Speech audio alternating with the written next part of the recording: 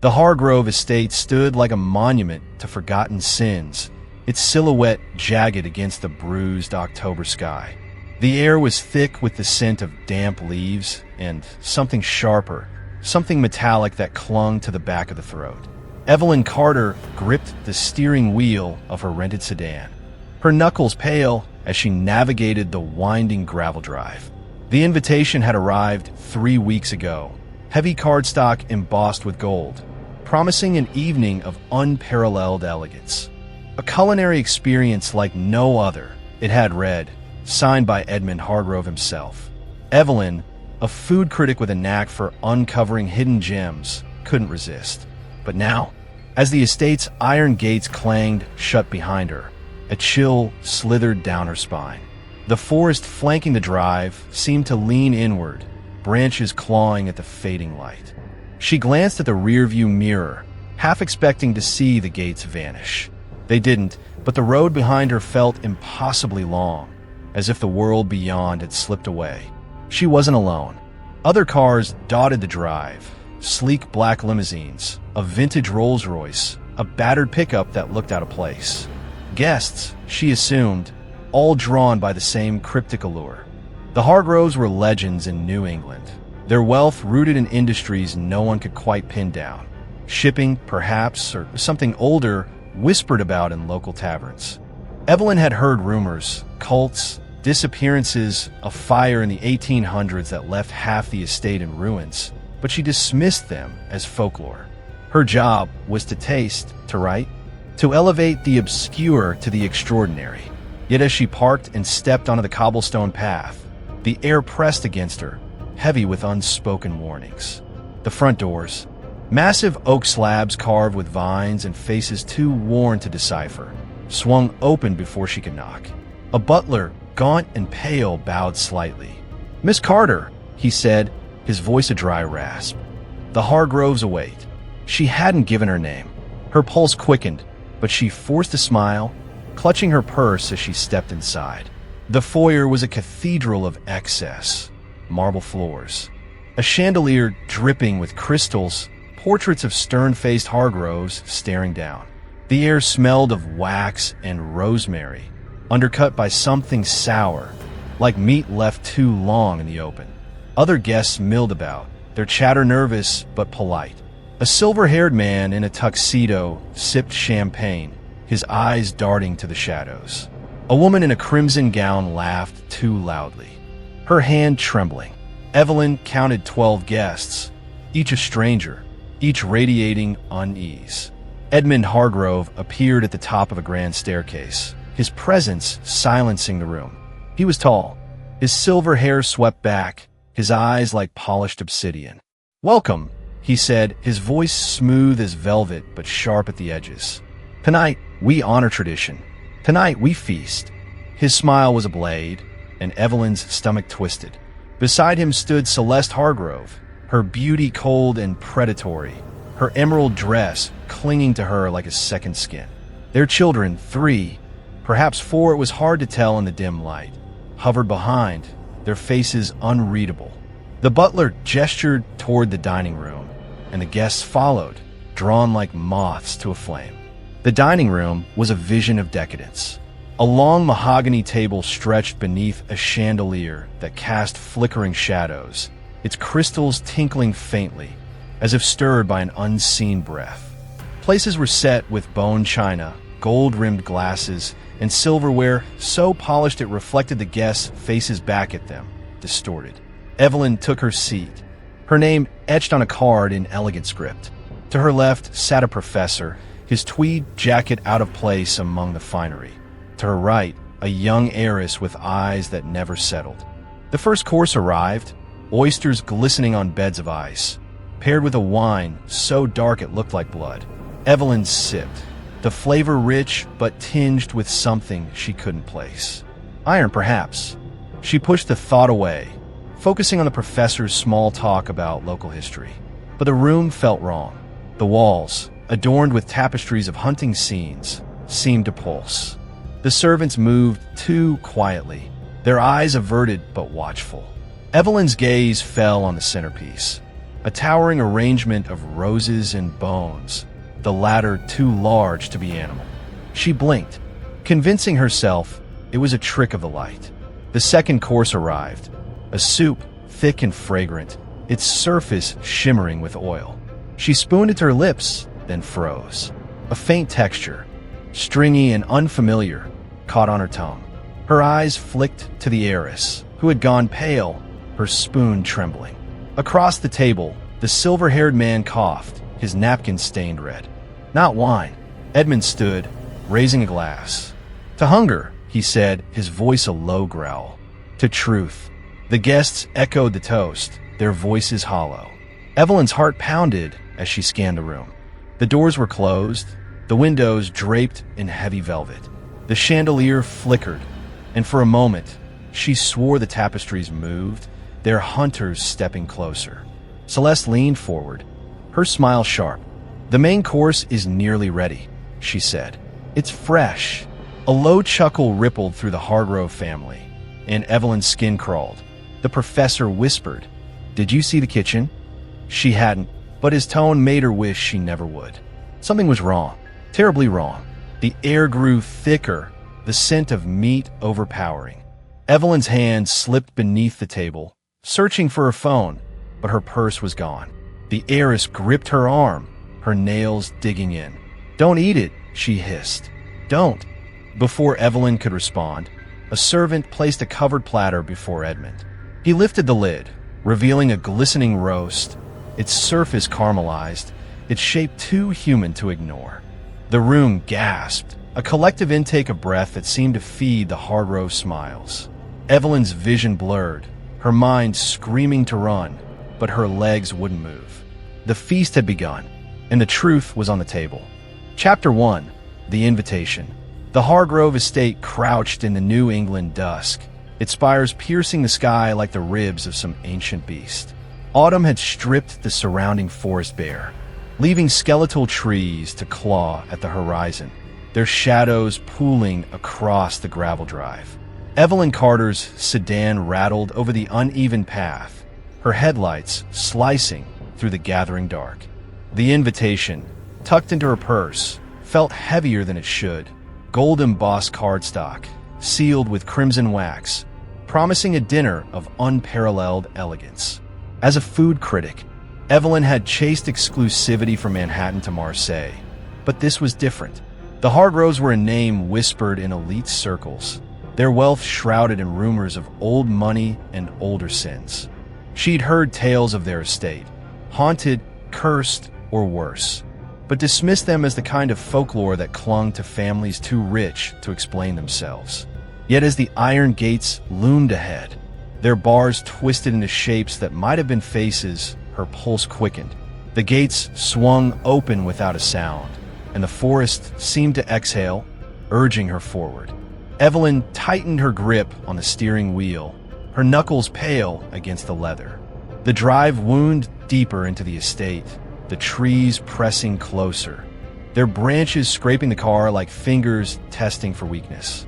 Other vehicles appeared in her rearview mirror, a sleek limousine, a vintage Rolls-Royce, a pickup truck that looked like it had no business here.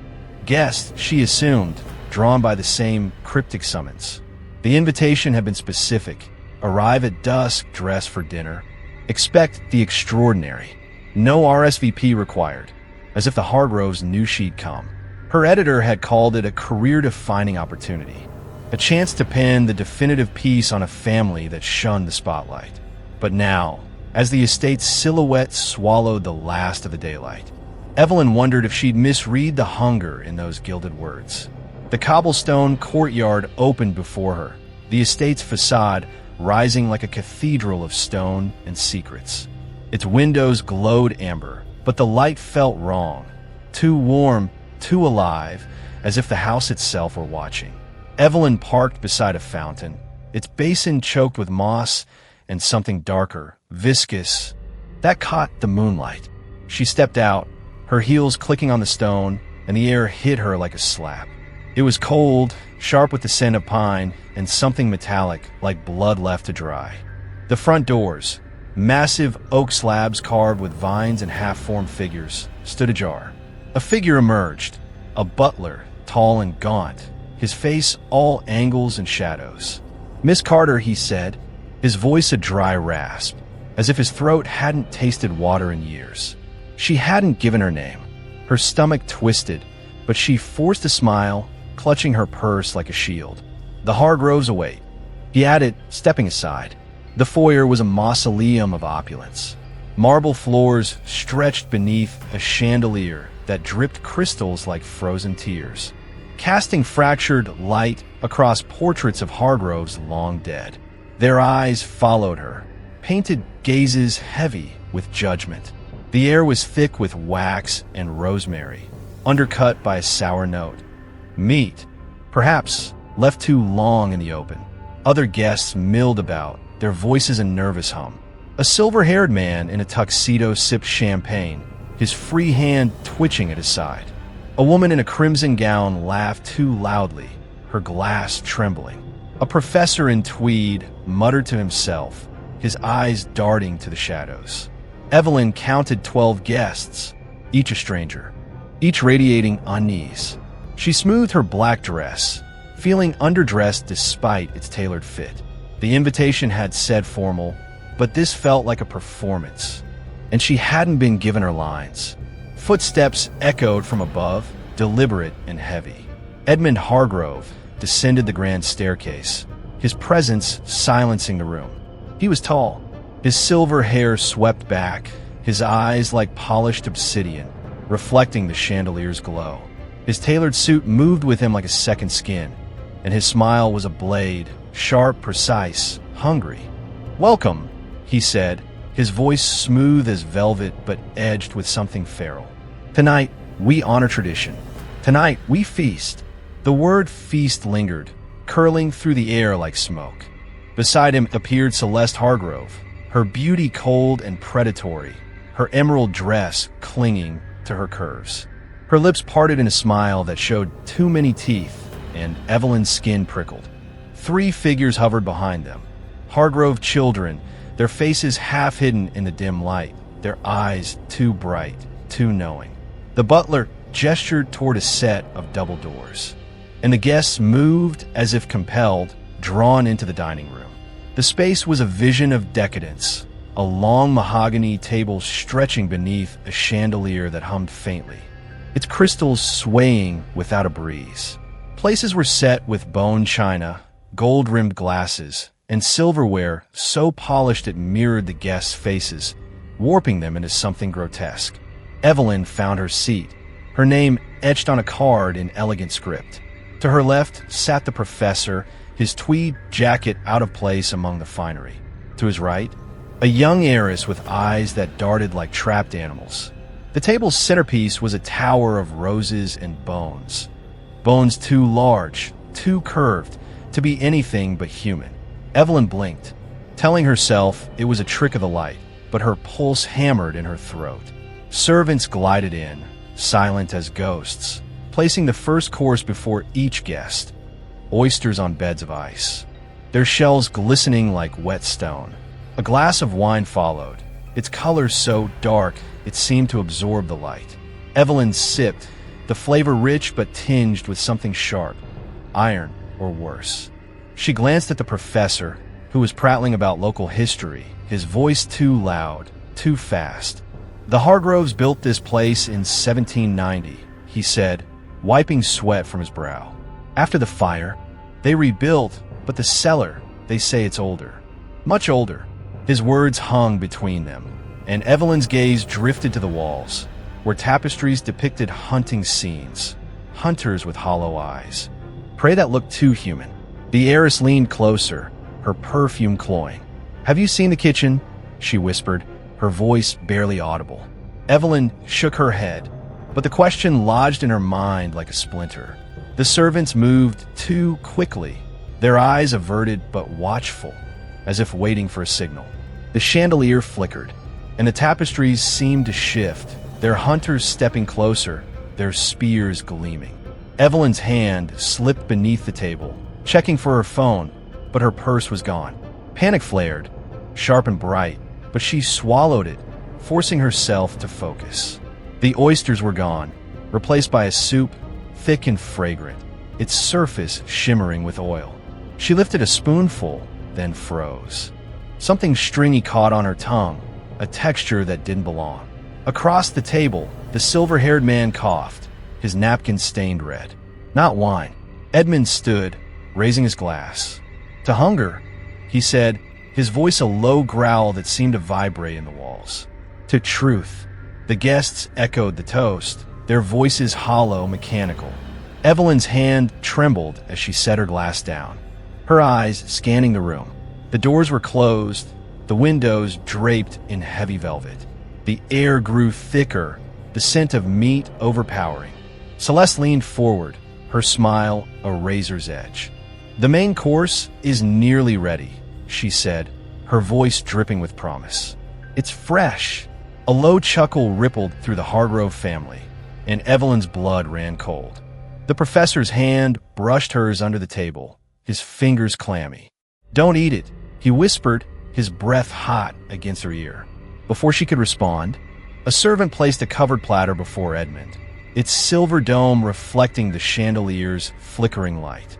The room held its breath as he reached for the lid, and Evelyn knew, with a certainty that turned her stomach, that whatever lay beneath would change everything. Evelyn's heart thudded against her ribs as Edmund Hargrove's fingers curled around the silver dome's handle.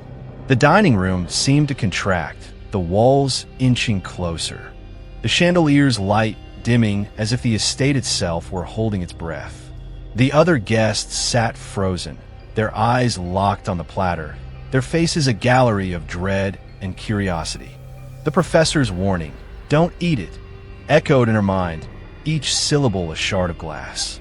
She wanted to bolt, to shove back her chair and sprint for the doors, but her legs felt leaden, pinned by the weight of the Hargroves' gazes.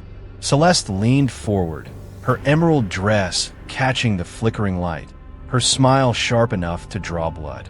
The heiress beside Evelyn gripped the tablecloth, her nails tearing faint threads, her breath coming in shallow gasps. Across the table, the silver-haired man dabbed his stained napkin against his lips, his eyes wide, but unseeing, as if he'd already glimpsed what was coming. Edmund lifted the dome with deliberate slowness, the metal scraping faintly, a sound that clawed at Evelyn's nerves. Steam rose in languid curls, carrying a scent that was rich, savory, and wrong.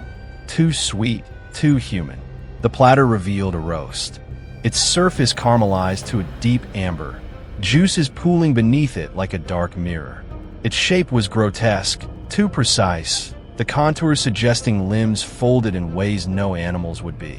A collective gasp rippled through the guests, sharp and raw, but no one screamed. No one moved.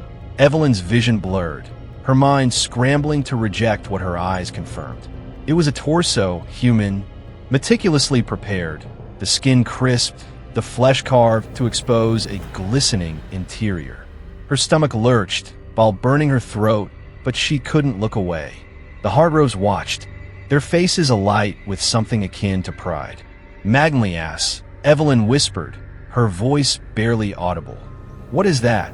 Edmund's voice cut through the silence, smooth and unhurried. "Our main course," he said, gesturing to the roast. "A delicacy prepared with care. A tradition as old as this estate." His eyes swept the table, lingering on each guest, daring them to react. "We Hargroves have always believed in honoring our guests intimately." The word hung in the air, heavy with menace. Celeste's laughter followed, a crystalline sound that shattered the tension like glass. "Oh, don't look so shocked," she said, her tone almost playful. "You came for an experience, didn't you?" Her children, stationed at the table's edges, mirrored her amusement, their smiles too wide, their teeth too sharp. The professor's hand clamped onto Evelyn's wrist under the table, his grip bruising. "We need to leave," he hissed, his voice trembling but urgent. "Now!" She nodded, her mind racing, but the doors were closed, guarded by servants whose blank expressions hid something predatory. The windows, draped in velvet, offered no escape. Too high, too narrow. Her purse was gone, her phone with it. The realization hit her like a blow. They were trapped, caged in this opulent prison, at the mercy of a family that saw them not as guests, but as ingredients. The heiress let out a choked sob, her chair scraping as she pushed back. "You're monsters," she spat, her voice cracking. One of the Hargrove children, a young man with eyes like polished coal, stepped forward, his movements fluid, almost serpentine. "Monsters," he said, tilting his head, "are merely honest. You all hunger. Same as us. You just pretend otherwise." He leaned closer to the heiress, his breath stirring her hair, and she flinched, her defiance crumbling into terror. Evelyn's gaze darted to the other guests, searching for allies. The silver-haired man was muttering to himself, his words incoherent, his napkin now a crumpled, bloodied rag. A woman in a sapphire dress clutched a rosary, her lips moving in silent prayer. A burly man in an ill-fitting suit, perhaps the pickup truck's owner, clenched his fists, his jaw tight. But even he seemed paralyzed by the surreal horror before them. The roast sat untouched, its presence a grotesque centerpiece, mocking their civility. Evelyn's training as a critic, her instinct to observe, to analyze, kicked in despite her fear. The Hargroves weren't just serving this thing. They were performing, savoring the guests' reactions, feeding on their panic as much as they intended to feed on flesh. Edmund clapped his hands, the sound sharp as a gunshot. "Come now," he said, his tone almost fatherly. "Let's not spoil the evening. Eat, drink, enjoy." Refusal would be impolite. Servants moved forward, their trays laden with slices of the roast, each portion glistening, arranged with the precision of a Michelin-starred dish. One placed a plate before Evelyn, the meat's aroma invading her senses, rich and nauseating. She pushed it away, her hands trembling, but the servant's eyes met hers, cold, unyielding, a silent threat. The professor did the same, his plate clattering, drawing Celeste's attention. "Such waste," she murmured, her voice dripping with mock disappointment. "And after all our effort." The burly man stood abruptly, his chair toppling. "I'm not eating that," he growled, his voice thick with a southern drawl. "You're all sick." He took a step toward the door, but two servants intercepted him, their movements unnaturally swift.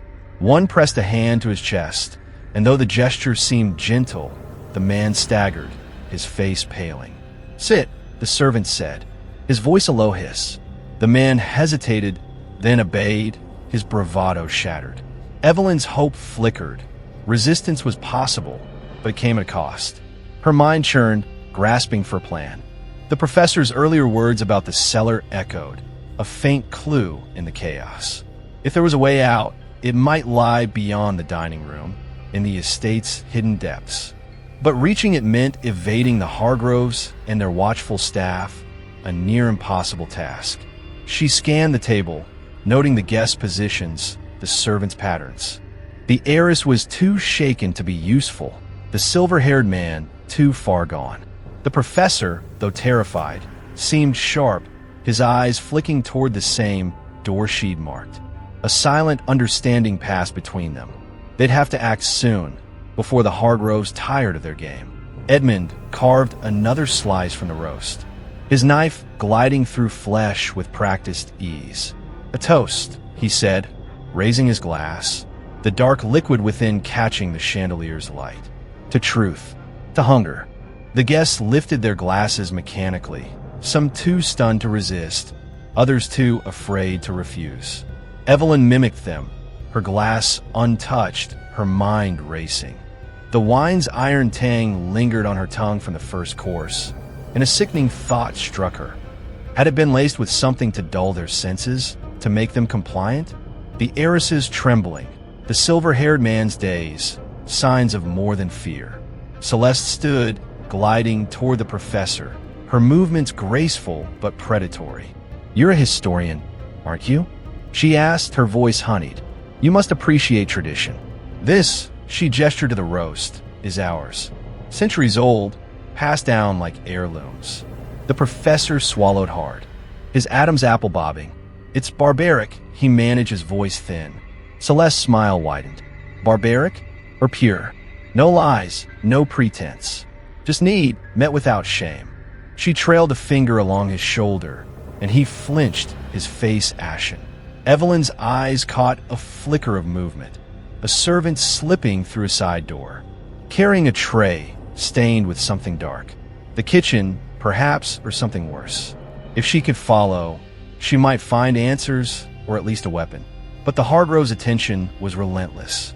Their children circling the table like wolves, their smiles promising violence. The burly man muttered under his breath, his fists still clenched, and Evelyn willed him to stay quiet. A outburst now would doom them all. Edmund set down his knife, the blade glinting. "Eat," he said, his voice no longer cajoling, but commanding. "Or we'll choose for you." The threat hung heavy, and the servants stepped closer, their shadows lengthening across the table. The heiress whimpered, her plate untouched, her eyes pleading with Evelyn. The professor's grip on her wrist tightened. A silent signal. "Be ready." Evelyn nodded, her heart a drumbeat, her mind sharpening despite the fog of fear. The roast stench filled her lungs, a reminder of what awaited if she failed. She had to move, to act, to survive. The Hardrows might be predators, but Evelyn was no prey. Not yet. The chandelier flickered again, and for a moment, the tapestries seemed to writhe. Their hunters closing in. Evelyn's breath caught, her resolve hardening. She'd come for a story, but now she was part of one, and the ending depended on her. The professor's eyes met hers, and she saw the same determination mirrored there. They'd find a way out, or die trying. The feast wasn't over, but neither was the fight. Chapter 2. Whispers in the dining hall. The dining room pulsed with a silence so thick it seemed to smother the air, the Hardrows' command to eat lingering like a guillotine shadow. Evelyn Carter's pulse hammered in her ears, her eyes locked on the grotesque roast at the table's center, its caramelized surface glistening under the chandelier's flickering light. The scent of it, rich, sweet, unmistakably human, clung to her throat, a vile intrusion she couldn't shake. The professor's grip on her wrist loosened, but his trembling fingers betrayed his fear. Mirroring her own, the heiress beside her, Clara, whimpered softly, her plate untouched, her eyes darting between the Hargroves and the sealed doors. Edmund Hargrove stood at the head of the table, his obsidian eyes sweeping over the guests, a predator savoring the moment before the kill. Celeste, his wife, circled the room like a panther, her emerald dress trailing behind her, her smile a razor's edge. Their children, 3, Evelyn now counted, stood at strategic points, their faces unreadable but their presence a quiet threat. The servants, silent and swift, hovered just out of reach, their blank expressions hiding something feral. Evelyn's mind raced, clawing for a plan. The side door she glimpsed earlier, where a servant had slipped through with a stained tray, was her only lead. It might lead to the kitchen, or to answers, or to something worse. But staying here meant certain death. The professor, Dr.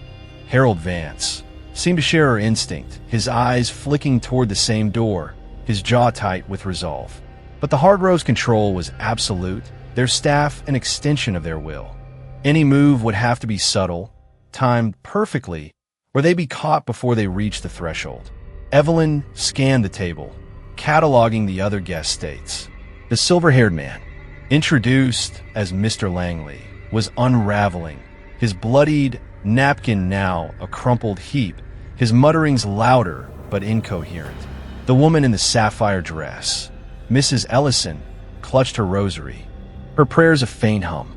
The burly man, Jack, sat rigid, his fists clenched, his defiance simmering but useless under the servant's watchful eyes. A faint clink broke the silence, Clara's fork slipping from her trembling hand, hitting the plate. All eyes turned to her, and she shrank back, her face pale as bone. Celeste glided closer, her movements fluid, almost serpentine. "Nervous, dear," she purred, leaning over Clara's shoulder, her breath stirring the heiress's hair. "It's only dinner." Clara's eyes filled with tears, but she said nothing, her hands nodding in her lap. Evelyn's heart twisted. She wanted to shield the girl, to scream at Celeste to back off, but any outburst would draw attention, and attention was lethal. Instead, she forced her gaze to the table, her fingers brushing the edge of her place card. The card was heavy, its edges sharp, and beneath her name, she noticed something odd, a faint symbol etched in gold like a coiled serpent. It hadn't been there when she sat down, or had it? Her breath caught, her mind snagging on the detail. Was it a mark? A message? Or just her paranoia? Edmund cleared his throat, reclaiming the room's focus. "Let's not delay," he said, his voice a velvet blade. "The feast is a gift, and gifts demand gratitude." He gestured to the servants, who stepped forward, their trays laden with fresh slices of the roast, each portion arranged with grotesque artistry.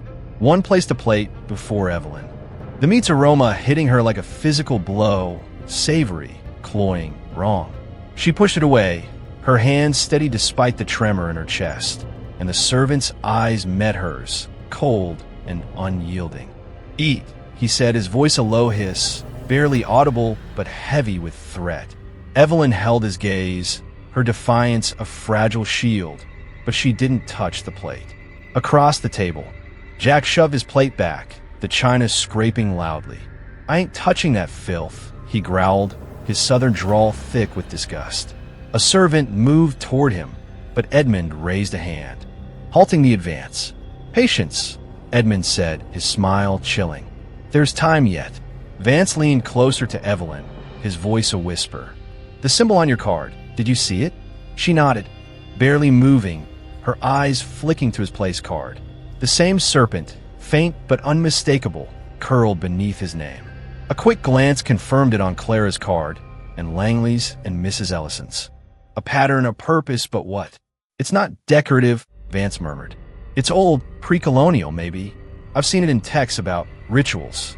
His voice faltered, and Evelyn's stomach twisted. Rituals. The word conjured images of blood and altars, of the Hargroves' legacy stretching back centuries, feeding on more than flesh. She wanted to ask more, but Celeste's gaze swept toward them, and Vance fell silent, his face paling.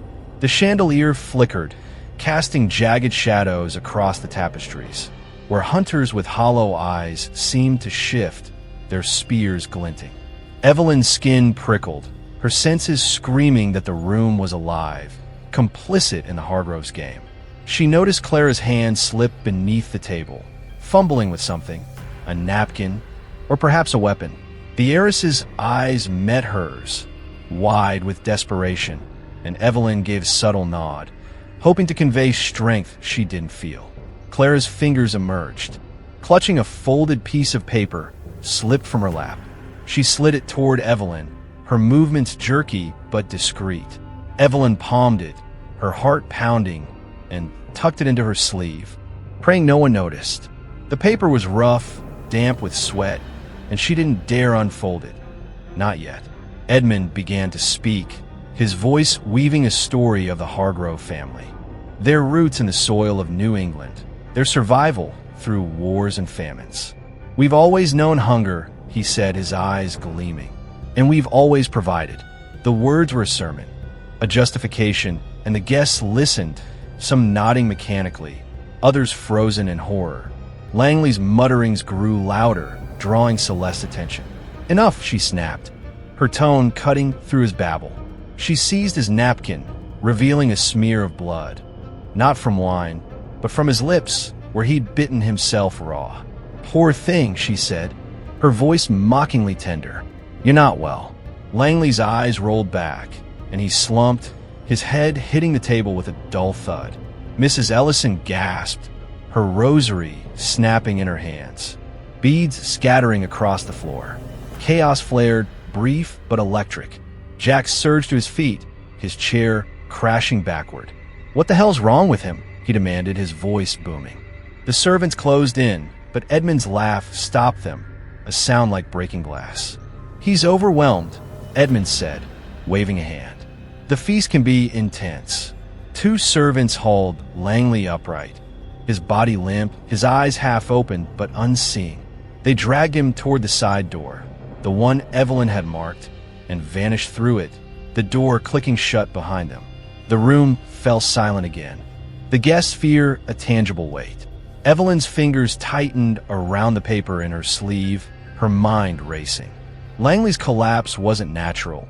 Poison, perhaps, or something in the wine, dulling their resistance. She hadn't drunk much, but her head felt heavy, her thoughts sluggish. Vance's voice was barely audible. The cellar. We need to find it. Evelyn nodded, her eyes on the side door. The paper in her sleeve might hold a clue, but reading it here was impossible. She glanced at Clara, who was staring at her untouched plate, her hands shaking. The heiress knew something, or had seen something, and Evelyn needed to keep her close. Jack, still standing, looked ready to fight, but his bravado would only get them killed. The Hargroves were toying with them, savoring their fear, but the game wouldn't last forever. Soon, they'd demand more than compliance. They'd demand participation. Edmund clapped his hands, the sound sharp and final. "Let's continue," he said, his smile a promise of worse to come. "The night is young, and the table is set." The servants resumed their rounds, their trays heavy with meat, their eyes daring the guests to refuse. Evelyn's gaze lingered on the side door, her resolve hardening. She'd find a way out, or she'd die trying. The Hargroves might rule this table, but she wasn't ready to be their meal. Not yet. The Hargrove estate seemed to tighten its grip on the dining room, the air growing denser, the shadows cast by the chandelier stretching into claws across the mahogany table. Evelyn Carter's fingers brushed the folded paper hidden in her sleeve, its rough edges a lifeline amid the suffocating dread. The roast stench, human, unmistakable, lingered, twisting her stomach, but she forced her expression to stay neutral, her eyes avoiding the glistening meat on her plate. The professor, Dr. Harold Vance, sat rigid beside her, his gaze fixed on the side door where the servants had dragged Mr. Langley's limp form.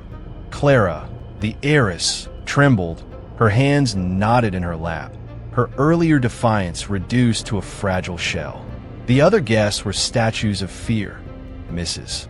Ellison's broken rosary beads lay scattered like omens, and Jack, the burly man, stood frozen, his fists clenched but his bravado waning under the Hargroves' unrelenting stares. Edmund Hargrove loomed at the table's head, his obsidian eyes glinting with amusement, while Celeste prowled the room's edges, her emerald dress a vivid slash against the gloom. Their children, Julian, Lila, and a third whose name Evelyn hadn't caught, watched with predatory patience, their smiles sharp as knives. Evelyn's mind churned, piecing together fragments of a night. The serpent's symbol on the place cards, Vance's whispered hint of rituals, Clara's hidden note, all threads in a tapestry of horror she couldn't yet fully see. Langley's collapse had cracked the room's fragile order, and the Hargroves' calm in its wake was more terrifying than chaos. They weren't just hosting a dinner, they were orchestrating a ritual, and the guests were both audience and sacrifice. Evelyn's head felt heavy, the wine's iron tang still on her tongue, and she wondered again if it was laced, something to dull their will, to make them pliable. She'd barely sipped it, but the fog in her mind was growing, and she clung to the paper in her sleeve like a talisman, desperate to read it but trapped under the Hargrove scrutiny. A memory surfaced, unbidden, pulling her back to a moment weeks before the invitation arrived. She'd been researching New England folklore for a piece on regional cuisine, stumbling across a reference to the Hargrove family in a dusty library archive. The text, yellowed and brittle, spoke of a scandal in 1790, a fire that gutted half the estate, whispers of a cult that fed on more than grain during a brutal winter. The librarian, an old man with trembling hands, had warned her to let it go. Some stories bite back, he'd said, his eyes haunted. Evelyn had laughed it off, filing the tale away as color for her article. Now, sitting at this cursed table, she cursed her arrogance. The Hargroves' wealth, their isolation, their eerie confidence, it all pointed to a legacy built on blood, not gold. Celeste's voice snapped Evelyn back to the present, smooth and venomous. "Such a pity about Mr. Langley," she said, addressing the room as she paused behind Mrs. Ellison. He lacked fortitude. Her fingers trailed across the woman's shoulder, and Mrs. Ellison flinched, her lips moving in silent prayer. "But the rest of you," Celeste continued, her eyes locking onto Evelyn's, "you're stronger, aren't you? You'll savor what we offer." The words were a challenge, a dare to resist, and Evelyn's skin crawled. She forced her gaze down, focusing on the serpent symbol on her place card, its coiled form seeming to writhe under the chandelier's flickering light. Vance's earlier words, pre-colonial rituals, echoed, and she wondered what he knew, what he'd uncovered in his years of studying history shadows. The servants resumed their rounds, their trays heavy with fresh slices of the roast, each portion a grotesque mockery of fine dining. One paused before Jack, who hadn't sat since his outburst.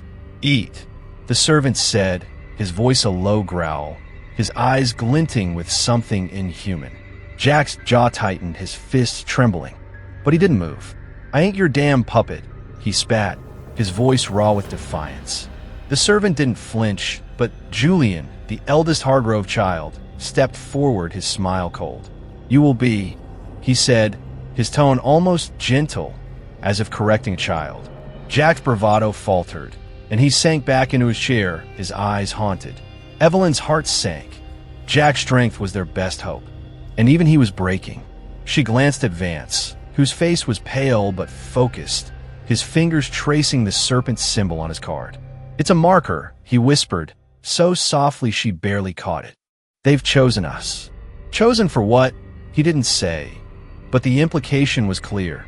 The symbols weren't random. They were branded, targeted, part of a plan older than the estate itself. Evelyn's fingers twitched toward the note in her sleeve, but Celeste's gaze swept toward her, and she froze, her heart pounding. The paper would have to wait. She couldn't risk being caught. Not when the Hargroves seemed to see everything. Edmund raised his glass, the dark liquid within catching the light like blood. "To family," he said, his voice a low rumble that seemed to vibrate in the walls. "To legacy." The guests lifted their glasses, some out of fear, others in a daze, their movements mechanical. Evelyn mimicked them, her glass untouched, her mind racing. The note in her sleeve was a risk, but it might hold a clue, a way to survive, to escape. Clara's eyes met hers, wide with terror, but pleading, and Evelyn gave a subtle nod, hoping to reassure her. The heiress had seen something, known something, and that knowledge was their edge, if only Evelyn could access it. A faint sound broke the tension, a soft scratching, like nails on wood, coming from beneath the table. Evelyn's breath caught, her eyes darting to Vance, who'd heard it too. The other guests seemed oblivious, their attention on Edmund, who was carving another slice from the roast, his knife gliding through flesh with surgical precision. The scratching grew louder, insistent, and Evelyn's pulse spiked. Was it a trap, a trick, or something worse? She eased her hand beneath the table, her fingers brushing the floor, expecting to find nothing but cold wood. Instead, they grazed something soft, damp, a piece of fabric torn and stained. She pulled back, her heart lurching, and glanced at Vance, whose face had gone ashen. "Don't," he mouthed, his eyes flicking toward the Hargroves. But it was too late. Lila, the youngest Hargrove, tilted her head, her eyes narrowing as if she'd sensed the movement. She glided toward Evelyn, her movements unnaturally smooth, her smile a mirror of her mother's. "Curious, aren't you?" she said, her voice soft but laced with menace. "That's dangerous here." Evelyn's throat tightened, her hand retreating from the floor, the fabric left behind. Lila didn't press further, but her gaze lingered, a promise of consequences.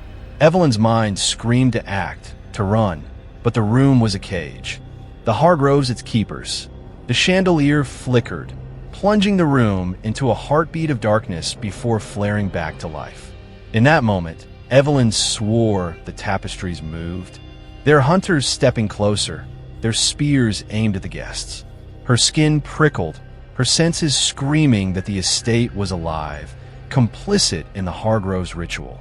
She needed to read Clara's note, to find a cellar Vance had mentioned, to do something before the Hargroves tired of their game. The servants circled, their trays a constant threat, and Edmund's voice droned on, weaving a tale of hunger and survival that felt like a confession. Evelyn's resolve hardened. She wasn't just a guest, not just a critic. She was a survivor, and she'd fight to see the dawn. The note, the cellar, the symbols, they were pieces of a puzzle, and she'd solve it or die trying. The scratching beneath the table stopped, replaced by a low hum, like a voice too faint to decipher. Evelyn's blood ran cold, but she kept her face blank, her eyes on the side door. The Hargroves might hold the table, but they didn't own her will. Not yet. The hum beneath the table faded, leaving a silence that pressed against Evelyn Carter's eardrums like a physical force. The dining room's opulence, the mahogany table, the chandelier's crystalline glow, the tapestries with their predatory hunters, felt like a stage set for a nightmare. Every detail sharpened by the Hargroves' unrelenting presence. The roast stench clung to the air, a sickly sweet reminder of the horror at the table's center, its human contours mocking the guests' fragile composure. Evelyn's fingers twitched toward the note in her sleeve. Clara's desperate offering, but Lila's lingering gaze pinned her in place. The young Hargrove's smile, a silent warning. Dr. Harold Vance sat rigid beside her, his eyes darting between the side door and the serpent symbol on his place card, his earlier whisper, "They've chosen us," echoing in her mind.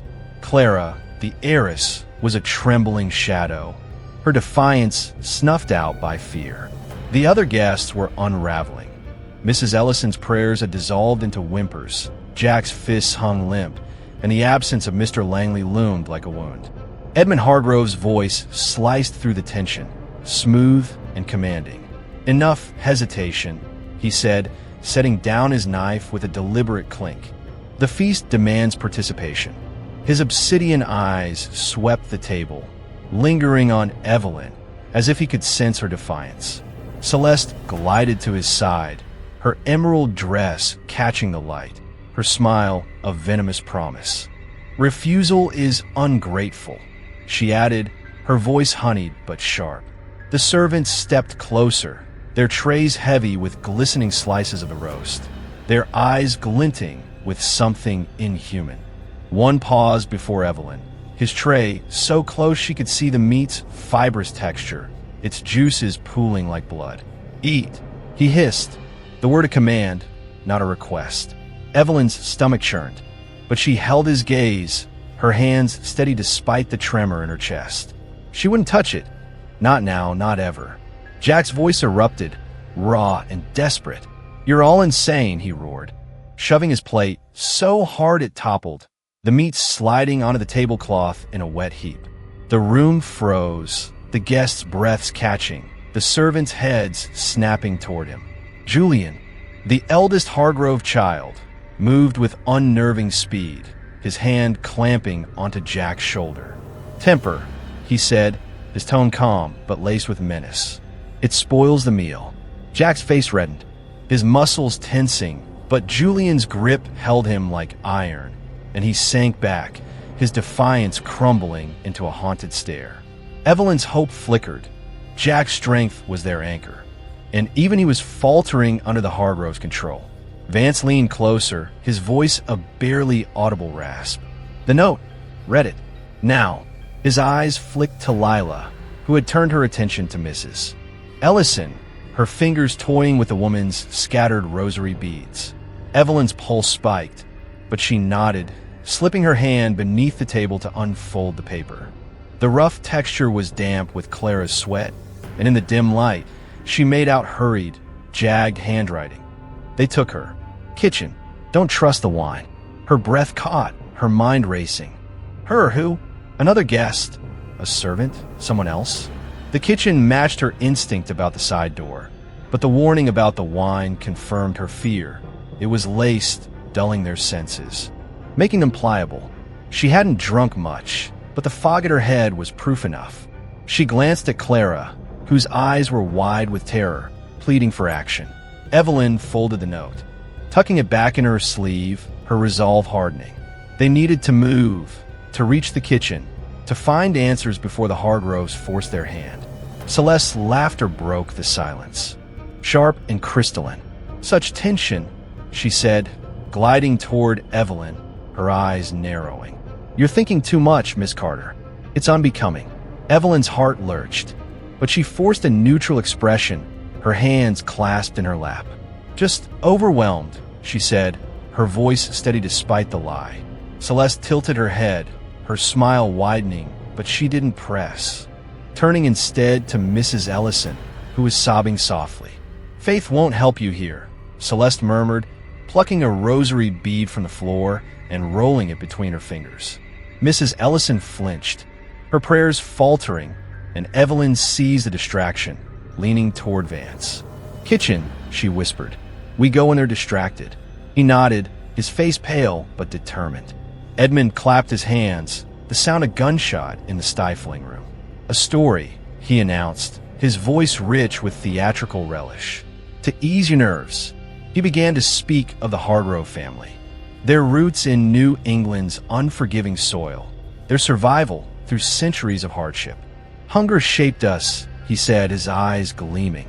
When the winters came, when the land betrayed us, we learned to take what was necessary, to thrive. The words were a confession, a boast, and Evelyn's skin crawled. The serpent symbols, the roast, the estate's oppressive weight. It all pointed to a ritual, a legacy of cannibalism that stretched back generations. Vance's earlier hint about pre-colonial rituals resurfaced, and she wondered what he'd uncovered, what texts he'd read that led him here, to this cursed table. A faint creak interrupted Edmund's tale, coming from the side door. Evelyn's eyes snapped toward it, catching a glimpse of a servant slipping through, his tray empty but stained dark. The kitchen, she thought, her pulse quickening. The note's warning, they took her, burned in her mind, urging her to act. She glanced at Vance, who gave a subtle nod, his fingers twitching toward his place card. Clara's hands were shaking, but her eyes met Evelyn's, a spark of resolve flickering within. Jack was watching the Hargroves, his jaw tight, and Evelyn prayed he'd hold his temper long enough for them to move. The other guests were too broken, too lost. To help, Mrs. Ellison's sobs, the empty chair where Langley had sat, the woman in the sapphire dress staring blankly at her plate. Lila's voice cut through the room, sharp and playful. Father, they're not listening, she said, her eyes locking onto Evelyn. They're plotting.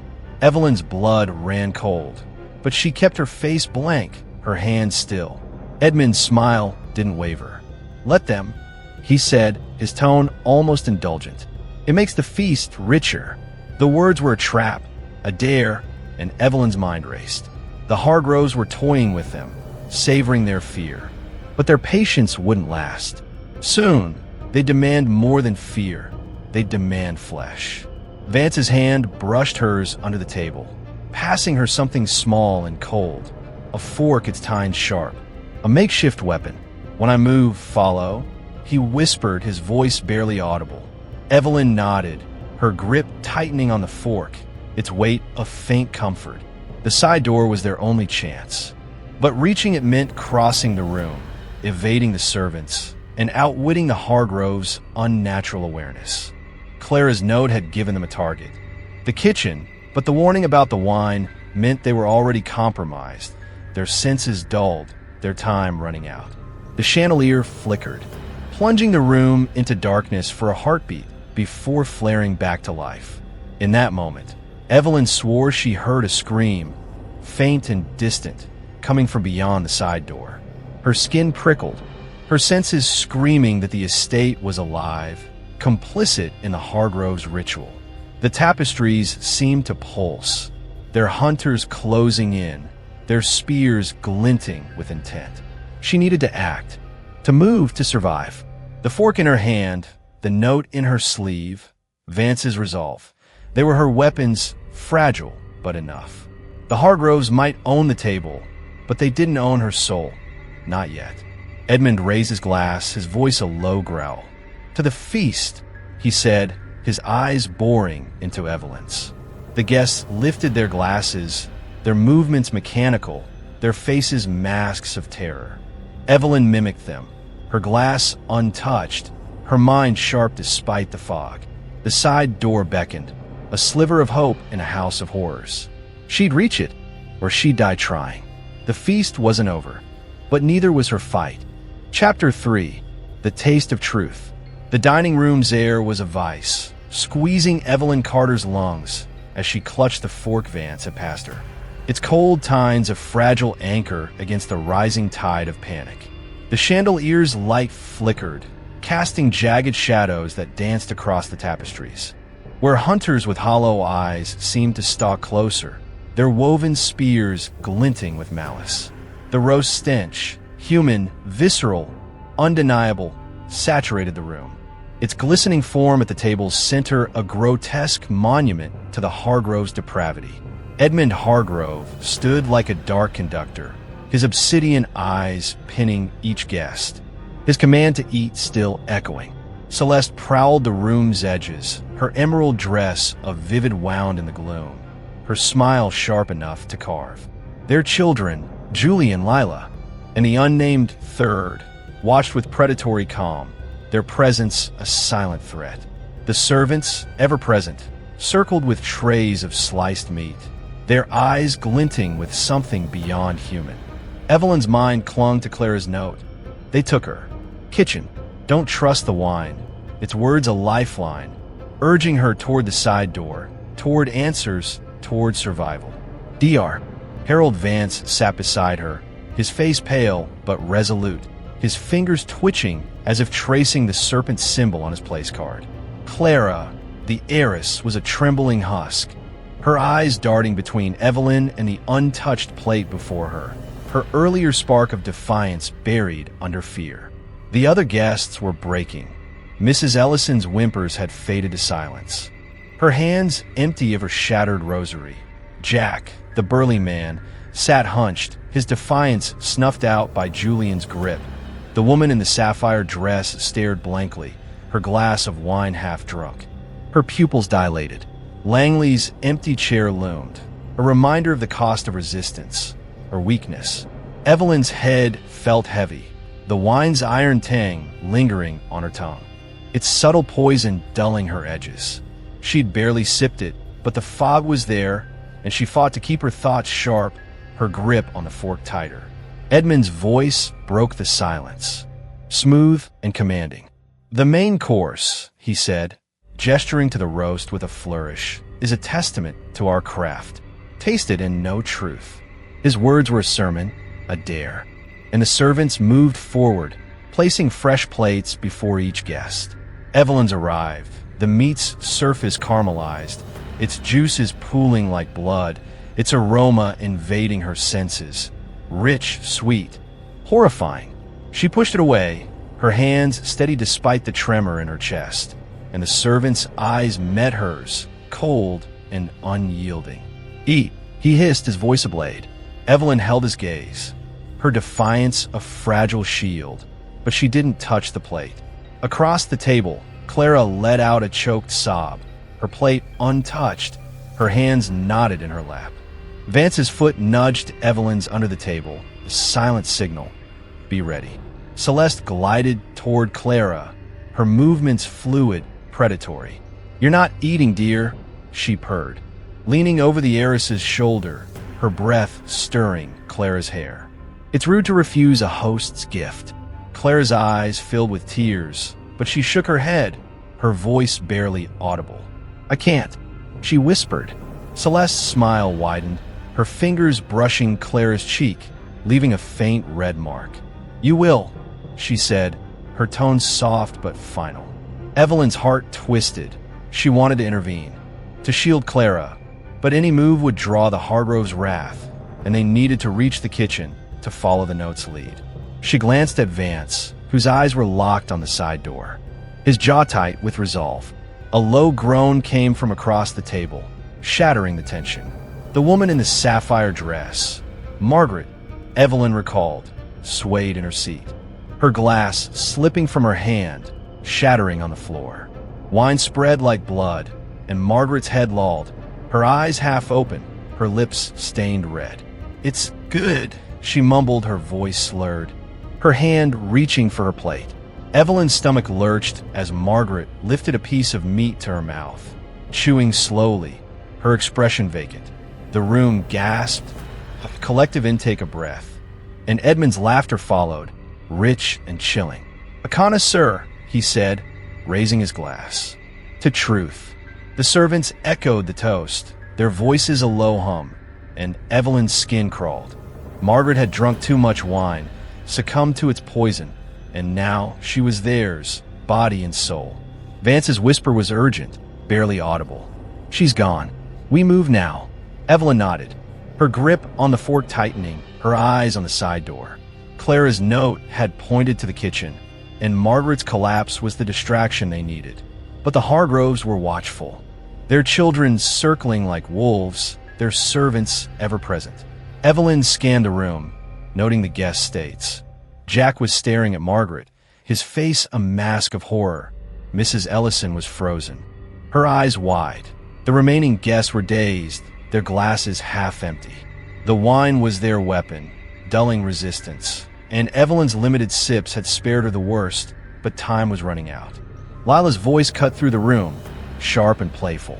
"She likes it," she said, nodding at Margaret, who was chewing another piece, her eyes empty. "Why don't you, Miss Carter?" Evelyn's blood ran cold, but she kept her face blank, her hands still. "I'm particular," she said, her voice steady despite the lie. Lila's smile widened, but she didn't press, turning instead to Jack, who was trembling with rage. "And you, big man?" she taunted. "No appetite." Jack's fist clenched, but he said nothing, his eyes haunted. Evelyn seized the moment, leaning toward Vance. "When Julian moves, we go," she whispered, her eyes on the eldest Hargrove child, who was watching Margaret with unsettling fascination. The chandelier flickered, plunging the room into darkness for a heartbeat, and Evelyn heard it again, a faint scream, distant, coming from beyond the side door. Her pulse spiked, Clara's note burning in her mind. They took her. The kitchen was their only lead, but reaching it meant crossing the room, evading the servants, and outwitting the Hargroves' unnatural awareness. She glanced at Clara, whose eyes were pleading, her hand shaking but resolute. Evelyn gave a subtle nod, hoping to convey strength she didn't feel. Jack's rage was a liability, but his strength could be an asset if they timed it right. Edmund clapped his hands, the sound sharp and final. "Let's continue," he said, his smile a promise of worse to come. "The night is young, and the truth awaits." The servants resumed their rounds, their trays heavy with meat, their eyes daring the guests to refuse. Margaret chewed mechanically, her face a blank mask, and Evelyn's resolve hardened. She wouldn't end up like that, broken, compliant, lost. The fork in her hand, the note in her sleeve, Vance's plan. They were her weapons, fragile but enough. The side door beckoned, a sliver of hope in a house of horrors. Julian moved, gliding toward Margaret, his fingers brushing her shoulder as he whispered something that made her smile, vacant and eerie. Evelyn's heart pounded. Now was their chance. She nudged Vance, her eyes on the side door, her body tense. "Go," she whispered, and Vance nodded, easing his chair back, his movements slow to avoid notice. Clara's eyes widened, but she stayed still, her role to follow when they signaled. The servants were focused on the table, the Hargroves on their performance, and for a moment, the room's attention was elsewhere. Evelyn rose, her legs trembling but steady, the fork hidden in her palm. Vance was a step ahead, his tweed jacket blending into the shadows as he moved toward the side door. The chandelier flickered again, and the tapestries seemed to pulse, their hunters closing in. Evelyn's skin prickled, her senses screaming that the estate was alive, complicit in the Hargroves' ritual. The scream from beyond the door echoed in her mind, urging her forward. She'd reach the kitchen, find her, uncover the truth, or die trying. The Hargroves might rule this table, but they didn't own her will. Not yet. The side door loomed like a portal to salvation or damnation, its dark wood barely visible in the chandelier's faltering glow. Evelyn Carter's pulse thundered as she trailed Dr. Harold Vance, her grip on the fork so tight the tines bit into her palm. The dining room's oppressive weight clung to her. The roast's sickly sweet stench, the tapestry's hunters with their glinting spears, the Hargroves' unrelenting presence.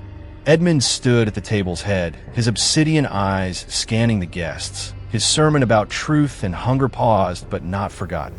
Celeste prowled near Margaret, the woman in the sapphire dress, who chewed the human flesh with vacant obedience, her wine-poisoned mind lost to the Hargrove's will. Julian, the eldest Hargrove child, hovered over her, his fingers tracing her shoulder, his smile a predator's delight. Lila and the third child watched the room, their gazes sharp, but for a fleeting moment, their attention was elsewhere, on Margaret's surrender, on Jack's trembling rage, on Mrs. Ellison's silent despair. Clara, the heiress, remained seated, her eyes wide with terror, but fixed on Evelyn, waiting for a signal to follow.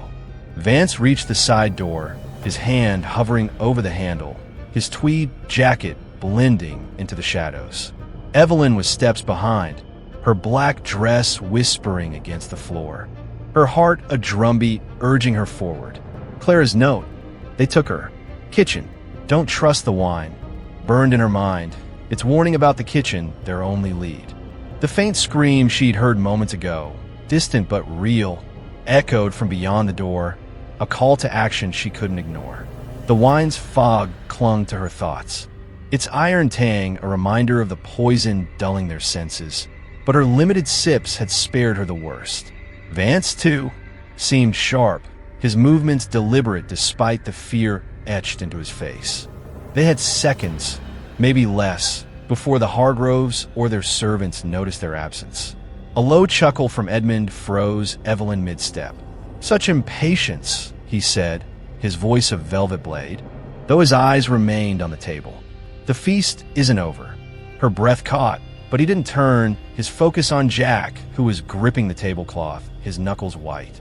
Evelyn exhaled, her legs trembling but moving again, closing the gap to Vance. He eased the door open, the hinges silent, revealing a narrow hallway cloaked in darkness. The air beyond was colder, heavy with the scent of grease and something sharper, blood or worse. Vance slipped through, and Evelyn followed, her heart lurching as the door clicked shut behind her, muffling the dining room's tension but trapping them in a new unknown. The hallway was a tunnel of stone, its walls slick with damp, its floor uneven underfoot. A single bulb flickered overhead, casting jagged shadows that seemed to writhe. Evelyn's eyes adjusted, catching glimpses of stains on the walls, dark, irregular, too deliberate to be accidental. Vance paused, his breathing ragged, his hand brushing the serpent symbol etched into the doorframe, identical to the one on their place cards. "This is old," he whispered, his voice barely audible. "Older than the estate. They've been doing this for centuries." Evelyn's skin prickled, the weight of his words sinking in. The Hargroves' ritual wasn't a whim. It was a legacy, a hunger passed down through generations. And they were its latest offerings.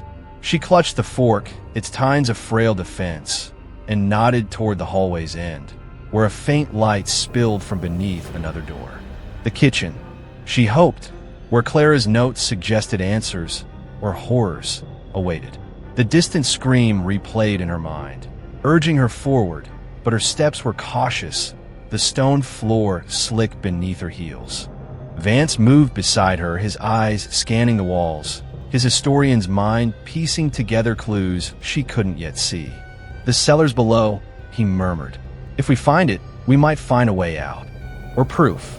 Proof of what? He didn't say, but Evelyn understood. Evidence of the Hargroves' crimes, something to expose them if they escaped. A soft thud behind them made Evelyn spin, her fork raised, her heart in her throat. The hallway was empty, but the shadows seemed to pulse, as if the estate itself were watching. "Keep moving," Vance hissed, his voice tight. They reached the second door. It was scarred and heavy, a faint hum emanating from beyond. Machinery or something alive. Evelyn's hand hovered over the handle. Clara's noted a weight in her sleeve. Its warning about her driving her forward. She pushed the door open, wincing as it creaked, and stepped into the kitchen. The room was a cavern of steel and stone, its counters gleaming under harsh fluorescent lights. Knives hung in precise rows, their blades catching the light like teeth. A massive stove dominated one wall, its burners hissing. Pots simmering with contents Evelyn didn't dare imagine. The air was thick with grease and blood, the floor sticky underfoot, stained with streaks that led to a grate in the center. A chopping block stood nearby, its surface scarred and wet, a cleaver embedded in its wood. Evelyn's stomach twisted, her mind flashing to the roast, its human contours too vivid. This was where it had been prepared, where whoever she was, had been taken. Vance's face paled, his eyes on a door at the kitchen's far end, its frame reinforced with iron. The cellar. He whispered, but his voice faltered as footsteps echoed behind them. Evelyn turned, her fork raised, and saw Clara stumble through the hallway door, her face ashen, her crimson gown torn at the hem. "They saw me," she gasped, her voice breaking. "They're coming." Evelyn's heart sank. Clara's escape had bought them time, but it had cost them secrecy. The Hargroves would know they'd fled, and the servants wouldn't be far behind. "Move," Evelyn snapped, grabbing Clara's arm and pulling her toward the cellar door. Vance was already there, tugging at the handle, but it wouldn't budge, locked or barred from the other side. "Damn it," he muttered, his hands shaking as he searched for a latch. Evelyn scanned the kitchen, her eyes landing on a ring of keys hanging near the chopping block, their metal glinting under the lights. She lunged for them, her heels slipping on the sticky floor, and tossed them to Vance. He fumbled, catching them just as a shadow moved in the hallway. A servant tall and gaunt, his eyes glinting like a predator's. "Run!" Evelyn shouted, shoving Clara toward Vance. He jammed a key into the lock, twisting until it clicked, and the cellar door swung open, revealing a staircase descending into darkness. The servant's footsteps grew louder, joined by another, their pace unhurried but relentless. Evelyn pushed Clara through the door, Vance following, and slammed it shut behind them, her hands trembling as she searched for a lock. There was none, but a rusty bolt slid into place, buying them seconds at best. The staircase was narrow, its stone steps worn smooth, the air growing colder with each descent. A faint light flickered below, accompanied by a low hum, machinery, or something worse. Evelyn's fork was still in her hand, its tines slick with her sweat, and she gripped it like a lifeline. Clara's sobs echoed in the tight space, her fear a weight they couldn't afford. "Who's her?" Evelyn demanded, her voice low but urgent. "The note, who did they take?" Clara's eyes were wild, her words tumbling out. "A girl, a servant. I think. I saw them drag her from the foyer." She screamed, but no one helped. Evelyn's blood ran cold. A servant, another victim, proof the Hargroves' hunger wasn't limited to their guests. Vance's voice was grim. "The cellar's where they keep them," he said, his eyes on the light below. "Or what's left." The hum grew louder, joined by a wet, rhythmic sound, chopping or chewing. Evelyn's skin prickled, the estate's malevolence pressing against her, its walls seeming to pulse with intent. The bolt on the door above rattled, a sharp clang that made Clara scream. The servants were here, and the Hargroves wouldn't be far behind. They reached the cellar's floor, a vast chamber of stone and shadow, its air thick with rot and blood. Cages lined one wall, some empty, others holding shapes too broken to be alive. A table stood at the center, stained dark, its surface littered with tools, knives, hooks, a saw. The hum came from a generator in the corner, its light casting long shadows that seemed to move. Evelyn's heart stopped as she saw her. A girl, no older than 20, slumped against the cage, her wrists bound, her eyes wide with terror. She was alive, but barely, her face bruised, her clothes torn. "Help her," Evelyn whispered, But Vance was already moving, his hands fumbling with the cage's lock. Clara clung to Evelyn, her sobs muffled as the door above splintered, the servant's strength unnatural. The girl's eyes met Evelyn's, a plea for salvation, but the cellar offered none. The Hargroves' ritual was here, its heart laid bare, and they were running out of time. Chapter 4. Beneath the Table. The cellar's air was a cloying shroud, thick with the reek of blood and decay, its stone walls slick with moisture that glistened under the generator's flickering light. Evelyn Carter's breath hitched as she stared at the girl in the cage, her bruised face and bound wrists a stark testament to the Hargroves' brutality. The girl's eyes, wide with desperation, locked onto Evelyn's, a silent plea that cut deeper than any scream. Dr. Harold Vance knelt before the cage, his trembling hands fumbling with the keys, his tweed jacket stained with sweat and grime. Clara clung to Evelyn's arm, her sobs muffled but relentless, her crimson gown a tattered flag of their failed escape. The cellar's horrors surrounded them. Empty cages, their bars rusted but sturdy. A blood-stained table littered with knives and hooks, shadows that seemed to writhe with intent. The generator's hum was a low pulse, drowned out by the splintering crash from the door above, where the servant's unnatural strength tore through the bolt. Time was a noose, tightening with every second. Evelyn's grip on the fork tightened, its tines slick with her sweat, a frail weapon against the nightmare closing in. Clara's note. They took her. Kitchen. Don't trust the wine. Had led them here, to this girl, this proof of the Hargroves' ritual. But survival felt further away than ever. The wine's fog lingered in her mind, its poison subtle but persistent, and she fought to keep her thoughts sharp. Vance's earlier words, the cellars where they keep them, echoed, and the cages confirmed his fear. This was no mere kitchen prep room, but a slaughterhouse, a shrine to centuries of hunger. The girl's shallow breaths were a metronome, urging action, but the door's splintering grew louder, joined by voices, low, guttural, not entirely human. Got it, Vance hissed. The cages locked, clicking open. He pulled the girl out, her body limp but responsive, her wrists raw from ropes. She collapsed against him, her voice a ragged whisper. They eat, everyone, she managed, her eyes darting to the stairs. Evelyn's stomach twisted, the roast's human contours flashing in her mind, its caramelized surface a mockery of the girl's words. Who are you? Evelyn asked, kneeling beside her, but the girl's head lolled, her strength fading. Anna, she murmured.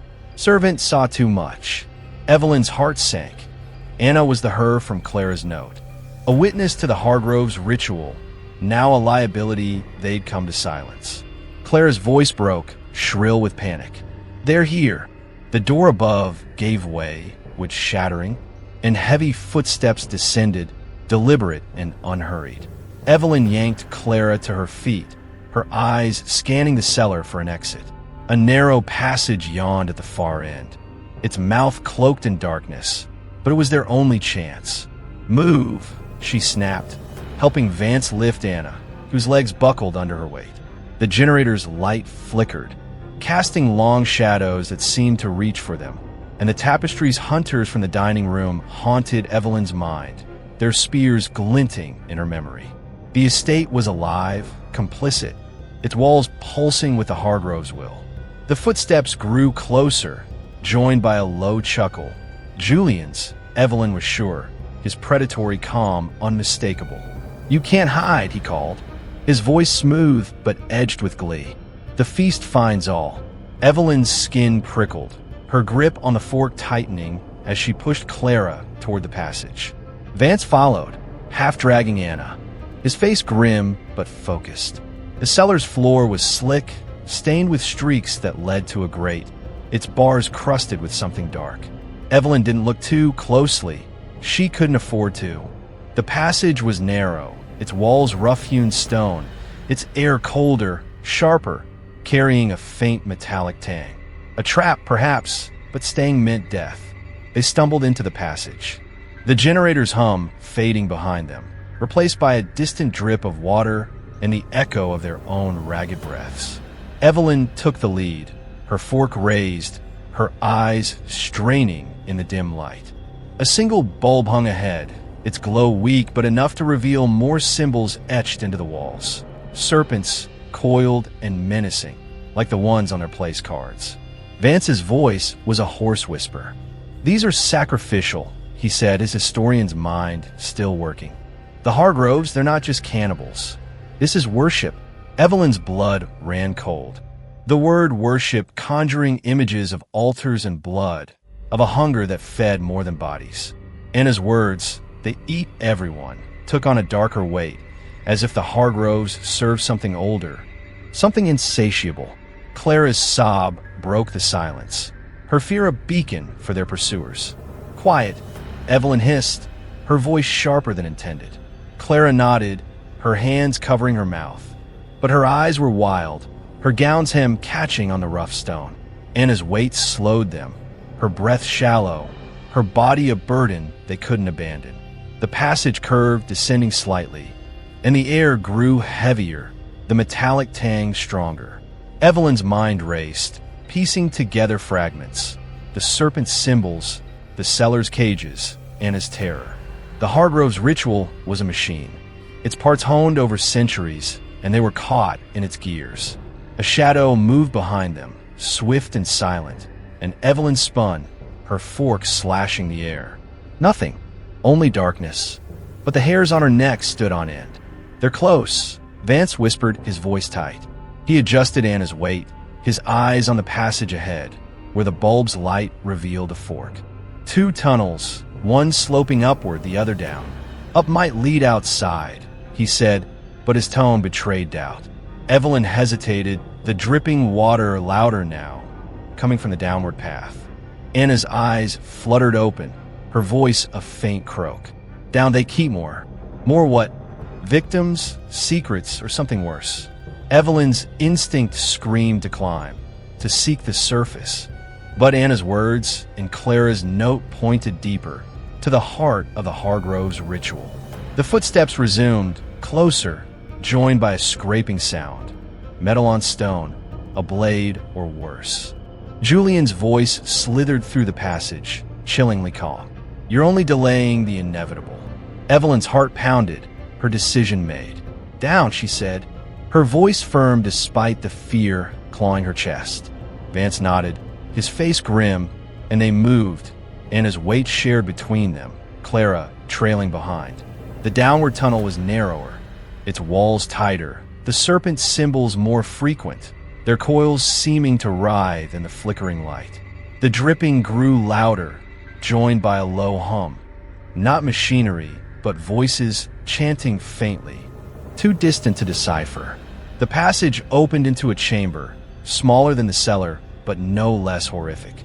A stone altar stood at its center, its surface stained black, carved with serpents that seemed to glow under the chamber's single torch. Chains hung from the walls, their links crusted with rust or blood. A pit yawned at the room's edge, its depths hidden. The source of the dripping.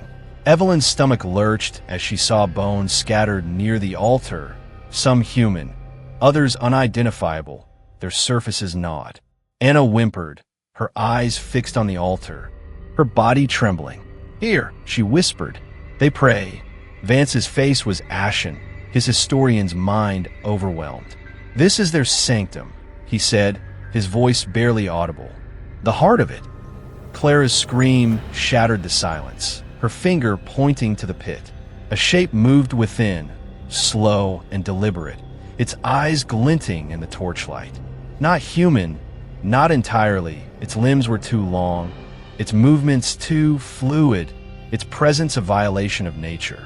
Evelyn's blood froze, her fork raised, but the thing didn't advance, its gaze fixed on Anna. The chanting grew louder, coming from deeper in the tunnel, and the footsteps were close now. Julian's laughter a blade in the dark. Evelyn's mind screamed to run, but there was nowhere left. Only the altar, the pit, and the thing within.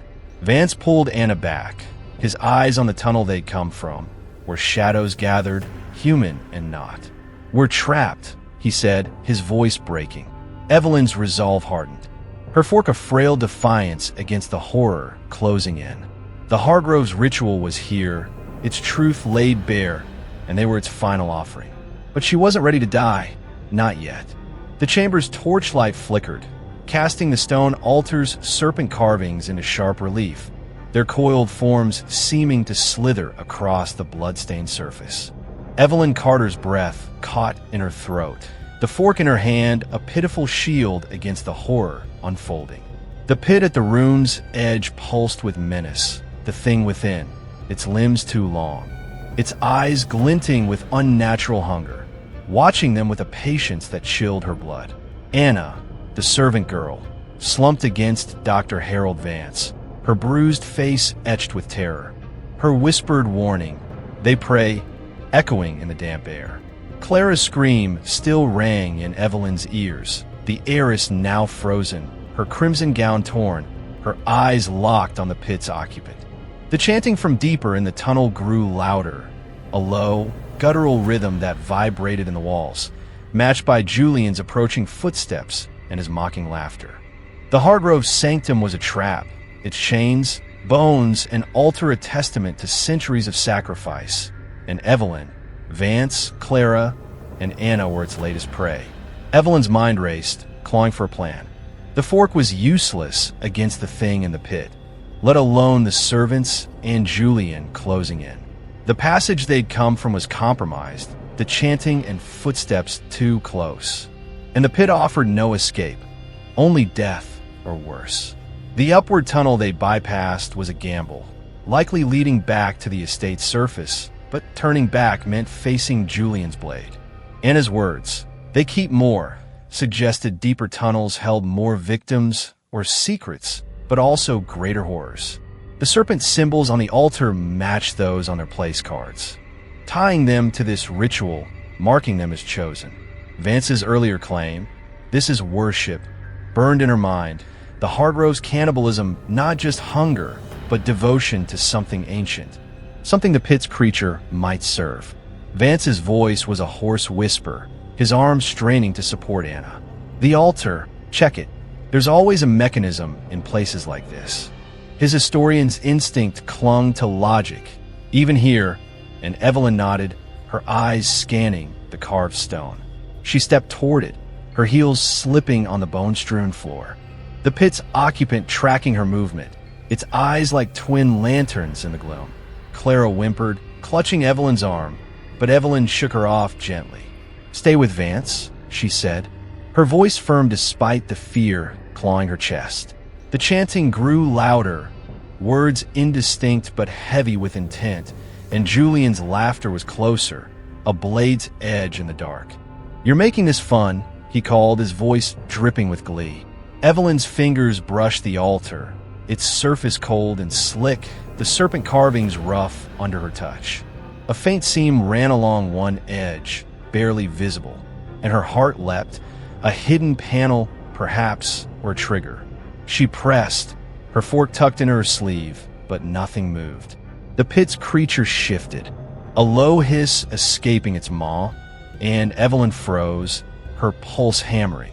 "Hurry," Vance urged, his eyes on the tunnel entrance, where shadows gathered, human and not. Anna's head lolled, her voice a faint croak. "Blood, it needs blood." Evelyn's stomach twisted, the implication clear. The altar was a lock, and sacrifice was its key. She glanced at her palm, the fork's tines already biting into her skin, a bead of blood welling up. A small price if it worked. The tunnel's shadows resolved into forms. Two servants, their gaunt faces expressionless, their hands gripping knives that gleamed under the torchlight. Julian followed, his tailored suit immaculate, his smile a predator's delight. "You found our sanctum," he said, stepping into the chamber, his eyes flicking to the pit. "Impressive. Most don't get this far." The creature in the pit stirred, its hiss louder, and Julian's smile widened, as if they shared a secret. Evelyn's blood ran cold, her fingers pressing harder against the altar's seam, her palms slick with blood. A faint click sounded, and the panel shifted, revealing a hollow within, a lever, rusted but intact.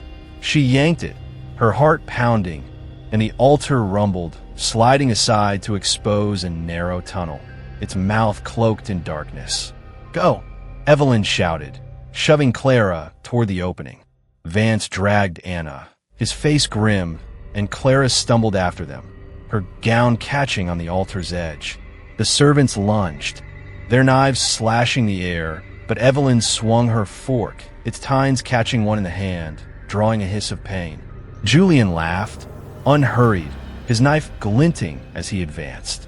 "You're only delaying the feast," he said, his voice smooth but feral. The pit's creature surged, its limbs clawing the edge, and Evelyn's scream caught in her throat. She dove into the tunnel, the altar grinding shut behind her, muffling Julian's laughter and the creature's hiss, but not the chanting, which followed them, a relentless pulse in the stone. The tunnel was tighter, its walls jagged, the air thick with mold and blood. Evelyn led, her fork raised, the torchlight gone, leaving only the faint glow of bioluminescent moss clinging to the walls. Vance's labored breathing and Anna's faint whimpers filled the space, Clara's footsteps uneven behind them. "Where does this go?" Clara asked, her voice trembling. "Deeper," Vance said, his tone grim. "To their source." Evelyn's mind flashed to Anna's words. "They keep more, and the pit's creature, its unnatural form a guardian or a god. The Hargroves' worship was here, its heart buried in the estate's bowels, and they were running toward it, not away." A faint light appeared ahead, accompanied by a rhythmic thud, chopping, or worse. The tunnel opened into another chamber, smaller, but no less horrific, its walls lined with shelves of jars, their contents floating in murky liquid, organs, limbs, eyes. A table stood at the center, its surface wet, a body strapped to it, its face obscured but human, its chest still. Evelyn's stomach lurched, her mind rejecting the sight, but Anna's gasp confirmed the truth. Another victim. Freshly harvested. "They never stop," Anna whispered, her voice breaking. Vance's face was ashen, his historian's logic crumbling. "This is their larder," he said, his voice barely audible. Clara retched, her hands covering her mouth, and Evelyn fought the urge to do the same. The chopping sound came from a shadowed corner, where a figure worked its back to them, a cleaver rising and falling. Not a servant, not a Hargrove, something else, its form hunched, its movements mechanical. The chanting was louder here, coming from beyond the chamber, a chorus of voices that seemed to feed the figure's rhythm. Evelyn's eyes darted to a door at the chamber's far end, its frame carved with serpents, a faint breeze carrying the scent of earth. Outside, perhaps, or deeper still, the figure paused, its head turning slightly, and Evelyn's blood froze. "Quiet," she hissed, pulling Clara back, her fork raised. Vance eased Anna to the floor, his eyes on the door, his hands shaking. The cleaver resumed, but the figure's paws had shifted the air, as if it knew they were there. The chanting swelled, words forming, hunger, truth, feast, and Evelyn's skin prickled, the estate's malevolence pressing against her. Julian's footsteps echoed from the tunnel behind, his laughter closer, and the chamber offered no hiding place. Only horrors and a door that might be a trap. Evelyn's resolve hardened, her fork a frail defiance against the nightmare closing in. The door was their only chance, but reaching it meant passing the figure, risking its attention. Anna's eyes met hers, pleading but resolute, and Vance's nod was grim, his historian's mind clinging to survival. Clara's fear was a weight, but she moved when Evelyn did, their steps silent on the blood-slick floor. The cleaver's rhythm was their cover, the chanting their cloak, but the estate was alive, its walls watching, its hunger endless. Evelyn reached the door, her hand on the handle, her heart a drumbeat. The figure turned, its eyes glinting, and the chanting stopped, leaving only silence and the promise of blood. The silence in the chamber was a blade, sharp and final, as the hunched figure's eyes glinted in the dim light. locking on to Evelyn Carter with an intensity that turned her blood to ice. The cleaver in its hand hovered midair, its blade slick with dark fluid. The body on the table before it a lifeless testament to the Hargroves' ritual. The jars lining the walls, filled with floating organs, limbs, and unblinking eyes, seemed to pulse under the faint glow of bioluminescent moss, their contents a grotesque gallery of past feasts. Evelyn's grip on the fork tightened, its tines biting into her palm, a frail weapon against the nightmare before her. Dr. Harold Vance crouched beside Anna, the servant girl, his face ashen as he shielded her frail form, his eyes darting between the figure and the serpent-carved door Evelyn's hand rested on. Clara, the heiress, stood frozen, her crimson gown a tattered banner, her breath hitching in shallow gasps. Julian's footsteps echoed from the tunnel behind, his laughter a venomous thread weaving closer, and the absence of the chanting left the air heavy, expectant, as if the estate itself awaited their next move. Evelyn's heart pounded, her mind racing to bridge the gap between survival and slaughter. The door beneath her hand was their only hope, an escape to the outside or a descent into deeper horrors. But the figure's gaze pinned her, its hunched form radiating a wrongness that transcended human. It wasn't a Hargrove, nor a servant. Its movements were too mechanical, its eyes too hollow, like the pit's creature, but tethered to this grisly task. Anna's words, "They keep more," burned in Evelyn's mind, suggesting this chamber was a way station, a place where victims were prepared for the altar or the table. The body on the table, its chest still, was proof, its face obscured but unmistakably human. Perhaps another guest who'd arrived before them, or a servant like Anna who'd seen too much. Vance's whisper was barely audible, his voice strained. "Move when it turns back." His historian's logic clung to patterns, to the hope that the figure's task would reclaim its focus. Evelyn nodded, her eyes never leaving the figure, its cleaver still raised, its head tilted as if listening to a voice only it could hear. Clara's trembling hand brushed Evelyn's arm, a silent plea, and Evelyn gave a subtle nod, willing strength into her gaze. The door's handle was cold, unyielding, and she prayed it wasn't locked, that it led somewhere, anywhere, beyond this chamber of death. Julian's laughter grew louder, joined by the scrape of metal, his knife or worse, and Evelyn knew they had seconds before he reached them. The figure's head snapped back to the table, the cleaver descending with a wet thud, resuming its rhythmic chopping. Evelyn's breath escaped in a rush, her hand twisting the handle, the door creaking open to reveal a tunnel cloaked in darkness, its air carrying the faint scent of earth and decay. "Go," she hissed, shoving Clara through, her fork raised to guard their retreat. Vance lifted Anna, her body limp but stirring, her eyes wide with terror as she glanced at the figure. The cleaver's rhythm faltered, the figure's head turning slightly, and Evelyn's heart lurched. She pushed Vance and Anna through, diving after them, pulling the door shut with a thud that echoed in the tight space. No lock, no bolt, only the hope that the figure's task would delay pursuit. The tunnel was narrower, its walls jagged, the mosses glow fainter, casting their shadows into monstrous shapes. Evelyn led, her fork a frail beacon, her heels slipping on the uneven stone. The air was colder, the scent of earth stronger, but the decay lingered, a reminder of the chamber they fled. Vance's labored breathing and Anna's faint whimpers filled the space. Clara's footsteps unsteady but determined. "Where are we going?" Clara asked, her voice trembling but edged with resolve. "Out," Evelyn said, though doubt gnawed at her. The tunnel sloped upward, a faint breeze suggesting an exit, but Anna's warning, "They keep more," hinted at deeper secrets, and the pit's creature loomed in her memory, its unnatural form a guardian of the Hargroves' worship. A low hum resumed behind them, not the chanting, but something mechanical like the generator in the cellar. The figure, perhaps, or something worse, stirred by their escape. Julian's voice slithered through the tunnel, chillingly calm. "You're running to the feast," "Not from it," he called, his laughter a blade in the dark. Evelyn's skin prickled, her pace quickening. The fork's weight a reminder of her defiance. Vance's voice was grim. "The symbols, they're here too." He gestured to the walls, where serpent carvings glowed faintly, their coils tighter, more intricate, as if marking a sacred path.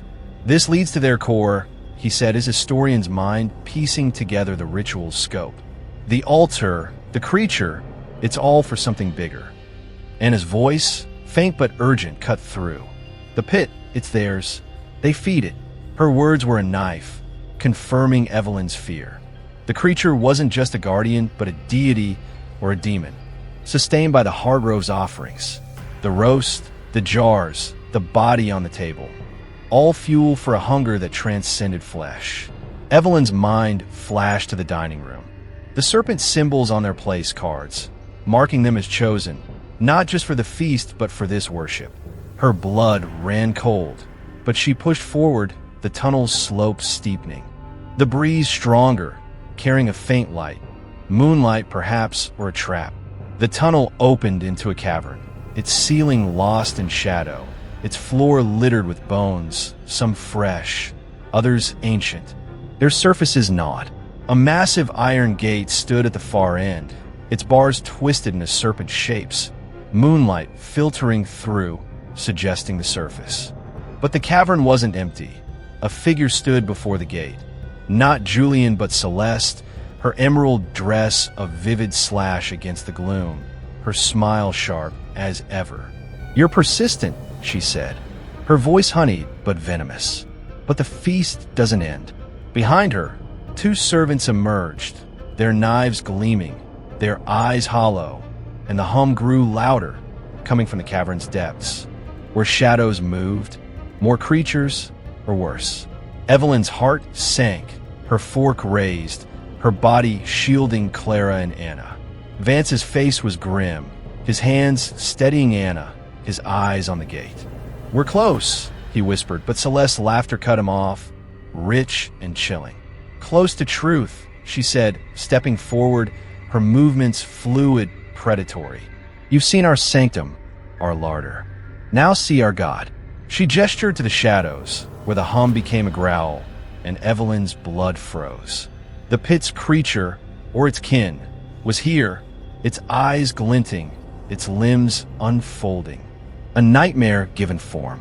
Clara's scream shattered the standoff, her body trembling but her hands clawing at her gown, pulling free a hairpin, its point sharp. "We fight," she hissed, her fear giving way to fury. Evelyn nodded, her fork a frail ally, her resolve hardening. The gate was their salvation, but Celeste and her servants blocked the path. And the creature's growl was a promise of slaughter. Julian's footsteps echoed from the tunnel, his knife scraped closer, and the cavern's bones seemed to rattle. The estate's malevolence alive in every shadow. Evelyn lunged, her fork aimed at the nearest servant, its tines grazing his arm, drawing a hiss of pain. Clara swung her hairpin, catching the second servant's hand, and Vance shoved Anna behind him, his fists raised, his historian's logic replaced by survival. Celeste's smile didn't waver, her eyes on the creature, as if commanding it. The growl swelled, the shadows surged, and Evelyn's mind screamed to reach the gate, to tear it open, to see the sky. The fork was her defiance, Clara's hairpin her ally, Vance's strength her anchor. But the Hardrove's god was waking, and its hunger was endless. The gate loomed, moonlight a faint promise, but Celeste's voice was a whip. "You're ours," she said. And the creature moved, its limbs a blur, its eyes fixed on Anna. Evelyn's scream was lost in the chaos, her fork slashing, her heart a drumbeat. The feast wasn't over, but neither was their fight, not yet. The cavern's shadows surged, the creature's growl a primal force that shook the bone-strewn floor beneath Evelyn Carter's feet.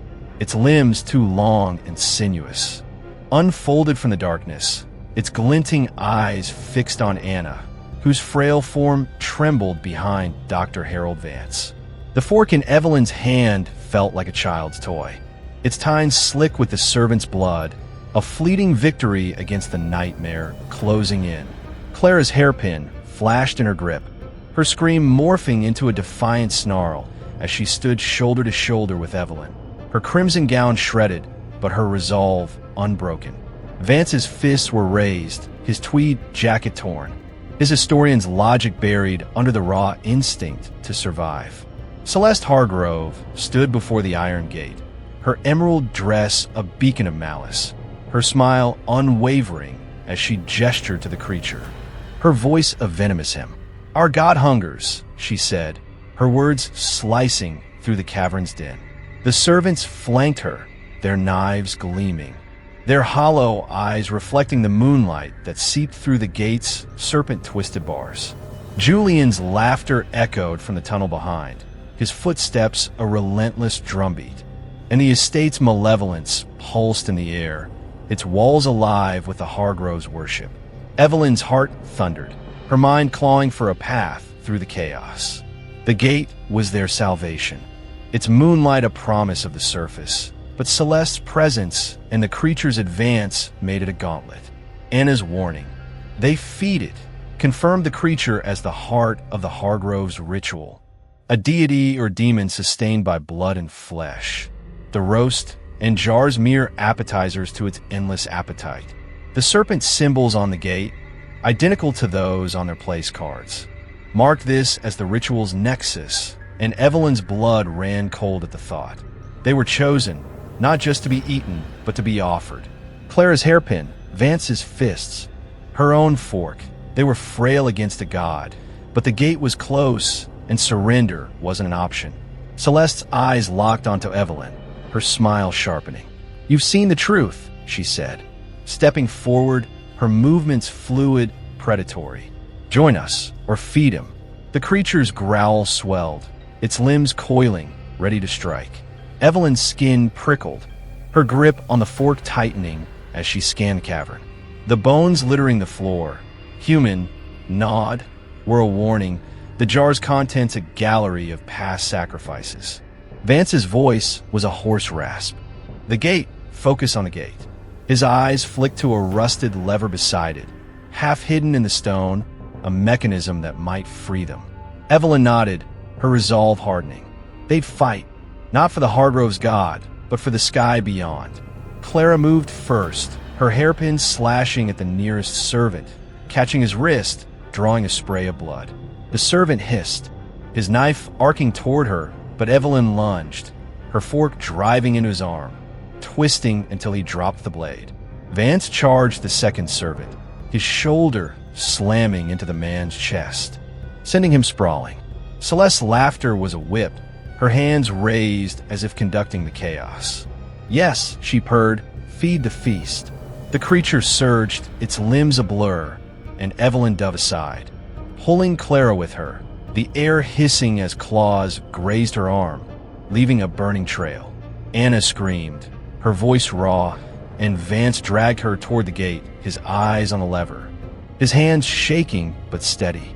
The tunnel's mouth erupted with Julian's arrival, his tailored suit pristine, his knife glinting as he stepped into the cavern. "You're late," he said, his smile mirroring Celeste, his eyes on Anna. "She's the sweetest cut." Evelyn's stomach lurched, her mind flashing to the roast, its human contours, and Anna's terror. They eat everyone. She swung her fork at the creature's limb, its surface slick and unyielding, but the strike bought Vance seconds, his hands closing on the lever. The gate groaned, its bars shuddering, moonlight flooding the cavern as it began to rise. Celeste's smile faltered, her voice a snarl. "Stop them!" The creature lunged, its claws aimed at Anna, but Clara threw herself forward, her hairpin stabbing its eye, a wet pop followed by a deafening roar. The creature recoiled, thrashing, and Clara stumbled back, her face pale but fierce. Evelyn grabbed her, pulling her toward the gate where Vance was heaving the lever, the mechanism grinding with rust and age. The servants recovered, their knives flashing, and Julian advanced, his blade slicing the air, catching Vance's arm, drawing a cry of pain. Evelyn's fork was a blur, slashing Julian's hand, forcing him back, but the creature's roar shook the cavern, its wounded eye bleeding black, its remaining one fixed on them. The gate was halfway up, moonlight revealing a stone path beyond, leading to the forest to freedom. Evelyn's heart leapt, but Celeste's voice was a command. Her hands raised to the creature. "Take them." The beast surged again, its claws raking the floor, and Evelyn shoved Clara under the gate, her body sliding across the stone. "Go," she shouted, turning to help Vance, who was grappling with the lever, blood streaming from his arm. Anna crawled after Clara, her bound wrists slowing her eyes wide with hope and terror. The servants closed in, their knives relentless, and Julian's laughter was a blade, his knife aimed at Evelyn's back. A betrayal came not from the Hargroves, but from within. Anna, scrambling under the gate, turned, her eyes wild, and kicked Clara's legs, sending the heiress sprawling back into the cavern. "I'm sorry," Anna gasped, her voice breaking, her survival instinct overriding loyalty. Clara's scream was cut short as the creature's claw grazed her, tearing her gown, drawing blood. Evelyn's heart stopped, her mind reeling. Anna, their charge, had chosen herself over them. Vance's roar of rage snapped her back, his hands yanking the lever, the gate rising higher, but the creature was on Clara, its claws pinning her, its maw opening.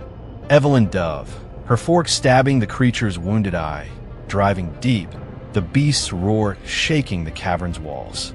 Clara writhed free, her face bloodied, and Evelyn pulled her under the gate. Vance following, his arm a mess of blood. The gate slammed shut behind them, the lever snapping, trapping the creature, the servants, and the Hargroves inside. Celeste's scream of fury echoed. Julian's laughter silenced, but the forest beyond was no sanctuary. The moonlight revealed twisted trees, their branches clawing the sky, and the estate's malevolence lingered, its hunger unbound. Evelyn helped Clara to her feet, the heiress's face a mask of pain and betrayal, her eyes on Anna, who stood trembling, guilt etched into her bruised features. Vance's breathing was ragged, his arm useless, but his eyes burned with resolve. "We're not safe," he said, his voice grim. "They'll come." Evelyn nodded, her fork still in hand, its tines black with the creature's blood. The forest was a maze, the estate's shadow looming, and Anna's betrayal was a wound, but they were alive for now. The gate's serpents seemed to hiss, the Hargrove's god still hungry, and Evelyn's mind clung to one truth. The feast wasn't over, and neither was their fight. They stumbled into the forest, the moonlight their guide, the estate's hum fading but never gone. Anna's sobs were a liability, Clara's silence a storm, and Vance's wound a ticking clock. Evelyn's resolve hardened, her fork a symbol of defiance, her heart a drumbeat. The Hargrove's ritual was behind them, but its truth was in her blood, and survival demanded more than escape. It demanded answers. Chapter 5. The Family Recipe. The forest swallowed them, its gnarled trees clawing at the moonlight, their shadows twisting across the uneven ground like fingers grasping for prey. Evelyn Carter's breath burned in her lungs, her legs trembling as she pushed through the underbrush, the fork still clutched in her blood-slick hand, its tines stained black from the creature's eye. Clara stumbled beside her, the heiress's crimson gown shredded, her face bloodied from the creature's claw, her silence a storm of pain and betrayal. Dr. Harold Vance limped behind, his tweed jacket soaked with blood from the gash Julian's knife had carved in his arm, his face pale but grimly resolute. Anna, the servant girl, trailed at the rear, her bound wrists chafing, her sobs a jagged rhythm that grated on Evelyn's nerves. The iron gates, serpent carvings lingered in her mind, a barrier between them and the Hargrove's sanctum. But the estate's malevolence pulsed in the air, its hunger unbound by stone or steel. The forest was no sanctuary, only a reprieve and a fleeting one. Evelyn's mind churned, piecing together the night's horrors, the roast's human contours, the cellar's cages, the altar's bloodlock, the creature in the pit, and Anna's betrayal. Her desperate kick that had nearly doomed Clara. The serpent's symbols on place cards, walls, the gate, marked them as offerings to a god or demon the Hargroves worshipped. A legacy of cannibalism that stretched beyond the estate's walls. Clara's note, they took her. Kitchen, don't trust the wine, had led them to Anna. But the servants' actions had fractured their fragile alliance. Vance's words, this is worship, echoed. The Hargroves feast not just survival but devotion, their god fed by flesh and fear. The wine's fog clung to Evelyn's thoughts, its poison subtle but persistent, as she fought to keep her focus, her eyes scanning the forest for signs of pursuit. A twig snapped behind them, sharp and deliberate, and Evelyn spun, her fork raised, her heart lurching. The forest was still, its shadows deep, but the air felt heavier, as if the trees themselves were watching. They're coming, Vance whispered, his voice strained, his good hand supporting his wounded arm. Anna's sobs faltered, her eyes wide with guilt and terror. I didn't mean to, she stammered, her voice breaking. I had to live. Clara's head snapped toward her, her silence breaking in a venomous hiss. You'd have let it kill me. The words were a blade, and Anna flinched, her bound hands trembling. Evelyn's jaw tightened. She wanted to scream, to shake Anna for her betrayal. But division was a luxury they couldn't afford. Quiet, she snapped, her voice low but firm. We move or we die. The moonlight guided them, filtering through the canopy, revealing a path worn smooth, as if used by countless feet or claws. Evelyn's skin prickled, her mind flashing to a story she'd read weeks ago in that dusty library archive about the Hargrove estate. A local legend, dismissed as folklore, spoke of a blood path through the forest, where the family hunted those who fled their feasts. The librarian's warning, some stories bite back, resurfaced, and Evelyn cursed her naivety. The path was real, and they were on it, marked by the Hargrove's god, their escape a game in a ritual older than the trees. She glanced at Vance, whose eyes were scanning the ground, his historian's mind still working. This path, he murmured, it's deliberate. Lead somewhere, maybe a village, maybe worse. A low hum broke the silence, faint but growing, not the chanting, but something alive, vibrating in the earth. Evelyn's pulse spiked, her eyes darting to the shadows, where movement flickered. A shape, too swift, too fluid, like the pit's creature or its kin. Run, she hissed, shoving Clara forward. Her fork a frail defense. Vance grabbed Anna, his wounded arm slowing him, but his resolve unyielding. The path curved, the hum louder, joined by a distant howl. Not animal, but human, twisted by hunger or pain. The forest seemed to close in, its branches scraping Evelyn's arms, drawing blood that mingled with the creature's black ichor on her fork. Clara's breath was ragged, her wounds slowing her, but her eyes burned with defiance, her hairpin still clutched like a talisman. The path opened into a clearing, its center dominated by a stone well, its rim carved with serpents, their coils glowing faintly under the moonlight. Bones littered the ground, some fresh, their marrow exposed, others ancient, crumbling to dust. A wooden sign, weathered but legible, hung from a tree, Hargrove's Rest. Evelyn's stomach twisted. The name was a mockery, a trap for those who thought they'd escaped. The hum came from the well, a low pulse that seemed to call to the serpent symbols, and Evelyn's skin crawled. It's their marker, Vance said, his voice grim. A waypoint for the feast. Anna's eyes widened, her voice a whisper. They bring them here. After the feast, after the altar, after the god took its share. Clara's voice was a snarl, her hairpin raised. We're not their prey. But her bravado faltered as the hum swelled, and a shadow moved at the clearing's edge. Julian, his tailored suit pristine, his knife glinting, his smile a predator's delight. You're exactly that, he said, stepping into the moonlight, two servants flanking him, their eyes hollow, their blades drawn. The creature's growl followed, distant but closing. Its kin or another horror drawn by the well's call. Evelyn's heart sank, her fork raised, her body shielding Clara. Vance pulled Anna back, his wounded arm useless, his eyes on the well, as if it held answers or escape. A memory surfaced, unbidden, from the library archive. A sketch of a well, labeled Hargrove's offering, said to connect to the estate's cellars. A path for sacrifices or hunters. Evelyn's mind raced. The well might lead back to the sanctum or to freedom, but diving in was a gamble, its depths unknown. Julian's laughter cut through her thoughts, his knife twirling. "You've run well," he said, "but the recipe demands you." The servants advanced, their movements synchronized, and the creature's growl was closer, its eyes glinting from the trees. Clara's hairpin flashed, her body tense, ready to fight, but Evelyn's eyes were on the well, its serpents seeming to writhe. "It's hum a siren's call.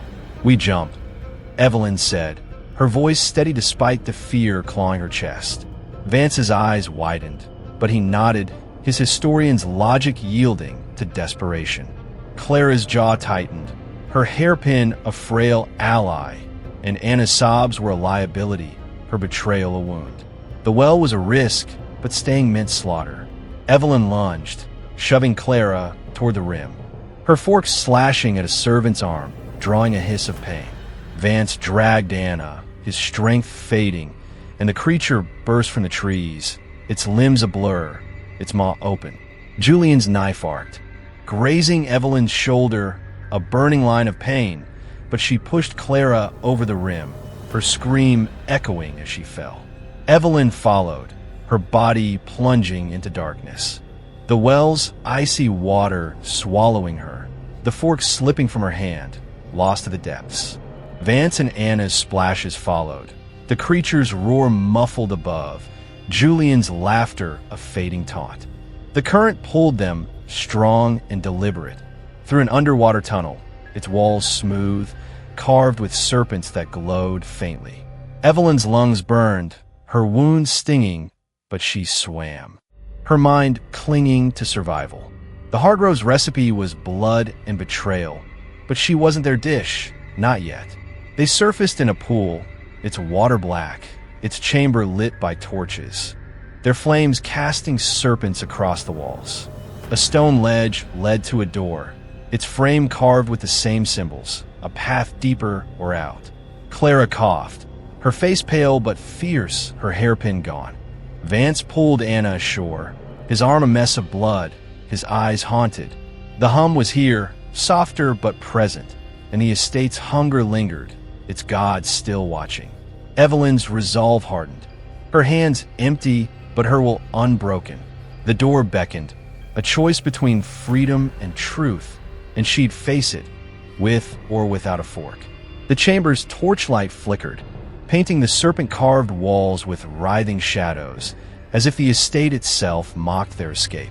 Evelyn Carter dragged herself onto the stone ledge, her body shivering from the icy water of the pool, her black dress clinging to her skin like a second layer of dread.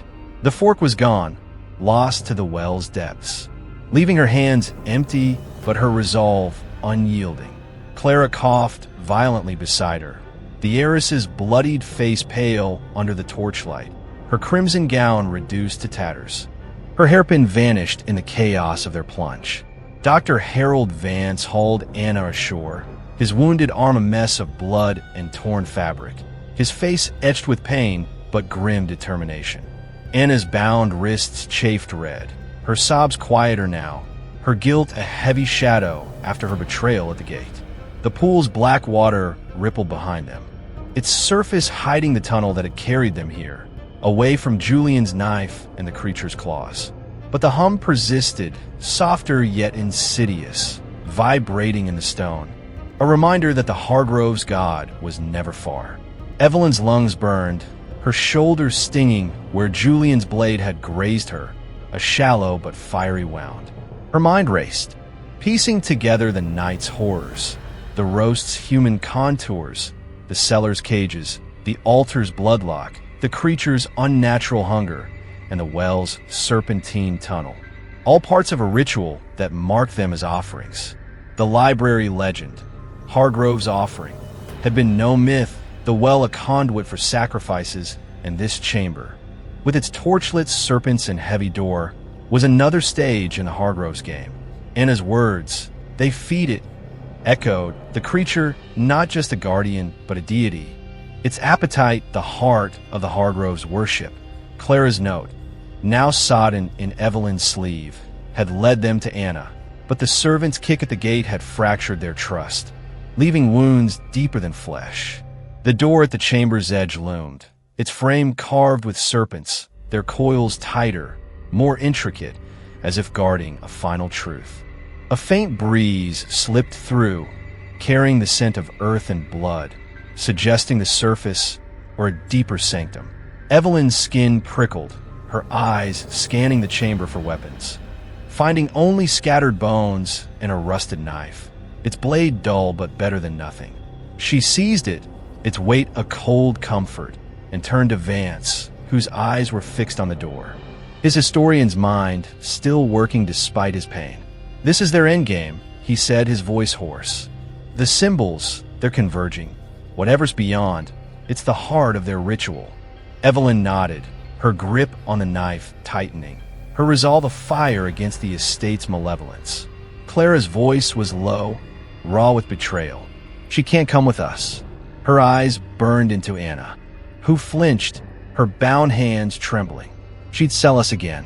Anna's voice broke, a desperate plea. "I was scared. I didn't mean—" Evelyn's jaw tightened. Anna's betrayal had nearly killed Clara, but abandoning her meant becoming like the Hargroves, discarding the weak for survival. "She stays," Evelyn said, her tone final. "But you try that again, Anna, and I'll leave you for the creature myself." Clara's lips pressed thin, but she nodded, her silence a grudging acceptance. Vance's eyes met Evelyn's, a silent agreement. Unity, however fragile, was their only chance.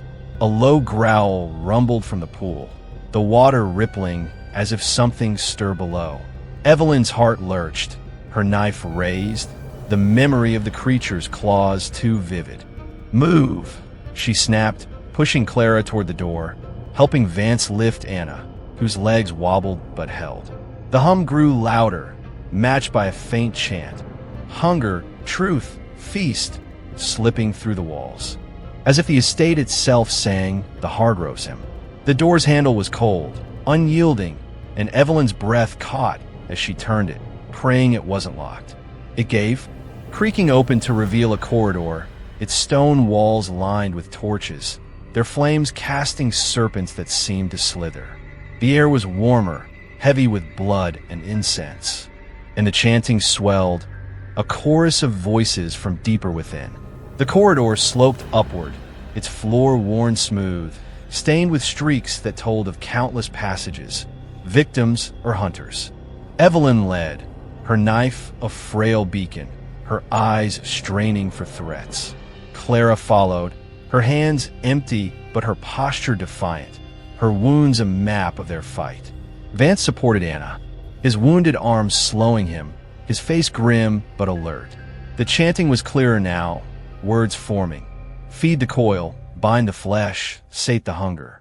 Evelyn's skin crawled, the serpents on the walls seeming to pulse, their coils tightening as if to ensnare them. Vance's voice was a whisper, his historian's mind clinging to fragments. "It's a summoning," he said. "The creature, it's not the god. It's the servant." The implication hit like a blow. Something greater lay ahead, something the Hargroves fed with their feasts. A shadow flickered at the corridor's end, swift and human, and Evelyn froze, her knife raised. A servant stepped into view, his gaunt face expressionless, his knife gleaming. But his eyes were different, glazed as if enthralled. "The recipe calls for you," he said, his voice a monotone chant, and lunged. Evelyn dodged, her knife slashing his arm, drawing blood, but no reaction, his movements relentless. Clara grabbed a torch from the wall, swinging at his face, the flames catching his sleeve, sending him staggering. Vance kicked his legs, toppling him, and Evelyn drove her knife into his hand, pinning it to the floor. The servant didn't scream, his eyes still glazed, and Evelyn's blood ran cold. Fanatics, not just servants. Bound to the Hargrove's god. The corridor opened into a vast hall, its ceiling vaulted, its walls a mosaic of serpents, their eyes gemstones that caught the torchlight. A stone table stood at the center, not an altar but a dining table, set with bone china and gold-rimmed glasses, a grotesque echo of the upstairs feast. Plates held glistening meat, human and fresh. And Evelyn's stomach churned, the roast stench flooding her memory.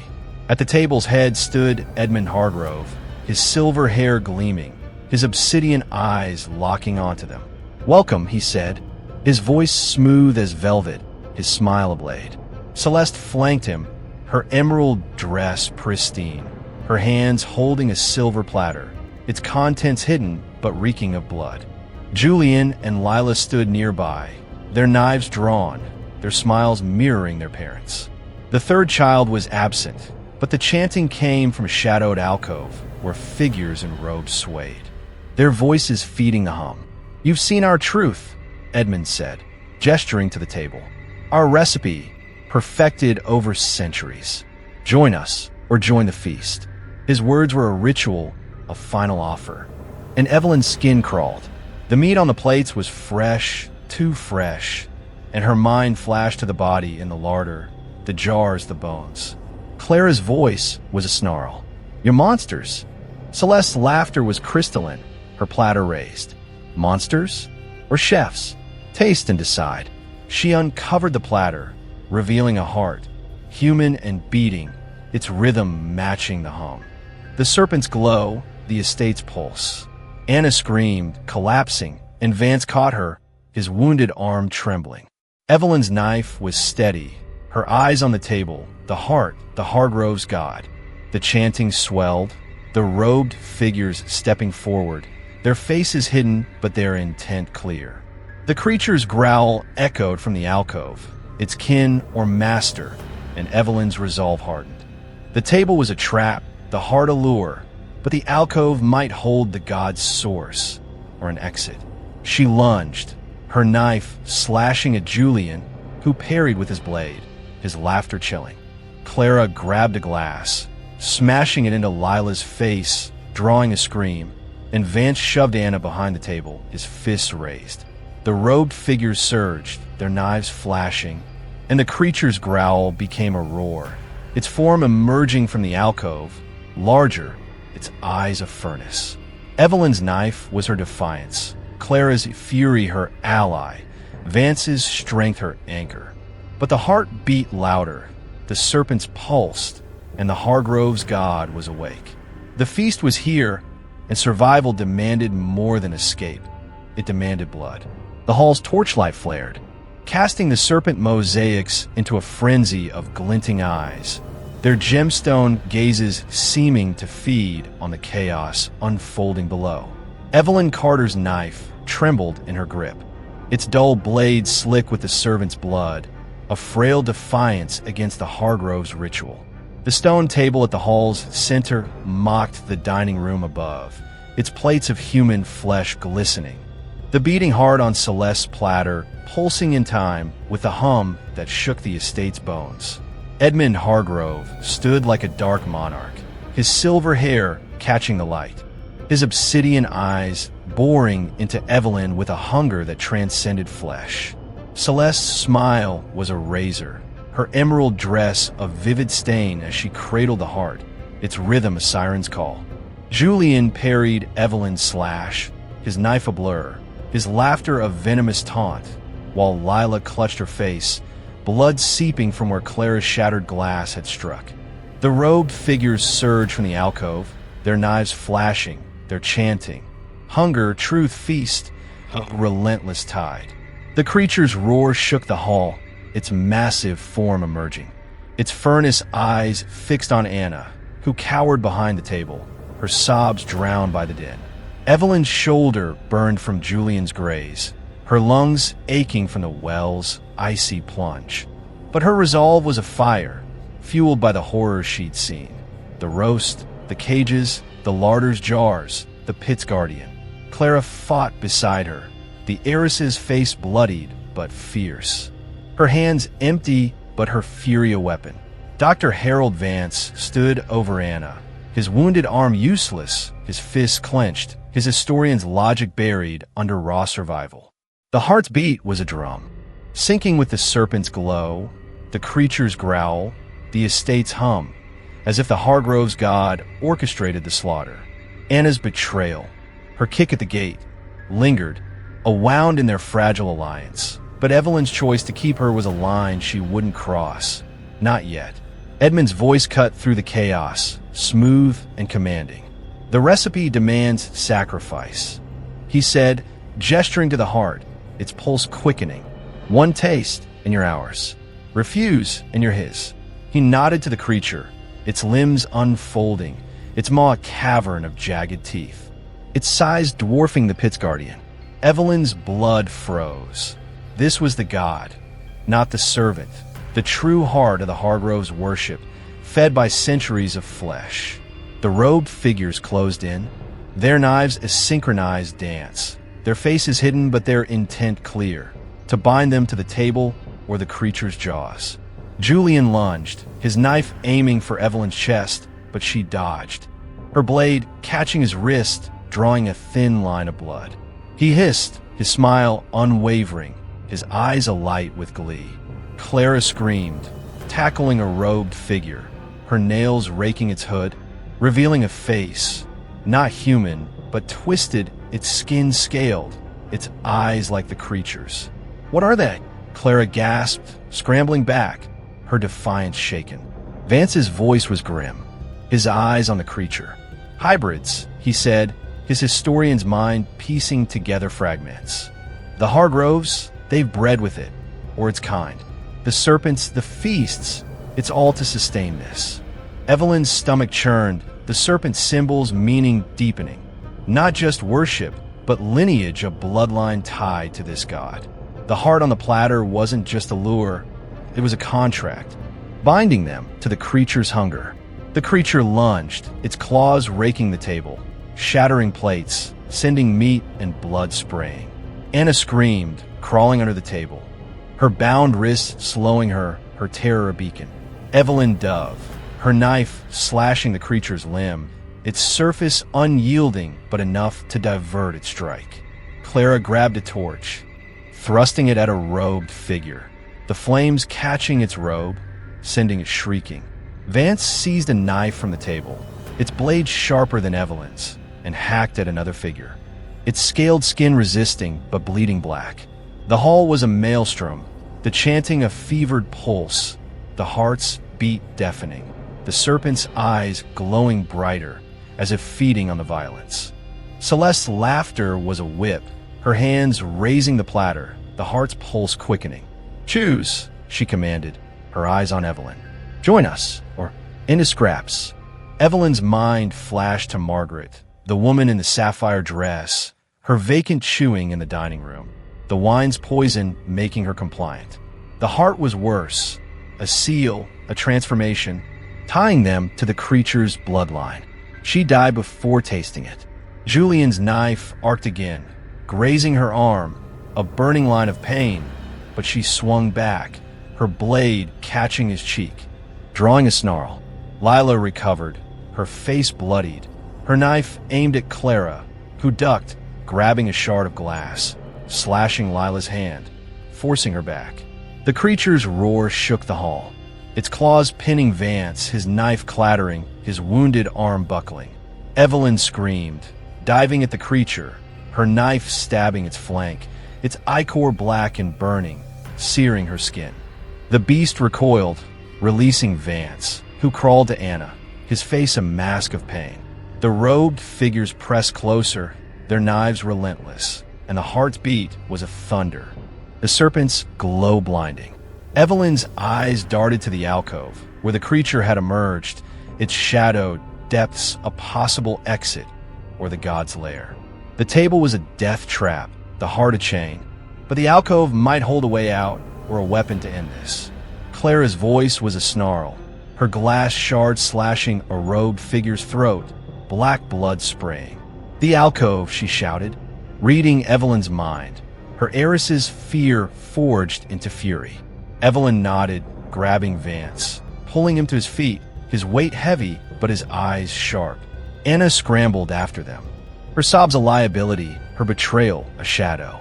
The creature lunged again, its claws grazing Clara, tearing her shoulder, drawing a scream but not stopping her. Evelyn's knife was a blur, slashing its limb, buying seconds. The robed figures parted, their chanting faltering, as if the creature's pain disrupted their rhythm. Edmund's smile faded, his voice a growl. "You can't escape the recipe." Evelyn reached the alcove, its shadows deep, its air thick with blood and incense, the chanting's source a faint glow within. A stone slab stood at its center, not an altar but a seal, carved with serpents, its surface stained with centuries of offerings. The creature's roar followed, its claws scraping the floor, and the Hargroves closed in, their knives flashing, the heart's beat a relentless call. Vance's hand brushed the slab, his historian's instinct alive.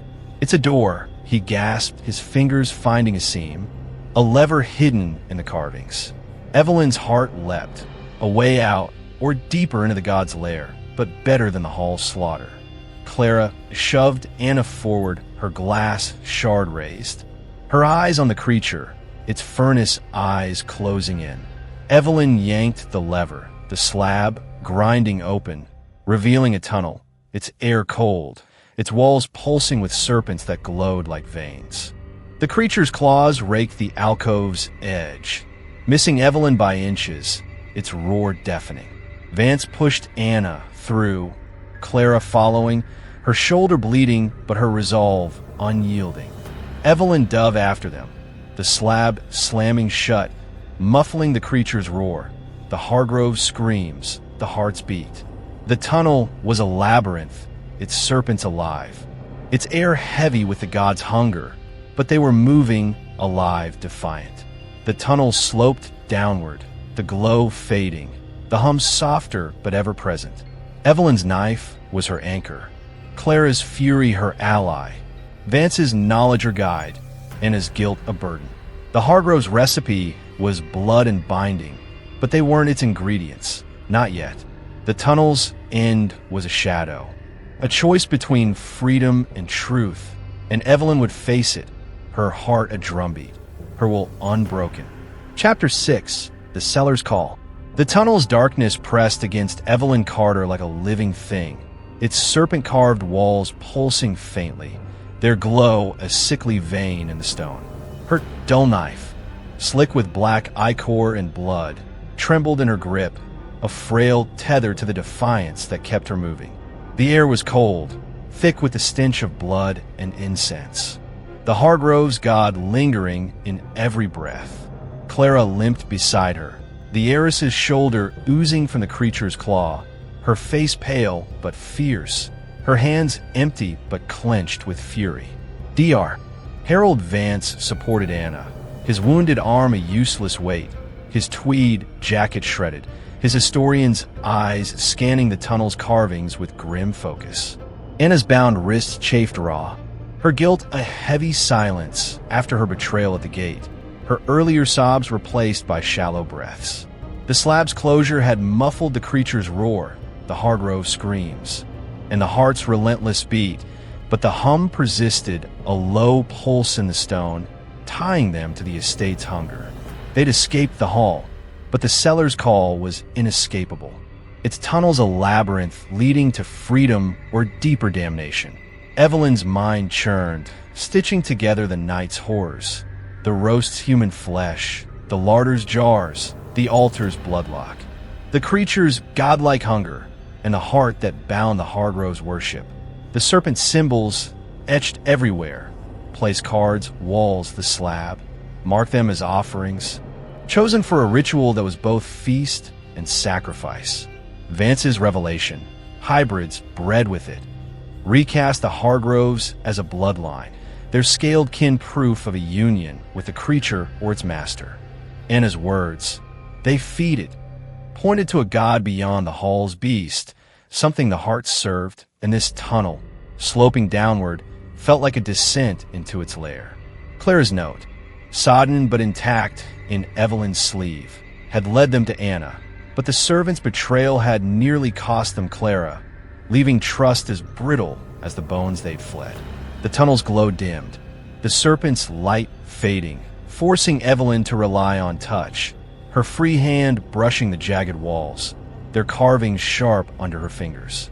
A faint drip echoed ahead, water or blood, and the air grew heavier, the incense stronger, as if the tunnel breathed the Hargrove's ritual. Clara's voice was a low growl, her pain sharpening her words. This leads to their god, doesn't it?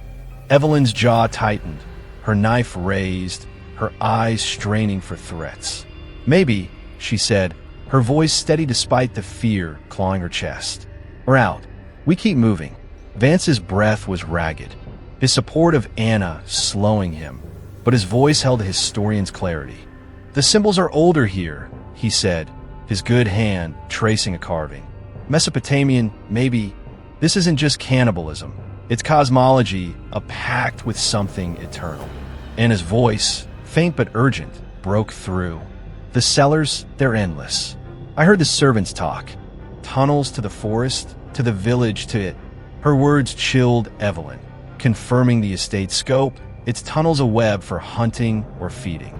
The library legend, Hargrove's offering, flashed her mind. The well, and tunnels a network for sacrifices, the village complicit or enslaved.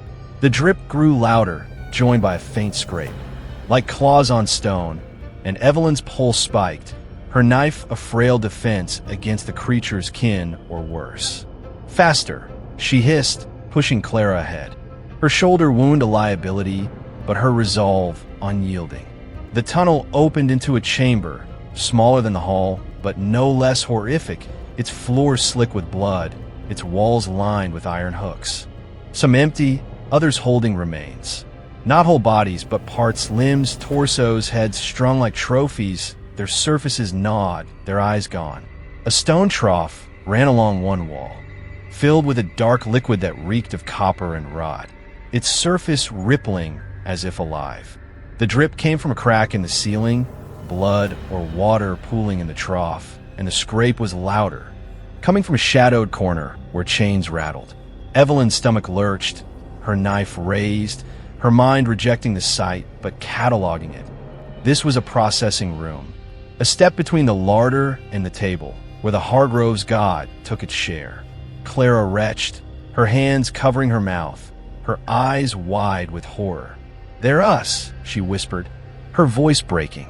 Vance's face was ashen, his historian's logic faltering. "This is their harvest," he said, his voice barely audible, his eyes on a hook holding a hand. Its fingers curled as if still reaching. Anna collapsed, her knees hitting the floor, her bound wrists trembling. "I served them," she gasped, her guilt spilling. "I brought guests. I didn't know, not at first." Evelyn's heart twisted. Anna's betrayal at the gate was no isolated act, but part of a pattern, her survival tied to the Hargrove's machine. Clara's snarl was venomous. "You led us to this." Anna's sobs returned, but Evelyn silenced them with a sharp look. "No time," she said, her voice ablade. "We move, or we're next." The scrape grew louder, and a shape emerged from the corner.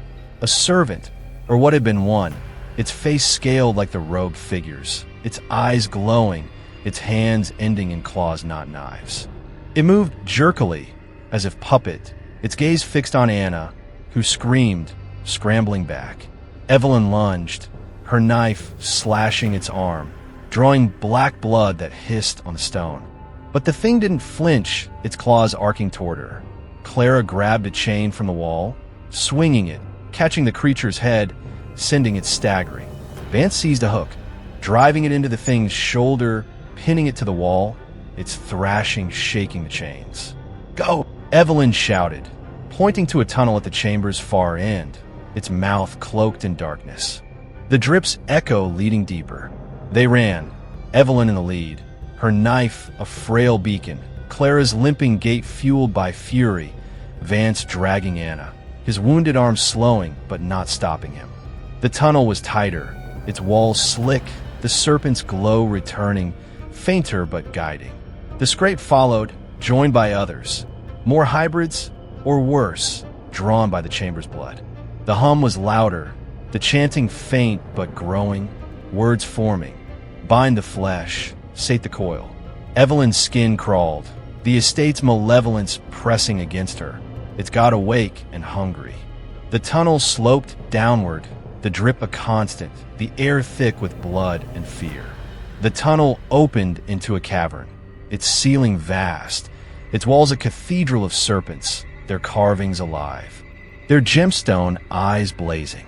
A pit dominated the center, larger than the sanctums, its depths hidden, the source of the drip, blood, pooling at its edge, feeding something below.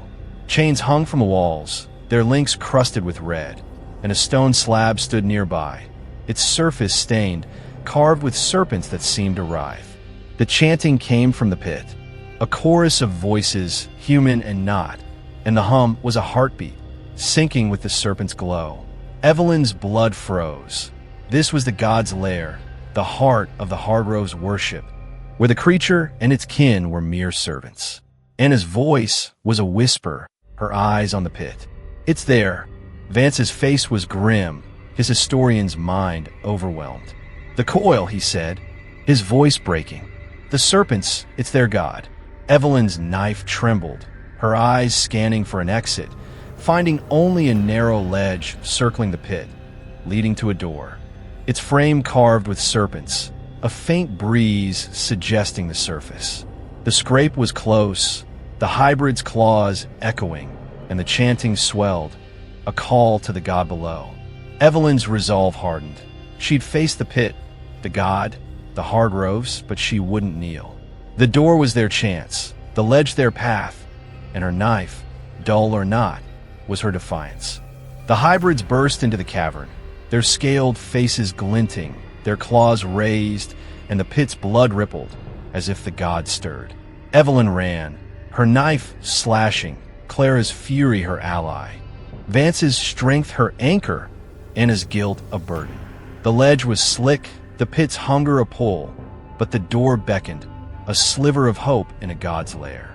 The cavern's pit exhaled a chill that clawed at Evelyn Carter's skin, its blood-slick depths pulsing with the hum of the Hardrove's god, the serpents on the walls writhing, as if alive, their gemstone eyes blazing with hunger. Her dull knife, stained with black ichor, felt like a twig against the scaled hybrids charging from the tunnel, their claws scraping stone, their glowing eyes fixed on Anna's trembling form. Clara's limping stride was fueled by fury, her shoulder wound bleeding, but her hands clenched, ready to fight with nails or teeth if needed. Dr. Harold Vance dragged Anna along the narrow ledge circling the pit, his wounded arm a dead weight, his face grim but sharp, his historian's mind clinging to the serpent carving's ancient truth. Anna's bound wrists slowed her, her guilt a palpable burden, her whispered warning. It's there, a confirmation that the pit held the god, not the creature they'd fought, but something vaster, eternal. The chanting from below, bind the flesh, sate the coil, swelled, a chorus of human and inhuman voices, syncing with the hum, the serpent's glow, the estate's malevolence. The door at the ledge's end, its serpent-carved frame promising escape, was a beacon, but the pit's pull and the hybrid's pursuit made every step a gamble. Evelyn's lungs burned, her shoulder stinging from Julian's graze, her mind a storm of fragments, the roast flesh, the larder's jars, the heart's beat, the creature's kin, and the library's legend. Hardrove's offering, now a reality. The serpents marked them as sacrifices, the hybrid's proof of the Hardrove's bloodline, bred with a god that demanded more than flesh. Vance's revelation, Mesopotamian, a pact, cast the ritual as cosmic, the pit a gateway to a deity that fed on fear and betrayal. Anna's role, luring guests to the feast, deepened the horror. Her betrayal at the gate, a survival instinct twisted by the Hargroves machine. The ledge was slick with blood, the pit's edge inches away, its depths rippling as if the gods stirred, drawn by their presence.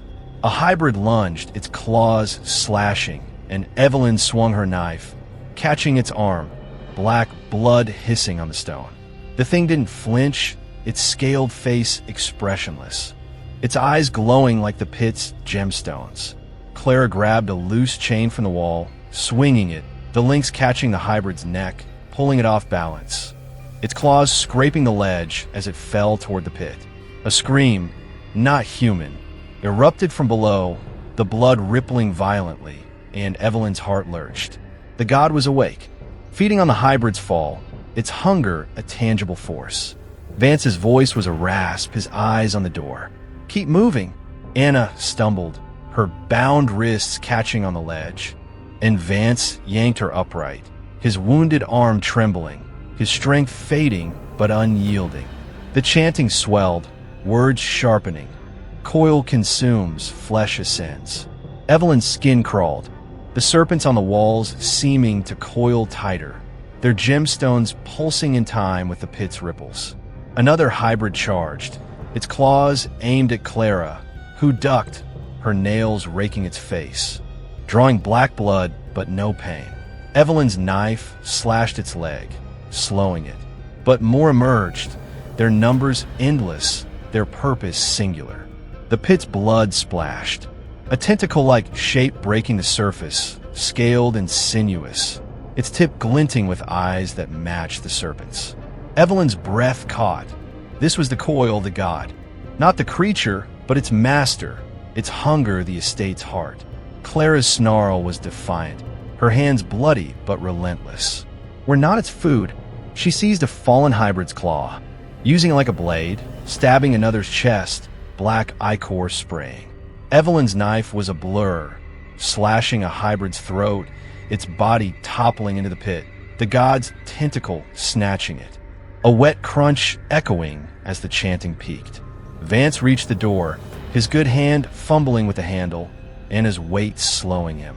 "It's locked," he gasped, his eyes scanning the frame, finding a serpent's eye, a gemstone, depressible, a key. Evelyn's mind flashed to the altar's bloodlock, her palm still raw from its price.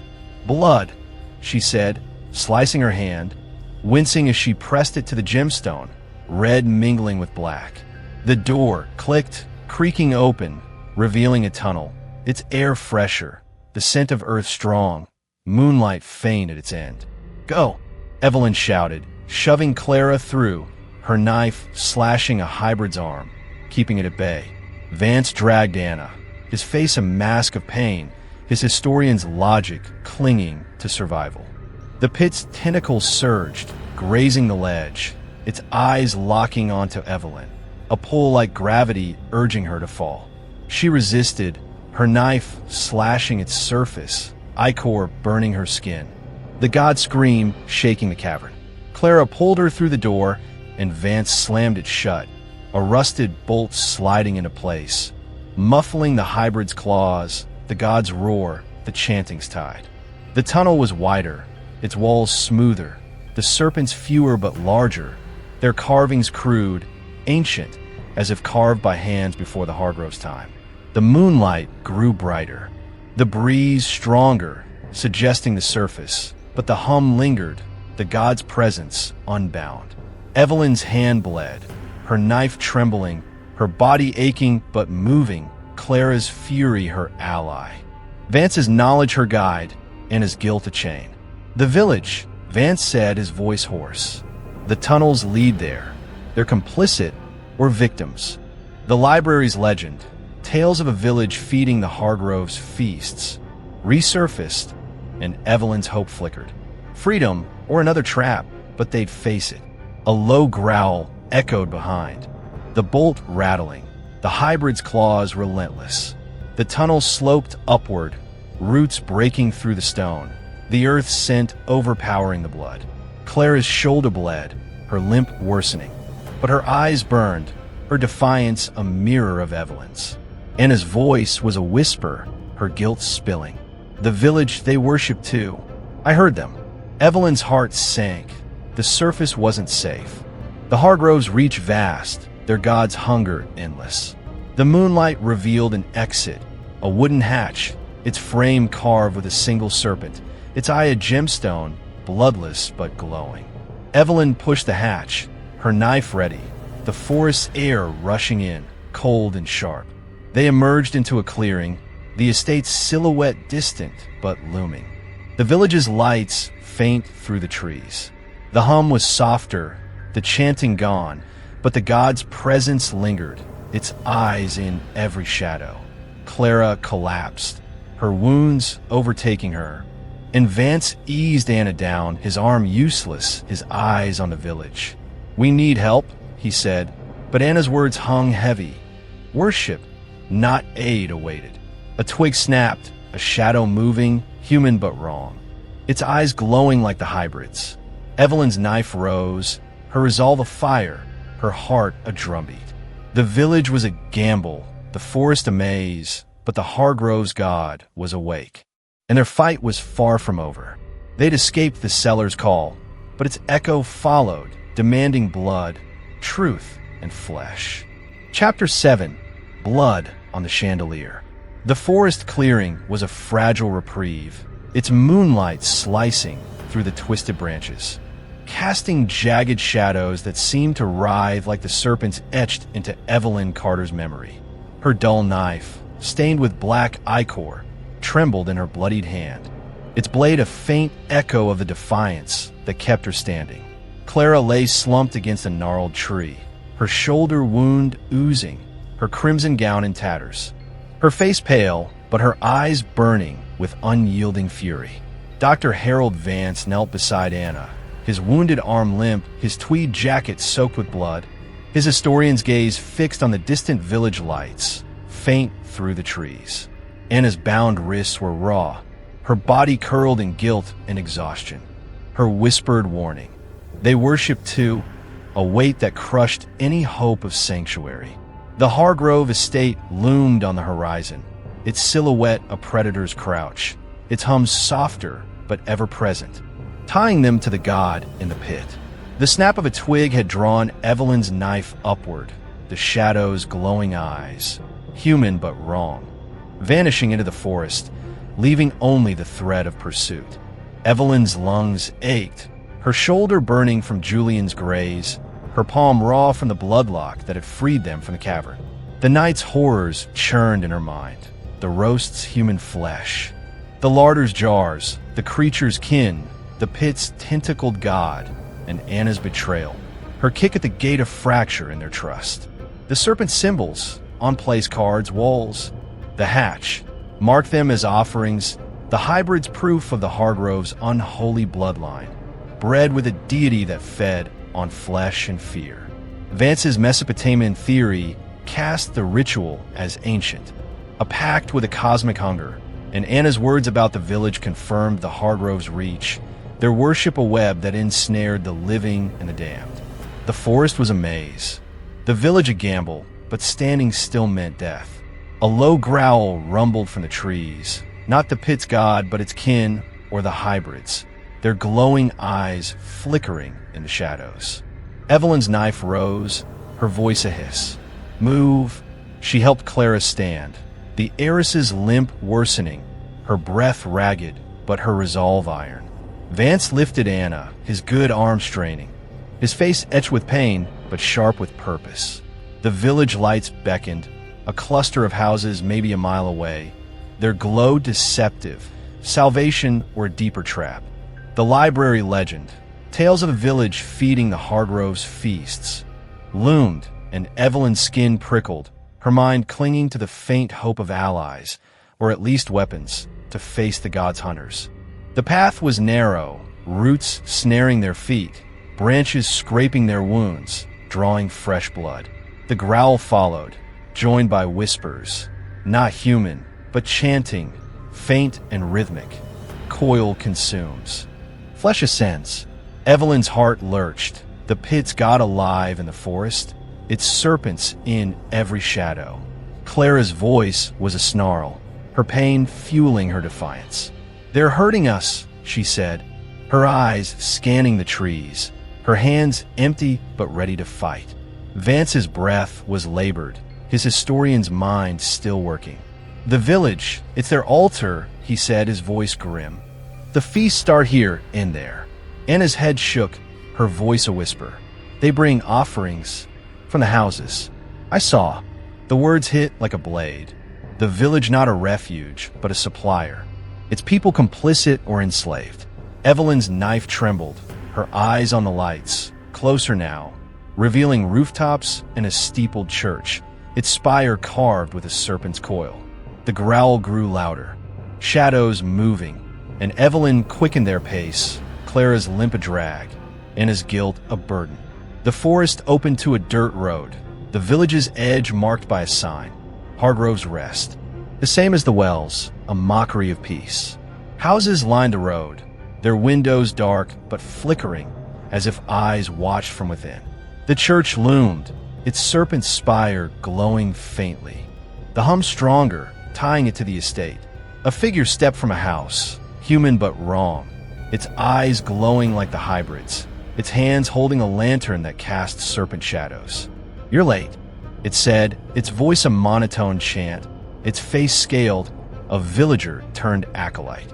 Evelyn's knife rose, but more figures emerged, their lanterns circling, their eyes glinting. Their hands empty, but their intent clear. Clara's snarl was fierce. "We're not your meat." The acolyte's smile was cold, its lantern raised. "The coil demands." The growl erupted, a hybrid bursting from the trees, its claws slashing, and Evelyn swung her knife, catching its arm, black ichor spraying. Clara tackled another acolyte, her nails raking its face, drawing blood that wasn't red. Vance shoved Anna behind a fence, his good arm swinging a broken branch, cracking an acolyte's skull, its lantern shattering, flames licking the dirt. The church's doors creaked open, revealing robed figures, their chanting louder, their knives gleaming. The hum was a heartbeat, the serpent's spire pulsing, and Evelyn's mind flashed to the pit. The god's tentacle, the heart's beat. The village was an extension, its people the Hargroves' flock, feeding the coil with their own. The church, Evelyn hissed, her knife slashing a hybrid's leg. "Slowing it. It's their hub." Vance nodded, his eyes on the spire, his historian's logic alive. "Destroy it, we hurt them." They fought toward the church, Evelyn's knife a blur, Clara's fury a storm. Vance's branch a club, and his presence a liability. The acolytes pressed, their knives relentless, the hybrid's claws a blur, the chanting a tide. The church's doors loomed, its interior lit by candles, their flames casting serpents across a stone altar, a smaller pit at its base, blood pooling, feeding something below. Evelyn's heart sank. The god's reach was here, its hunger unbound. A robed figure lunged, its knife grazing her arm, and she stabbed back, her blade sinking into its chest, black blood hissing. Clara's scream followed, a hybrid's claw raking her leg, and Vance roared, his branch shattering on its head. They reached the altar, its surface stained, carved with serpents, a chalice of blood at its center, its contents rippling like the pit. Anna's voice was a gasp. They drank to join. Evelyn's stomach churned, the heart, the chalice, the wine, all binding the worshippers to the god. Vance seized the chalice, hurling it into the pit, its blood splashing, a scream erupting from below, not human but divine, the hum faltering. The acolytes froze, their chanting breaking, and the hybrids recoiled, their eyes dimming. Evelyn's knife slashed a robed figure's throat, its body crumpling, and Clara kicked another into the pit, its scream joining the gods. The church trembled, the spire's glow fading, the altar cracking, blood seeping from its seams. "Run!"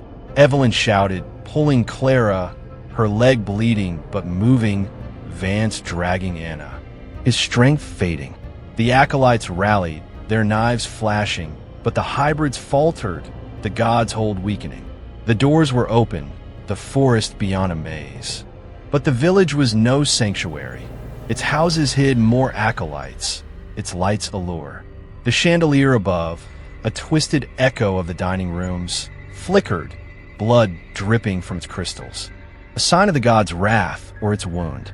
They burst into the night, the churches tremble growing, the ground shaking, the pits scream a wail. The village burned in their wake.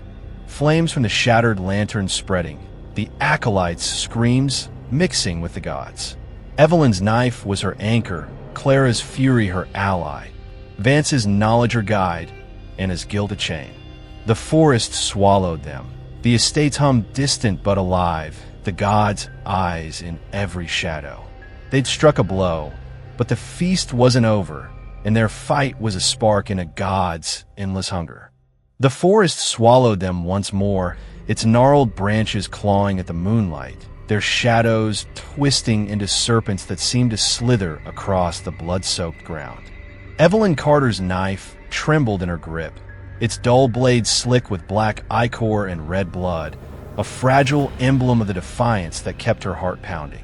Her lungs burned, her shoulder and arm stinging from wounds, her body screaming for rest, but driven by the fire of survival.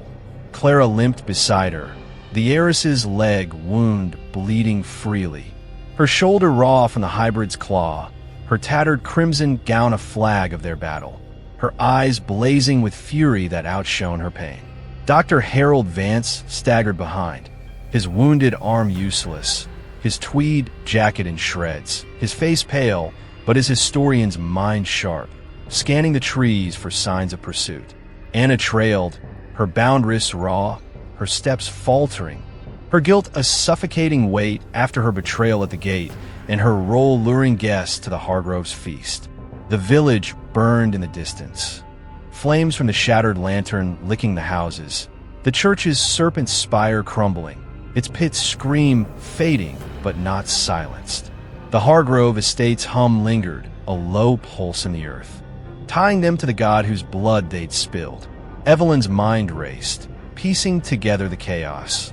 The roast's human flesh, the larder's jars, the pit's tentacled god, the hybrid's scaled faces, and the chalice's blood, binding worshippers to a cosmic hunger. The serpent's symbols, on place cards, walls, the church's altar, mark them as offerings, the village a feeder to the Hargroves' ritual, its people acolytes or slaves. Vance's Mesopotamian theory cast the god as ancient, a coil that fed on flesh and fear, its hybrids a bloodline bred from unholy unions. Anna's confession, I serve them, deep in the horror, her betrayal a survival instinct twisted by the Hargroves machine. The church's destruction, the chalice's spill, had wounded the god, but the hum's persistence meant it wasn't dead, only angered its hunters, hybrids, acolytes, or worse, closing in.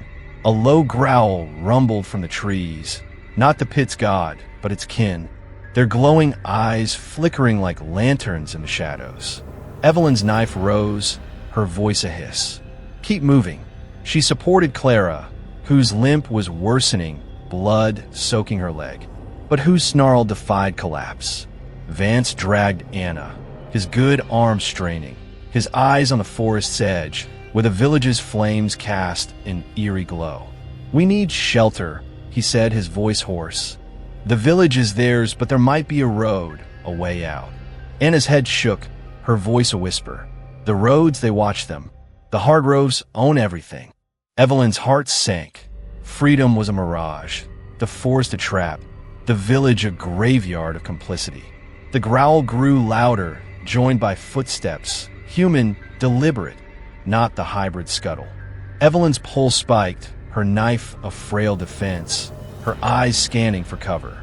A derelict barn loomed ahead, its roof sagging, its walls splintered, a faint refuge in the Hargroves' domain.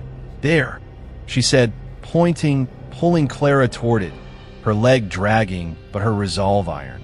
Vance followed, and his weight slowing him, his face etched with pain but alert. The barn's door hung ajar, its interior dark, reeking of rot and damp hay. But it was shelter, a moment to breathe, to plan. They slipped inside, the door creaking shut. The forest growls muffled but not gone. The barn was a husk, its floor littered with rusted tools and bones. Animal, or so Evelyn hoped, though the Hargroves' legacy made her doubt. A ladder led to a loft, its wood splintered but intact, and Evelyn gestured to it. "Up," she whispered, helping Clara climb, the heiress's wounds slowing her but her grit unyielding. Vance lifted Anna, his strength fading, his wounded arm a bloody mess. The loft was cramped, straw-strewn, a single cracked window offering a view of the burning village, its flames licking the church's ruins, the serpent spire toppled. The hum was fainter here, but the god's presence lingered, its eyes in every shadow, its hunger a weight in the air. Clara collapsed, her breath ragged, her eyes on Anna, venomous but weary. "She'll betray us again," she hissed, her hand clutching a rusted nail from the loft's floor, a makeshift weapon. Anna curled into herself, her voice a sob. "I didn't want this. I was trapped like you." Evelyn's jaw tightened. Anna's guilt was real, but her actions had nearly killed Clara, and trust was a luxury they couldn't afford. "No more chances," Evelyn said, her knife pointed at Anna, her tone cold. "Help, or stay out of the way." Vance's eyes met hers, a silent agreement. Survival demanded unity, however fractured. A soft thud came from below, the barn's door creaking, and Evelyn's heart lurched. She peered through the loft's cracks, her knife raised, her breath held. A figure moved in the shadows, human, not hybrid, its silhouette familiar, its silver hair catching the moonlight. Edmund Hargrove stepped into view, his tailored suit pristine despite the night's chaos, his obsidian eyes glinting, his smile ablade. "You've caused quite a mess," he said, his voice smooth, almost amused, as if the church's fall was a minor inconvenience. Two acolytes flanked him, their scaled faces glowing, their knives drawn, their eyes fixed on the loft. Evelyn's blood froze, her knife trembling, her mind racing. The barn was a trap, their refuge a stage for the Hargroves' hunt. Clara's nail tightened in her grip, her snarl silent but fierce, her wounds forgotten in her fury. Vance eased Anna back, his good hand clutching a splintered board, his face grim but ready. Edmund's voice was a velvet command. "Come down," he said, gesturing to the ladder. "The coil awaits its due." The acolytes advanced, their knives gleaming, and a growl echoed outside, the hybrids circling, their claws scraping the barn's walls. Evelyn's eyes darted to the window, its cracked pane a faint hope, the forest beyond a maze, but better than surrender. "We jump," she whispered, her voice steady despite the fear clawing her chest. Clara nodded, her nail a frail ally, her eyes burning with defiance. Vance's face was grim, his board raised, his historian's logic yielding to survival. Anna's eyes widened, her guilt a chain, but she nodded, her fear overridden by the Hargrove shadow. The acolytes reached the ladder, their scaled hands gripping the rungs, and Edmund's smile widened, his voice a hymn. "The feast is eternal." Evelyn kicked the ladder, its wood splintering, sending the acolytes crashing, their knives clattering. Clara smashed the window, glass shattering, the forest's air rushing in, cold and sharp. Vance shoved Anna toward the opening, his board swinging at an acolyte climbing the loft's edge, its scaled face snarling. The hybrid's claws tore at the barn's walls, wood splintering, their glowing eyes piercing the gloom. Evelyn leapt, her knife slashing an acolyte's arm, black blood hissing, and landed in the forest, her wounds screaming but her resolve iron. Clara followed, her leg buckling but her nail raised, her furious storm. Vance pushed Anna through, her bound wrist catching, her scream cut short as she fell. He jumped, his wounded arm useless, his board lost, his eyes on the village's fading flames. The barn collapsed, the hybrid's roars mixing with Edmund's laughter, his voice a taunt through the wreckage. "You can't outrun the coil." The forest swallowed them, the hum a distant pulse, the god's eyes in every tree. Its hunger unbound. They ran. Evelyn's knife her anchor, Clara's fury her ally, Vance's knowledge her guide, Anna's guilt a burden. The village was ash, the church a ruin, but the Hargroves' god was alive, its serpents in the shadows, its feast demanding blood. The forest's edge loomed, a road glinting under moonlight, a faint hope of escape, or another trap in the Hargroves' endless ritual.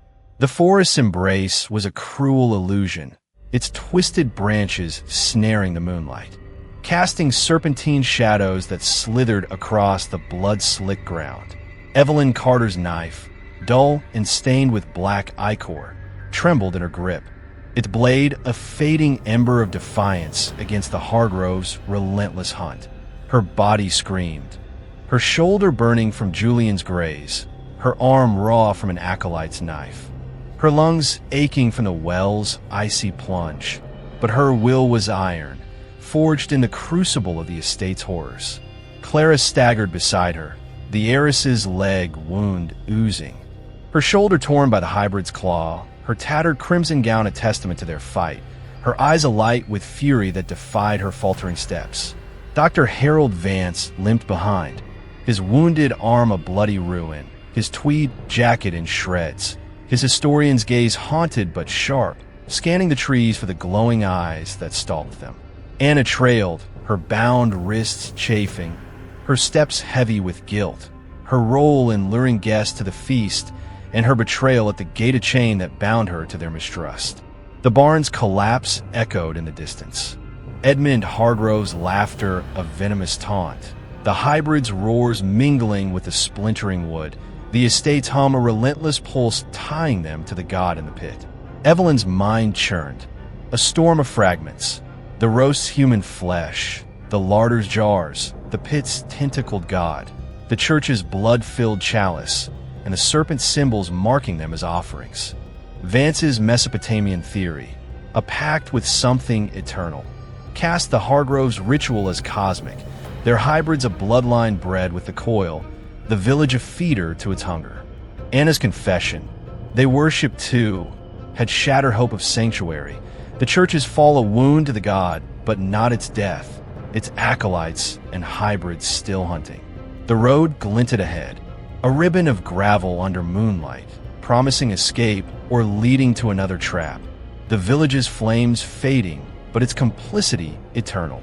The library legend, Hargrove's offering, was no myth. The forest a blood path, the road a vein in the Hargrove's web. A growl erupted, closer, the hybrid's glowing eyes piercing the trees, their claws scraping bark, their scaled forms swift and relentless. Evelyn's knife rose, her voice a hiss. Run! She grabbed Clara, supporting her faltering steps, the heiress's leg buckling, but her snarl fierce.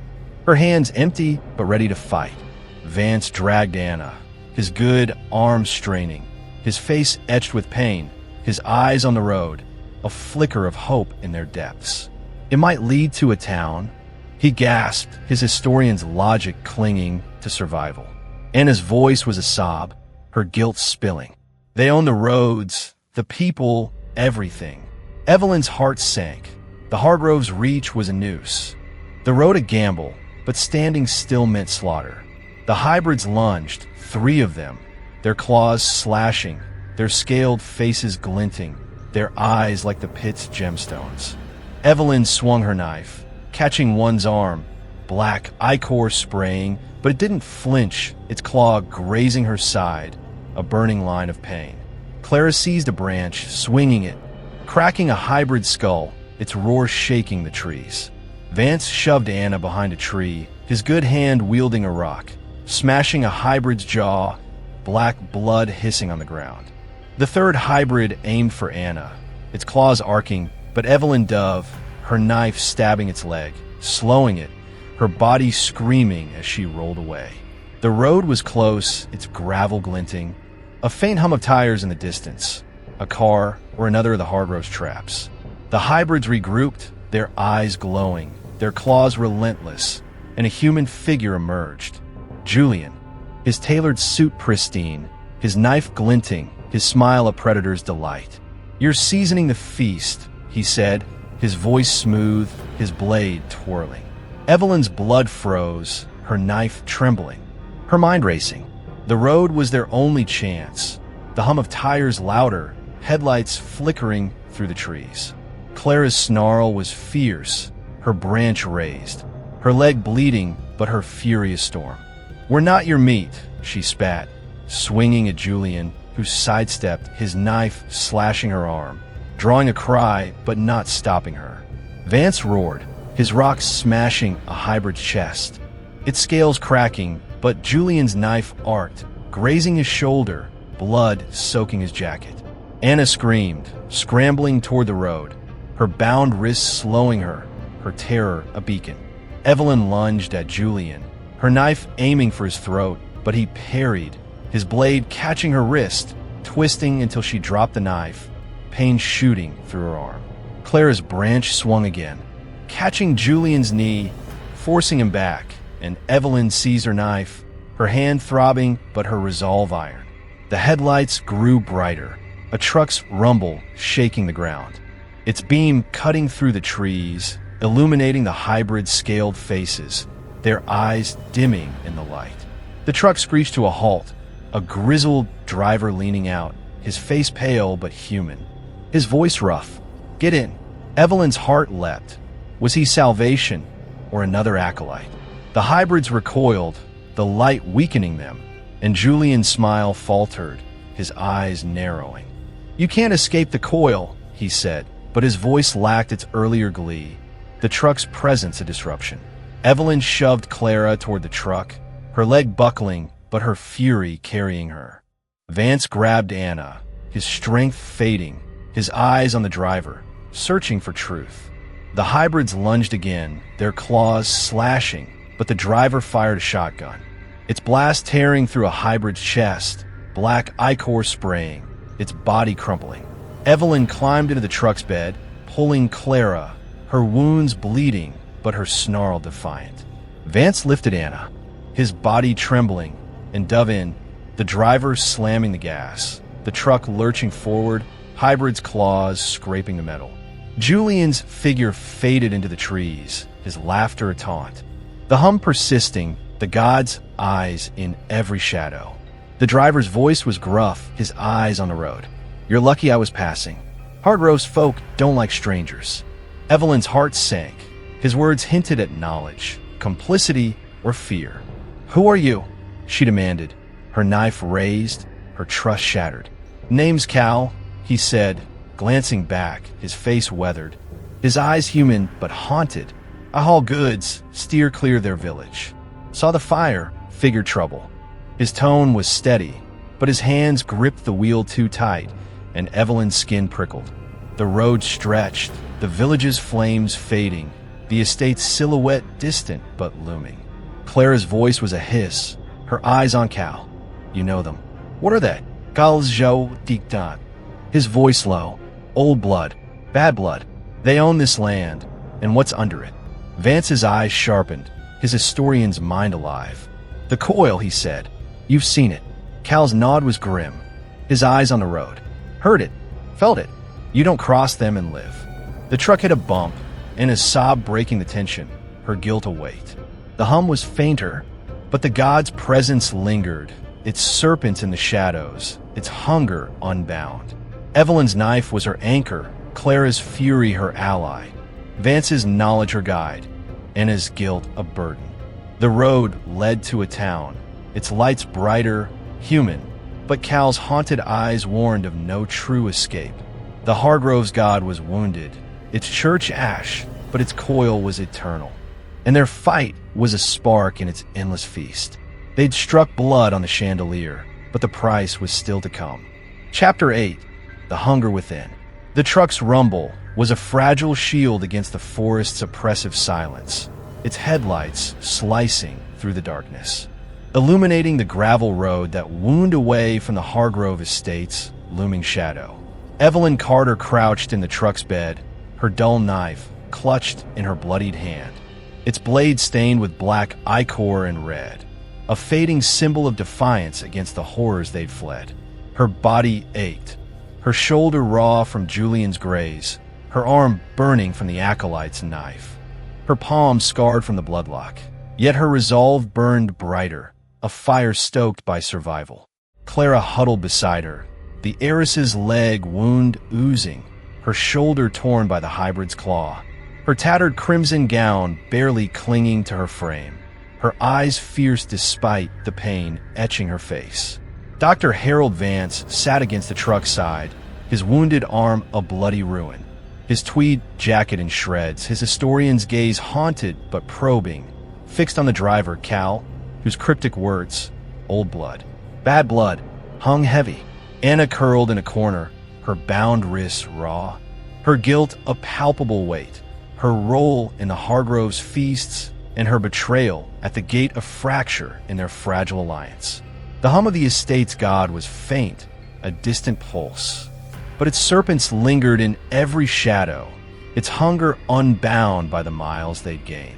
Evelyn's mind churned, stitching together the night's horrors, the roast human flesh, the larder's jars, the pit's tentacled god, the church's blood-filled chalice, and the hybrid scaled faces, proof of the Hargroves' unholy bloodline. The serpent symbols on place cards, walls, the church's spire, marked them as offerings, the village a feeder to a ritual that was both feast and worship. Vance's Mesopotamian theory cast the coil as a cosmic entity, its hybrids a lineage bred from a pact with eternity, and Anna's confession. They worshipped too, revealed the village's complicity, its people acolytes or slaves. The church's fall had wounded the god, its hum faltering, but Cal's haunted eyes warned that the Hargroves' reach stretched beyond the forest, their god's hunger a tide that could swallow towns, roads, lives. The truck hit a rut, jarring Evelyn's wounds, and she gripped the knife tighter, her eyes on Cal's silhouette in the driver's seat, his weathered hands tense on the wheel. His claim, I haul goods, steer clear, felt too convenient, his knowledge of the Hargroves too deep for a passerby. Clara's voice was a low growl, her pain sharpening her suspicion. He's hiding something, she whispered, her eyes narrowing, her hand clutching a rusted bolt she'd found in the truck's bed, a makeshift weapon. Vance nodded, his historian's mind dissecting Cal's words. He knows the coil, he murmured. Not just stories, experience. Anna's head shook, her voice a whisper, heavy with guilt. The drivers they deliver to the estate. I saw them. Evelyn's heart sank. Cal might be no savior, but another cog in the Hargroves' machine, his rescue a delay of the inevitable. A low growl rumbled from the forest, the hybrid's glowing eyes flickering through the trees, their claws scraping bark. Their pursuit relentless despite the truck's speed. Evelyn's knife rose, her pulse spiking, her eyes scanning the road's edges, where shadows moved, human and not. They're following, she hissed, her voice steady despite the fear clawing her chest. Cal's voice came through the rear window, gruff but urgent. Hold tight, town's close, but they don't give up easy. His words were a lifeline, but his tense grip on the wheel, his refusal to meet their eyes, deepened Evelyn's distrust. The town's lights grew brighter, a cluster of houses and a gas station. Human but tinged with the same eerie glow as the village, as if the Hargroves' serpents had slithered here too. The truck slowed, pulling into the gas station's lot, its neon sign flickering, casting serpent-like shadows across the pavement. Cal cut the engine, his face pale but composed, his eyes avoiding theirs as he stepped out. Stay here, he said, grabbing a shotgun from the cab, its barrel glinting under the neon. I'll check for help. Evelyn's skin prickled. His departure felt like a trap, the station's empty pumps and dark windows a stage for ambush. Clara's snarl was fierce, her bolt raised. He's selling us, she whispered, her leg trembling but her resolve iron. Vance's eyes narrowed, his good hand flexing, his voice grim. He's scared. That's worse than betrayal. The growl grew louder, hybrids circling the lot, their glowing eyes glinting from the trees, their scaled forms poised to strike. Evelyn's knife was a frail defense, her body tensing as she scanned the station, spotting a back door, its frame rusted but intact, a possible escape or a dead end. Anna's voice was a sob, her guilt spilling. "I'm sorry. I brought you to them." Evelyn's jaw tightened. Anna's remorse was real, but her actions had fueled the feast, and forgiveness was a luxury they couldn't afford. "Help now or stay silent." Evelyn snapped, her knife pointed, her eyes on the door. A scream, not hybrid but human, erupted from the station, followed by a shotgun blast, its echo shattering the night. Cal stumbled out, blood streaming from his arm, his face ashen, his shotgun raised but trembling. "They're inside," he shouted, his voice raw, his eyes wild with fear, not deceit. The hybrids lunged, their claws slashing, and Evelyn leapt from the truck, her knife stabbing a hybrid's leg, black ichor hissing on the pavement. Clara followed, her bolt slashing an acolyte's arm, her leg buckling but her furious storm. Vance pulled Anna out, his good arm swinging a tire iron from the truck's bed, cracking a hybrid skull, its roar shaking the lot. The station's door burst open, revealing acolytes, scaled, glowing-eyed, their knives gleaming, their faces twisted with devotion. A woman led them, her hair silver like Edmund's, her eyes obsidian, a Hargrove by blood or breeding, her smile a mirror of Celeste's. "The coil welcomes you," she said, her voice a hymn, her knife raised, a chalice of blood in her other hand, its contents rippling like the pits. Evelyn's heart froze. The god's reach was here, its worship unbroken, the town another altar. The hum swelled, the neon sign flickering, casting serpent across the lot, the god's eyes in every shadow. Evelyn's knife slashed, catching an acolyte's throat, black blood spraying, but the Hargrove woman advanced, her chalice raised. Its blood allure. Clara's bolt stabbed an acolyte's eye, her scream defiant, her leg failing, blood pooling beneath her. Vance swung his tire iron, shattering a hybrid's jaw, but the woman's knife grazed his side, drawing a cry, his strength fading. Anna seized a rock, hurling it at an acolyte, her guilt fueling a fleeting courage, but the hybrids pressed. Their claws relentless, the gods hum a heartbeat. The back door was their only chance, its rusted frame a faint hope. Evelyn lunged, her knife slashing the Hargrove woman's arm, the chalice spilling, blood splashing the pavement, a scream, not human, erupting from the ground, the hum faltering. Clara stumbled, her bolt lost, her hands clawing an acolyte's face, black blood burning her skin. Vance dragged Anna, his tire iron swinging, his eyes on the door, his historian's logic alive. "Break the ritual," he shouted, his voice raw. "The blood, it's their link." Evelyn kicked the door, its hinges giving, revealing a storage room, its shelves littered with jars, organs, eyes, flesh, echoing the larder's horror. The Hargrove woman's laughter followed, her knife flashing. But Evelyn shoved Clara through, Vance and Anna stumbling after. The door slammed, a rusted bolt sliding into place, muffling the hybrid's roars, the woman's hymn, the god scream. The room was a dead end, its jars a gallery of sacrifices, the hum softer but alive, the gods' hunger clawing at their souls. Evelyn's knife trembled, her eyes on the jars, the blood, the god's link. Clara's fury was her ally, Vance's knowledge her guide, Anna's guilt a burden, but the hunger within, the coil's pull, was waking, tempting her to join, to taste, to survive. She'd fight it, break it, or die, but the feast was far from over. The storage room's air was a suffocating mire, thick with the reek of blood and preservatives, the shelves of jars, filled with floating organs, severed limbs, and unblinking eyes, casting grotesque shadows under a single flickering bulb. Evelyn Carter's knife trembled in her bloodied hand, its dull blade a frail anchor against the Hargrove's god, whose hum pulsed faintly in the walls. a heartbeat tying them to the coil's endless hunger.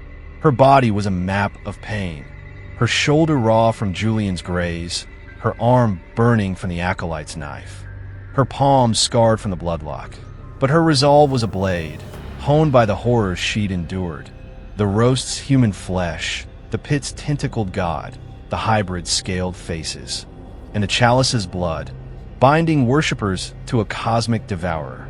Clara slumped against a shelf, her leg wound bleeding freely, her shoulder torn by the hybrid's claw, her tattered crimson gown barely clinging to her frame, her eyes fierce despite the exhaustion carving her face. Dr. Harold Vance leaned against the rusted door, his wounded arm a bloody ruin, his tweed jacket in shreds, his historian's mind racing, his eyes scanning the jars for answers or weapons. Anna curled in a corner, her bound wrists raw, her guilt a crushing weight. Her role in Hargrove's feasts and her betrayal at the gate of shadow that darkened their fragile trust. The bolted door rattled, the hybrid's claws scraping. The Hargrove woman's laughter a venomous hymn beyond, the god's scream still echoing from the spilled chalice. Evelyn's mind churned, stitching together fragments. The serpent's symbols marking them as offerings, the hybrid's bloodline bred with the coil, the village's complicity, and Vance's Mesopotamian theory, a pact with an eternal hunger. The church's fall, the chalice's spill had wounded the god, its hum faltering, but the Hargrove woman's presence in the town proved its reach, the gas station another altar, the jars a larder for the feast. Anna's confession. They worshipped too, cast the town as no sanctuary, and Cal's cryptic rescue, his haunted eyes, suggested he was no savior, perhaps a reluctant cog in the Hargrove's machine. The room was a dead end, its jars a gallery of sacrifices, but Vance's shout, "Break the ritual," burned in her mind, the spilled chalice a clue. Blood was the god's link, and destroying it might sever the coil's hold.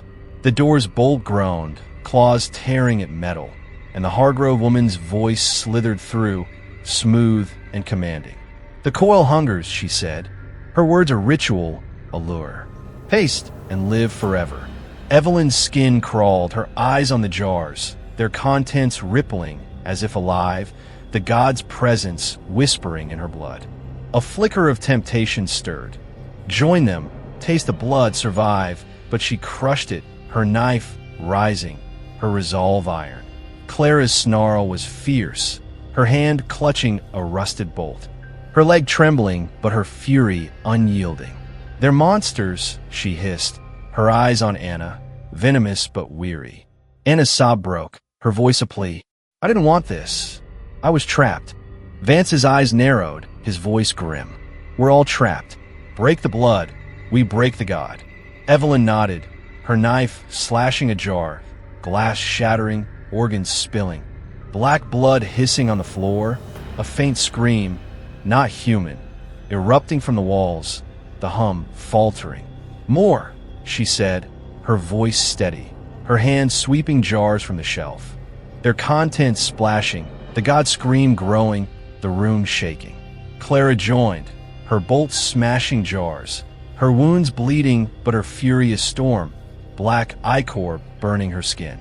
Vance seized a pipe from the wall, swinging it, glass exploding, the hum stuttering, the god's presence recoiling. Anna hesitated, her guilt a chain, but grabbed a jar, hurling it. Her sob a cry of defiance, of fleeting redemption. The door buckled, a hybrid's claw breaking through, its glowing eye glinting, the Hargrove woman's laughter sharper, her knife visible through the gap. "You can't unmake the coil," she said, her voice a him a threat. Evelyn's heart pounded, her eyes scanning for an exit, finding a vent in the ceiling. Its grate rusted but loose, a faint breeze suggesting the outside.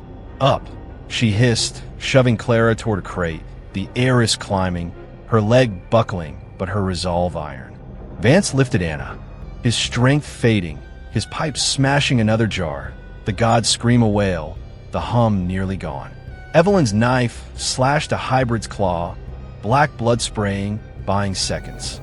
Clara pried the vent open, its grate clattering, the night's air rushing in, cold and sharp.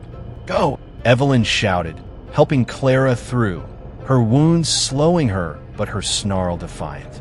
Vance pushed Anna up, her bound wrists catching, her sob muffled as she crawled. The door splintered, the Hargrove woman stepping through, her silver hair gleaming, her obsidian eyes locking onto Evelyn, her chalice raised, blood rippling. "You're ours," she said, her knife flashing, hybrids surging behind her, their claws ablur.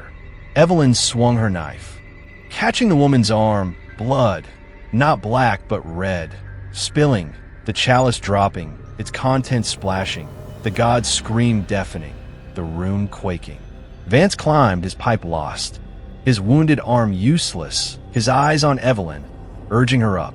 She dove for the vent, the Hargrove woman's knife grazing her back, a burning line of pain, but Clara's hand pulled her through, the hybrid's claws scraping the ceiling. The vent led to a roof, the gas station's neon sign flickering below, the town's lights a deceptive glow, hybrids circling the lot, their glowing eyes piercing the night. Evelyn's knife trembled, her body screaming, but her resolve held, Clara's fury her ally, Vance's knowledge her guide, Anna's guilt a burden. The roof was a trap, no ladder, no path, the hybrids climbing, the Hargrove woman's laughter echoing from the vent. "You can't outrun the hunger," she called, her voice a hymn. The god's hum returning, weaker but alive. Evelyn's eyes darted to the forest, its shadows deep, the road beyond a faint hope, but the temptation stirred again. Join them, taste, live. It was stronger now, a whisper in her blood, the god's coil tightening, promising eternity for surrender. Clara's snarl snapped her back, the heiress's bolt raised, her wounds bleeding but her eyes fierce. "We fight," she said, her voice a blade, and Evelyn nodded, crushing the hunger within, her knife her defiance. Vance's voice was grim, his eyes on the road. Where headlights flickered, another vehicle, a chance or a trap. "Jump," he said, pointing to a dumpster below, its lid open, a risky drop but their only path. Anna's sob was a plea, her guilt a weight, but she nodded, her eyes on Evelyn, seeking forgiveness. The hybrids reached the roof, their claws scraping, the Hargrove woman's chalice raised, blood rippling. The god's hum swelling. Evelyn leapt, her knife slashing a hybrid's arm, black ichor burning her skin, and landed in the dumpster, pain shooting through her wounds, Clara crashing beside her. Vance and Anna following, the lid slamming shut. The dumpster was a coffin, its stench choking, but the hybrid's claws scraped above, the Hargrove woman's hymn fading, the headlights closer. A truck's rumble shaking the ground. Evelyn's knife was her anchor, Clara's fury her ally, Vance's knowledge her guide, Anna's guilt a chain. The hunger within clawed, the god's coil whispering, but she'd fight it, break it, or die. The truck stopped, a door slammed, and a voice, not Cal's but human, called, "Anyone there?" The feast was eternal, but their fight was a spark, and Evelyn's heart beat for one more chance. Chapter 9. The Butcher's Lair. The dumpster's stench was a suffocating shroud, its rotting contents pressing against Evelyn Carter's battered body. The dull knife in her bloodied hand a frail lifeline against the Hargrove's god, whose hum pulsed faintly in the metal walls. Her wound screamed, her shoulder raw from Julian's graze, her arm burning from the acolyte's knife, her back stinging from the Hargrove woman's slash. But her resolve was afire, unquenched by the horrors of the estate, the village, and the gas station's blood-soaked lot. Clara crouched beside her, the heiress's leg wound oozing, her shoulder torn by the hybrid's claw, her tattered crimson gown a ghost of elegance. Her eyes fierce despite the pain carving her face, her rusted bolt clutched like a talisman.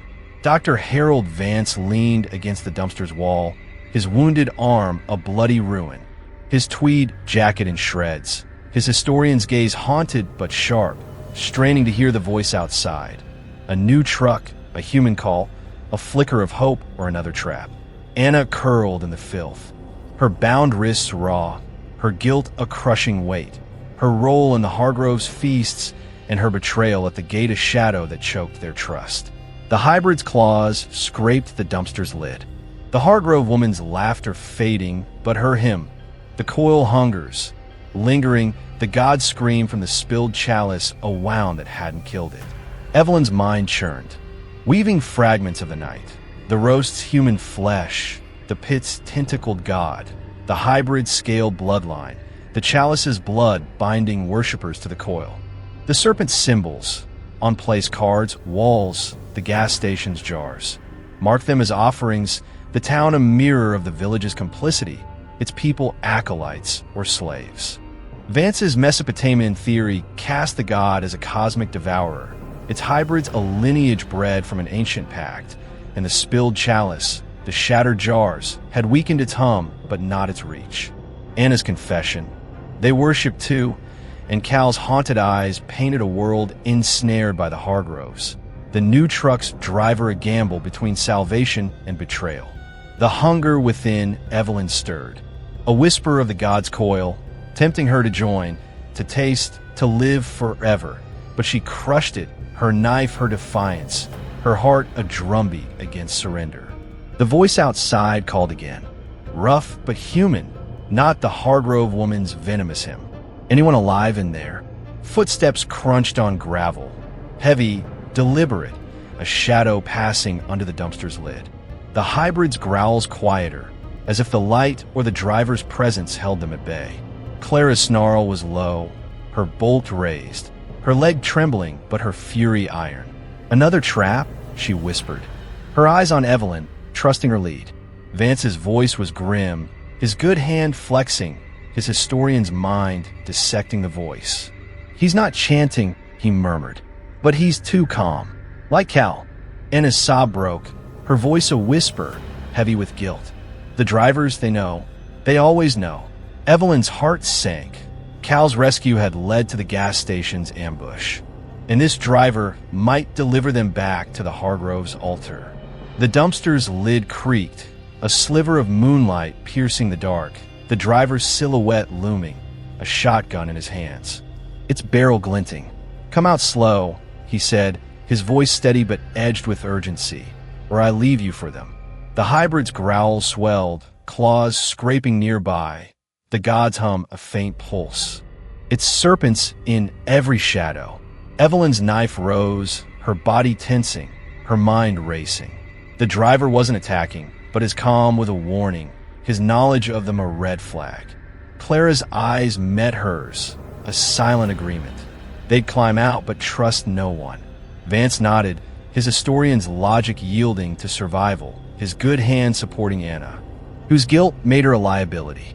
Evelyn pushed the lid, its hinges groaning, the moonlight blinding after the dumpster's gloom. She climbed out, her knife raised, her wounds screaming, landing on the gravel lot, the gas station's neon sign flickering, casting serpent shadows. Clara followed, her leg buckling but her bolt steady, her snarl defiant. Vance lifted Anna, her bound wrists catching, her sob muffled as she stumbled beside him. The driver stood back, a burly man in a flannel jacket, his face weathered, his eyes human but guarded, his shotgun lowered but ready. Name's Tuck, he said, his gaze flicking to the trees, where Hybrid's eyes glowed, circling but not attacking. Saw the fire, heard the screams. You're running from Hargrove's folk, ain't you? Evelyn's skin prickled, his directness a blade, too knowing, like Cal, but his eyes held fear, not devotion. What do you know about them? She demanded, her knife pointed, her trust shattered. Tuck's jaw tightened, his shotgun shifting. Enough to stay clear. They own this county, land, people, roads. You're marked, all of you. His eyes lingered on Anna, who flinched, her guilt a beacon. Clara's voice was venomous, her bolt raised. Marked for what? Tuck's gaze darkened, his voice low. The coil. Their god. You've seen it, haven't you? Vance's eyes sharpened, his historian's mind alive. You've seen it too, he said, his voice grim, stepping forward despite his wounds. The pit, the serpents, what is it? Tuck's face twitched, his shotgun steady, his words measured. Older than man. Hungrier. The Hargroves feed it, keep it sleeping. You woke it, didn't you? Evelyn's heart froze. The churches fall. The chalices spill. The jar's destruction had stirred the god. Its hum a call to its acolytes, its hybrids, its hunger. Anna's voice was a sob, her guilt spilling. I served them. I didn't know, not fully. Tuck's eyes narrowed, his shotgun rising slightly, but he didn't fire, his fear outweighing his suspicion. A hybrid lunged from the trees, its claws slashing, its scaled face glinting, its roar shaking the lot. Evelyn swung her knife, catching its arm, black ichor spraying, but it pressed, its claws grazing her side, a burning line of pain. Clara's bolt stabbed its eye, black blood hissing, and Vance swung his tire iron, cracking its skull, its body crumpling. Tuck fired, his shotgun blasting another hybrid's chest. Ichor and scales exploding, the recoil steadying his fear. More hybrids circled, their growls a chorus, the god's hum swelling. The neon sign flickering, serpents dancing across the pavement. Into the truck, Tuck shouted, backing toward his vehicle, a battered pickup, its bed open, its engine still running. Evelyn hesitated, her knife trembling, her eyes on Tuck, weighing his fear against his knowledge. Clara's snarl was fierce, her bolt raised, her leg bleeding, but her resolve iron. He's our only shot, she hissed, shoving Anna toward the truck, her mistrust yielding to survival. Vance nodded, his tire iron steady, his eyes on the hybrids, their numbers growing, their eyes like the pit's gemstones. Evelyn climbed into the bed, pulling Clara, her wounds screaming, but her furious storm. Vance lifted Anna, her sob a liability, and dove in, Tuck slamming the gas, the truck lurching, hybrid's claws scraping the metal. Their roars fading, but not gone. The road stretched, the town's lights fading, the forest a black wall, the estate's hum a distant pulse, the god's serpents in every shadow. Tuck's voice came through the rear window, rough but urgent. There's a safe house, 10 miles out. Hunters use it, folk who fight the Hargroves. You're not safe, but it's a start. Evelyn's heart leapt, a resistance, a flicker of hope, but his guarded eyes warned of no true sanctuary. The hunger within stirred, the god's coil whispering, tempting her to join, to taste, to live. Stronger now, clawing at her resolve. She crushed it, her knife her anchor, Clara's fury her ally, Vance's knowledge her guide, and his guilt a chain. The hybrid's growls followed, faint but relentless, the road a blood path, the safe house a gamble. Evelyn's heart beat, her knife steady, her eyes on the horizon, where dawn hinted a faint gray against the gods' endless night. The feast was eternal, but their fight was alive, and they'd burn the coil's hunger or die in its jaws. The truck's engine roared, a desperate pulse against the forest's suffocating darkness, its headlights carving a fleeting path through the gravel road that twisted away from the Hargroves' cursed domain. Evelyn Carter gripped her dull knife, its blade stained with black ichor and blood, a frail talisman against the god's hum, which throbbed faintly in the truck's metal frame, tying them to the coil's insatiable hunger. Her body was a battlefield, her shoulder raw from Julian's graze, her arm burning from the acolyte's knife, her back stinging from the Hargrove woman's slash. But her resolve was a fortress built from the horrors of the estate's feast, the village's altar, and the gas station's blood-soaked ambush. Clara crouched in the truck's bed, her leg wound bleeding through her tattered crimson gown, her shoulder torn by the hybrid's claw, her eyes blazing with fury that defied her faltering strength, her rusted bolt clutched like a vow. Dr. Harold Vance sat against the tailgate, his wounded arm a bloody ruin, his tweed jacket in shreds, his historian's gaze dissecting the driver, Tuck, whose promise of a safe house hung like a coin spinning between salvation and betrayal. Anna huddled in a corner, her bound wrists raw, her guilt a suffocating shroud. her role in luring guests to the Hargroves' feasts, and her betrayal at the gate, a wound that bled mistrust. The hybrid's growls faded but lingered, their glowing eyes flickering in the trees, the god serpents slithering in every shadow. Evelyn's mind was a storm, weaving the night's horrors. The roast's human flesh, the pit's tentacled god, the hybrid's scaled bloodline, the chalice's blood binding worshippers to the coil, the serpent's symbols on place cards, walls, the gas station's jars. Mark them as offerings, the town a mirror of the village's complicity, its people feeding the Hargroves' ritual. Vance's Mesopotamian theory cast the coil as a cosmic devourer, its hybrids a lineage bred from an ancient pact, and the spilled chalice, the shattered jars, had wounded its hum but not its reach.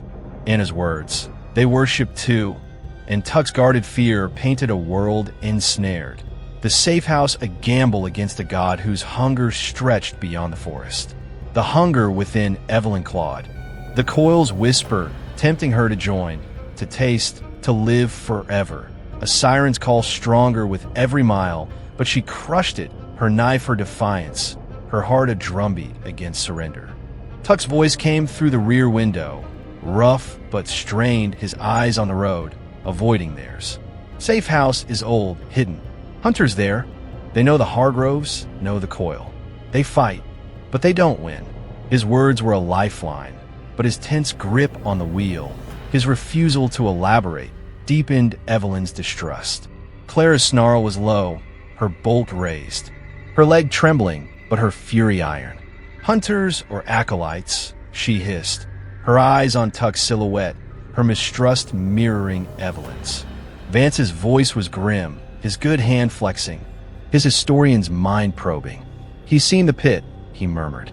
His fear's real, but fear serves them too. Anna's sob broke, her voice a whisper, heavy with guilt. The estate, they sent people out. To watch, to trap. He could be one. Evelyn's heart sank. Cal's rescue had led to the gas station's ambush, and Tuck's safe house might deliver them to the Hargroves' altar. The truck swerved, avoiding a fallen branch, jarring Evelyn's wounds, and she gripped the knife tighter, her eyes scanning the forest, where Hybrid's eyes glinted, their pursuit relentless but cautious, as if the road's human presence held them at bay. The safe house loomed in her mind, a bunker, a trap, or a myth, but was their only lead, the town's lights fading behind, the forest a black maze. The hum swelled, faint but piercing, and Evelyn's skin prickled, the coil's whisper louder, her blood tingling with its call. She shook her head, her knife a grounding weight, her eyes on Clara, whose fury was a mirror, a bulwark against the god's lure. The truck slowed, turning onto a dirt path, its ruts shaking the bed, Clara's wound bleeding anew, her snarl masking a wince. Tuck cut the engine, the silence deafening, the forest growls closer, the hum a heartbeat in the earth. We walk from here, he said, stepping out, his shotgun raised, his face pale but steady, his eyes flicking to the trees. Half a mile through the brush. Stay close. Evelyn's knife rose, her body tensing, her mind weighing Tuck's fear against his knowledge. Clara climbed out, her leg buckling but her bolt steady, her eyes on Tuck, ready to strike. Vance helped Anna, her bound wrist slowing her, her sob a liability, his historian's logic alive despite his pain. He's leading us somewhere, Vance whispered, his eyes on the path, where a faint glow flickered, not moonlight but torchlight, unnatural. The path was narrow, roots snaring their feet, branches scraping their wounds, drawing fresh blood. Tuck led, his shotgun sweeping, his steps sure, but his breath ragged, his fear a beacon. The hybrid's growls followed, their glowing eyes circling, their claws silent but near. The torchlight grew, revealing a stone structure, half buried in the earth, its entrance carved with serpents, their coils crude but familiar, a bunker or a temple. Evelyn's heart sank. The safe house was no refuge, its symbols tying it to the Hargroves. The coils hummed stronger, its whisper clawing at her blood, tempting her to kneel, to taste, to join. Tuck paused at the entrance, his shotgun lowered, his eyes on Evelyn, fear and resolve warring in his gaze. "Hunters are inside," he said, his voice low. "They'll help, but they're hard. They've lost too much." Clara's snarl was fierce, her bolt raised, her leg bleeding, but her resolve iron. "Hunters or Hargroves?" she demanded, her eyes piercing Tuck's, her mistrust ablaid. Vance's voice was grim, his good hand flexing, his eyes on the serpents. "It's a sanctum," he said, his historian's mind certain. "The Coil's here too." Anna's voice was a sob, her guilt spilling. They marked their places, like the estate. Evelyn's knife trembled, her mind racing. The safe house was a trap or a battleground, but retreat meant the hybrid's claws. The door creaked open, torchlight spilling out, revealing figures, human, armed, their faces scarred, their eyes hard but not glowing, not scaled.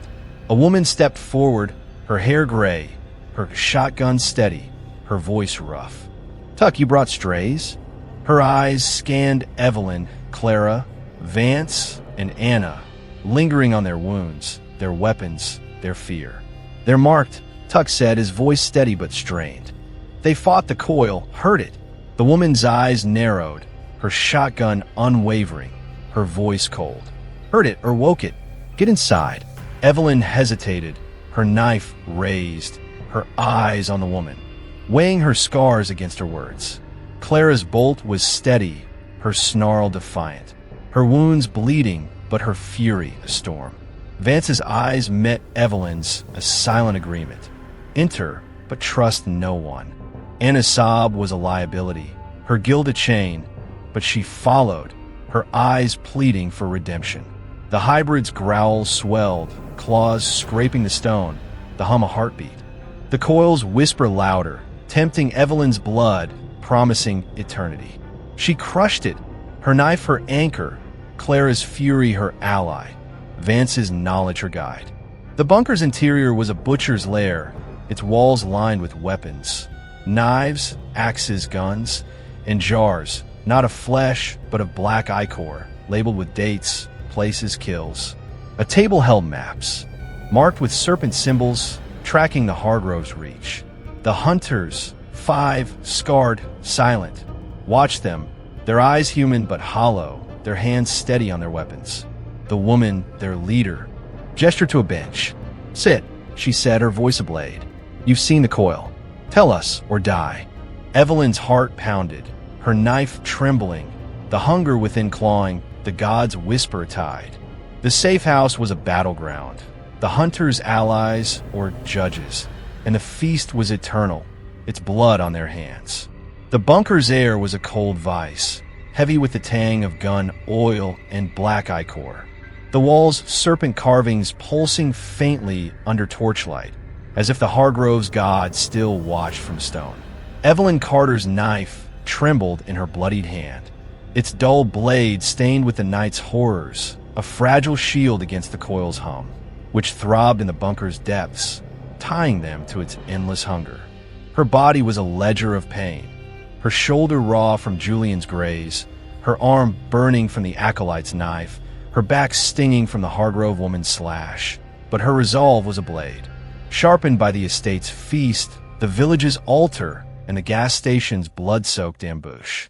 Clara sat beside her on the bench, her leg wound bleeding through her tattered crimson gown, her shoulder torn by the hybrid's claw, her eyes fierce despite the exhaustion carving her face, her rusted bolt clutched like a vow of vengeance. Dr. Harold Vance leaned against the wall, his wounded arm a bloody ruin, his tweed jacket in shreds, his historian's gaze dissecting the hunters' scarred faces, their weapons, their jars of black ichor, labeled with kills. Anna huddled on the floor, her bound wrists raw, her guilt a suffocating shroud, her role in luring guests to the Hargrove's feasts and her betrayal at the gate of fracture in their trust. The hunters, 5, their eyes human but hollow, watched, their leader's shotgun steady, her gray hair framing a face etched with loss, her voice a cold command. "Tell us or die." Evelyn's mind was a storm, weaving fragments of the night. The roast human flesh, the pit's tentacled god, the hybrid scale bloodline, the chalice's blood binding worshippers to the coil. The serpent's symbols, on place cards, walls, the bunker's entrance. Mark them as offerings, the town a mirror of the village's complicity, the hunters a resistance or another trap. Vance's Mesopotamian theory cast the coil as a cosmic devourer, its hybrids a lineage bred from an ancient pact, and the spilled chalice, the shattered jars, had wounded its hum but not its reach. Anna's confession. They worshipped too, and Tuck's guarded fear painted a world ensnared. The safe house a gamble between allies and judges.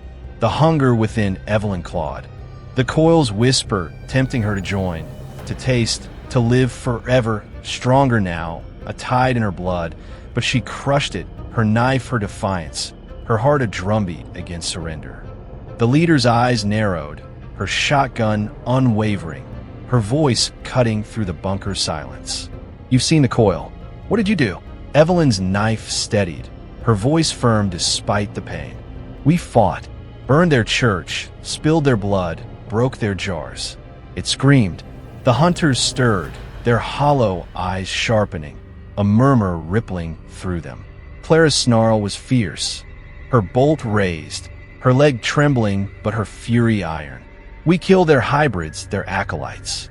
They're not gods, they bleed." Vance's voice was grim, his historian's mind alive, his eyes on the maps. The coil's ancient, Mesopotamian, a devourer. The Hargroves feed it, breed with it.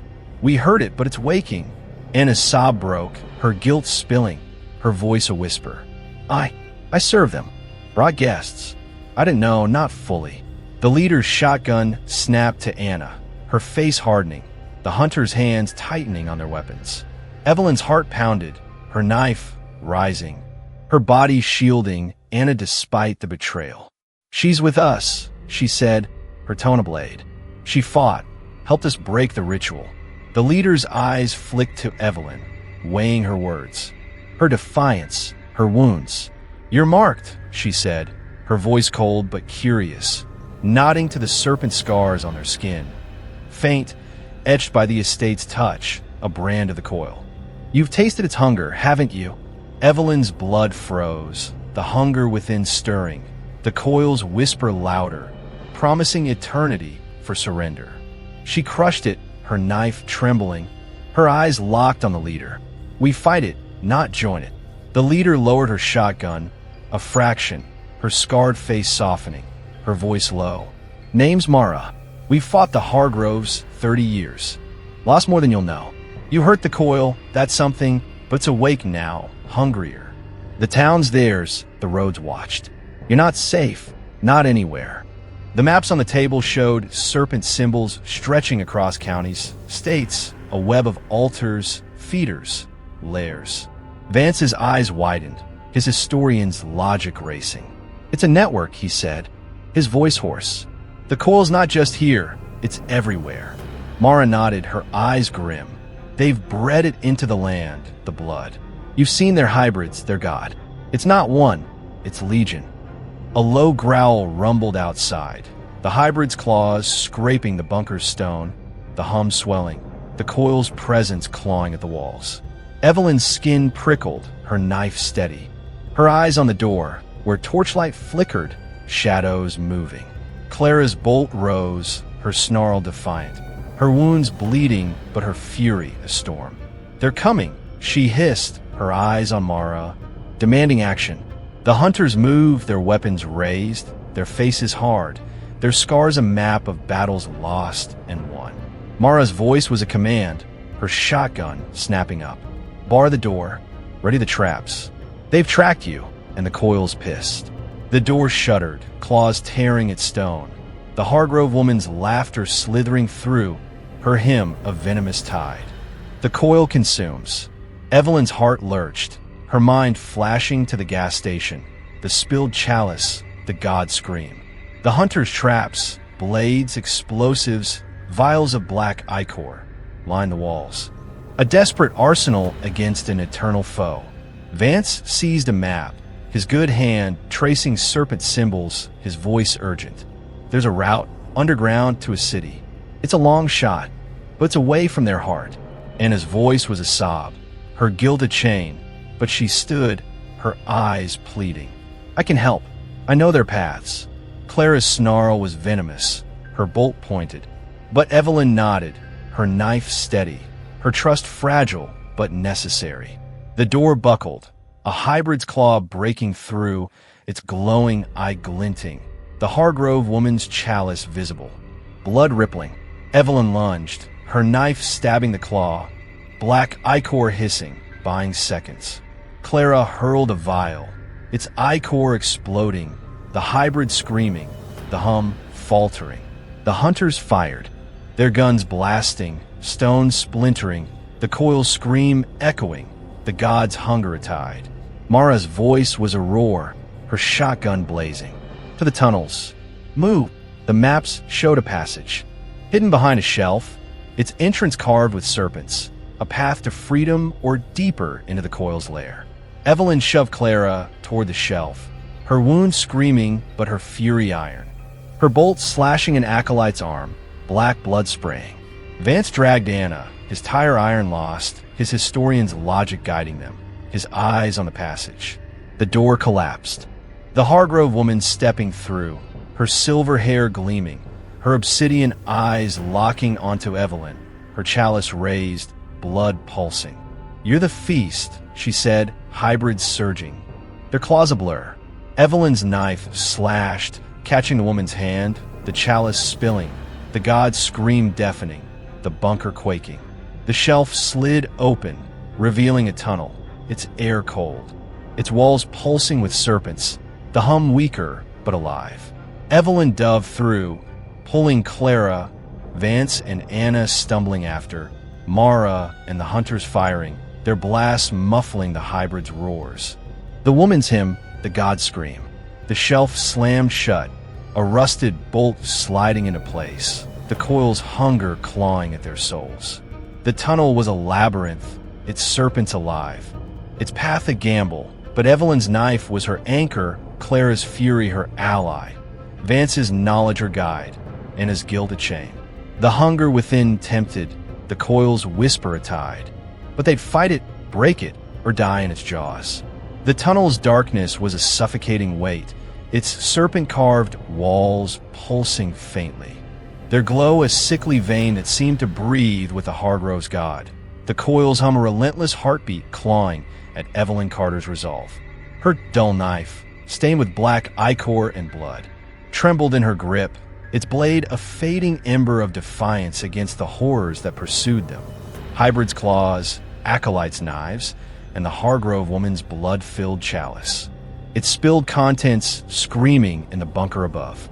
Her body was a tapestry of agony, her shoulder raw from Julian's graze, her arm burning from the acolyte's knife, her back stinging from the Hargrove woman's slash. But her will was a fortress, forged in the estate's feast, the village's altar, the gas station's ambush, and the bunker's butcher's lair. Clara staggered beside her, the heiress's leg wound oozing through her tattered crimson gown, her shoulder torn by the hybrid's claw, her eyes blazing with fury that outshone her faltering steps. Her rusted bolt a vow of vengeance.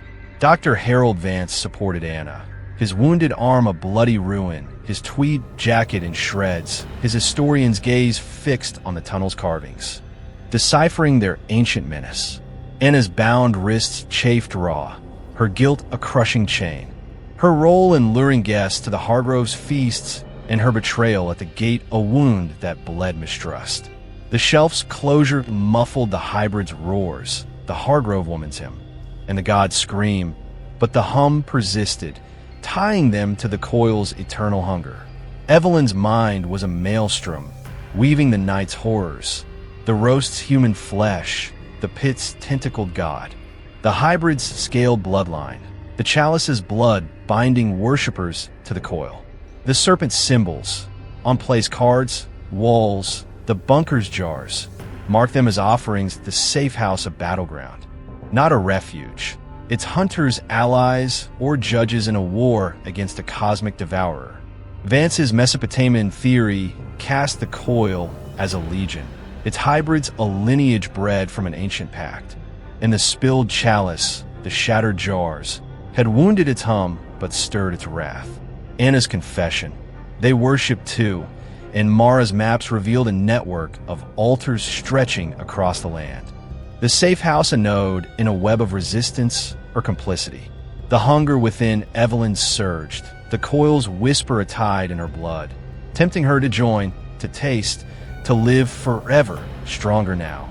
Clawing at her soul, but she crushed it, her knife her anchor, her heart a drumbeat against surrender. The tunnel sloped downward, its air colder, thicker with blood and incense. The serpents glowed, dimming but guiding, their coils tighter, as if leading to the coil's heart. A faint drip echoed, blood or water, and Evelyn's knife rose, her eyes straining for threats. Her wound screaming, but her steps steady. Clara's voice was a low growl, her pain sharpening her defiance. "This is their lair, isn't it?" she hissed, her bolt raised. Her leg buckling, but her fury iron. Vance's voice was grim, his good hand tracing a carving, his historian's mind alive. "These are older, Sumerian, maybe. The coil's not one god, but a system, fed by bloodlines like the Hargroves." Anna's sob broke, her voice a whisper, heavy with guilt. The tunnels, they connect everything. Estate, village, town. I heard them plan. Evelyn's heart sank. The Hargroves' reach was a web, the tunnel a vein, the safe house a fleeting defiance against an eternal foe.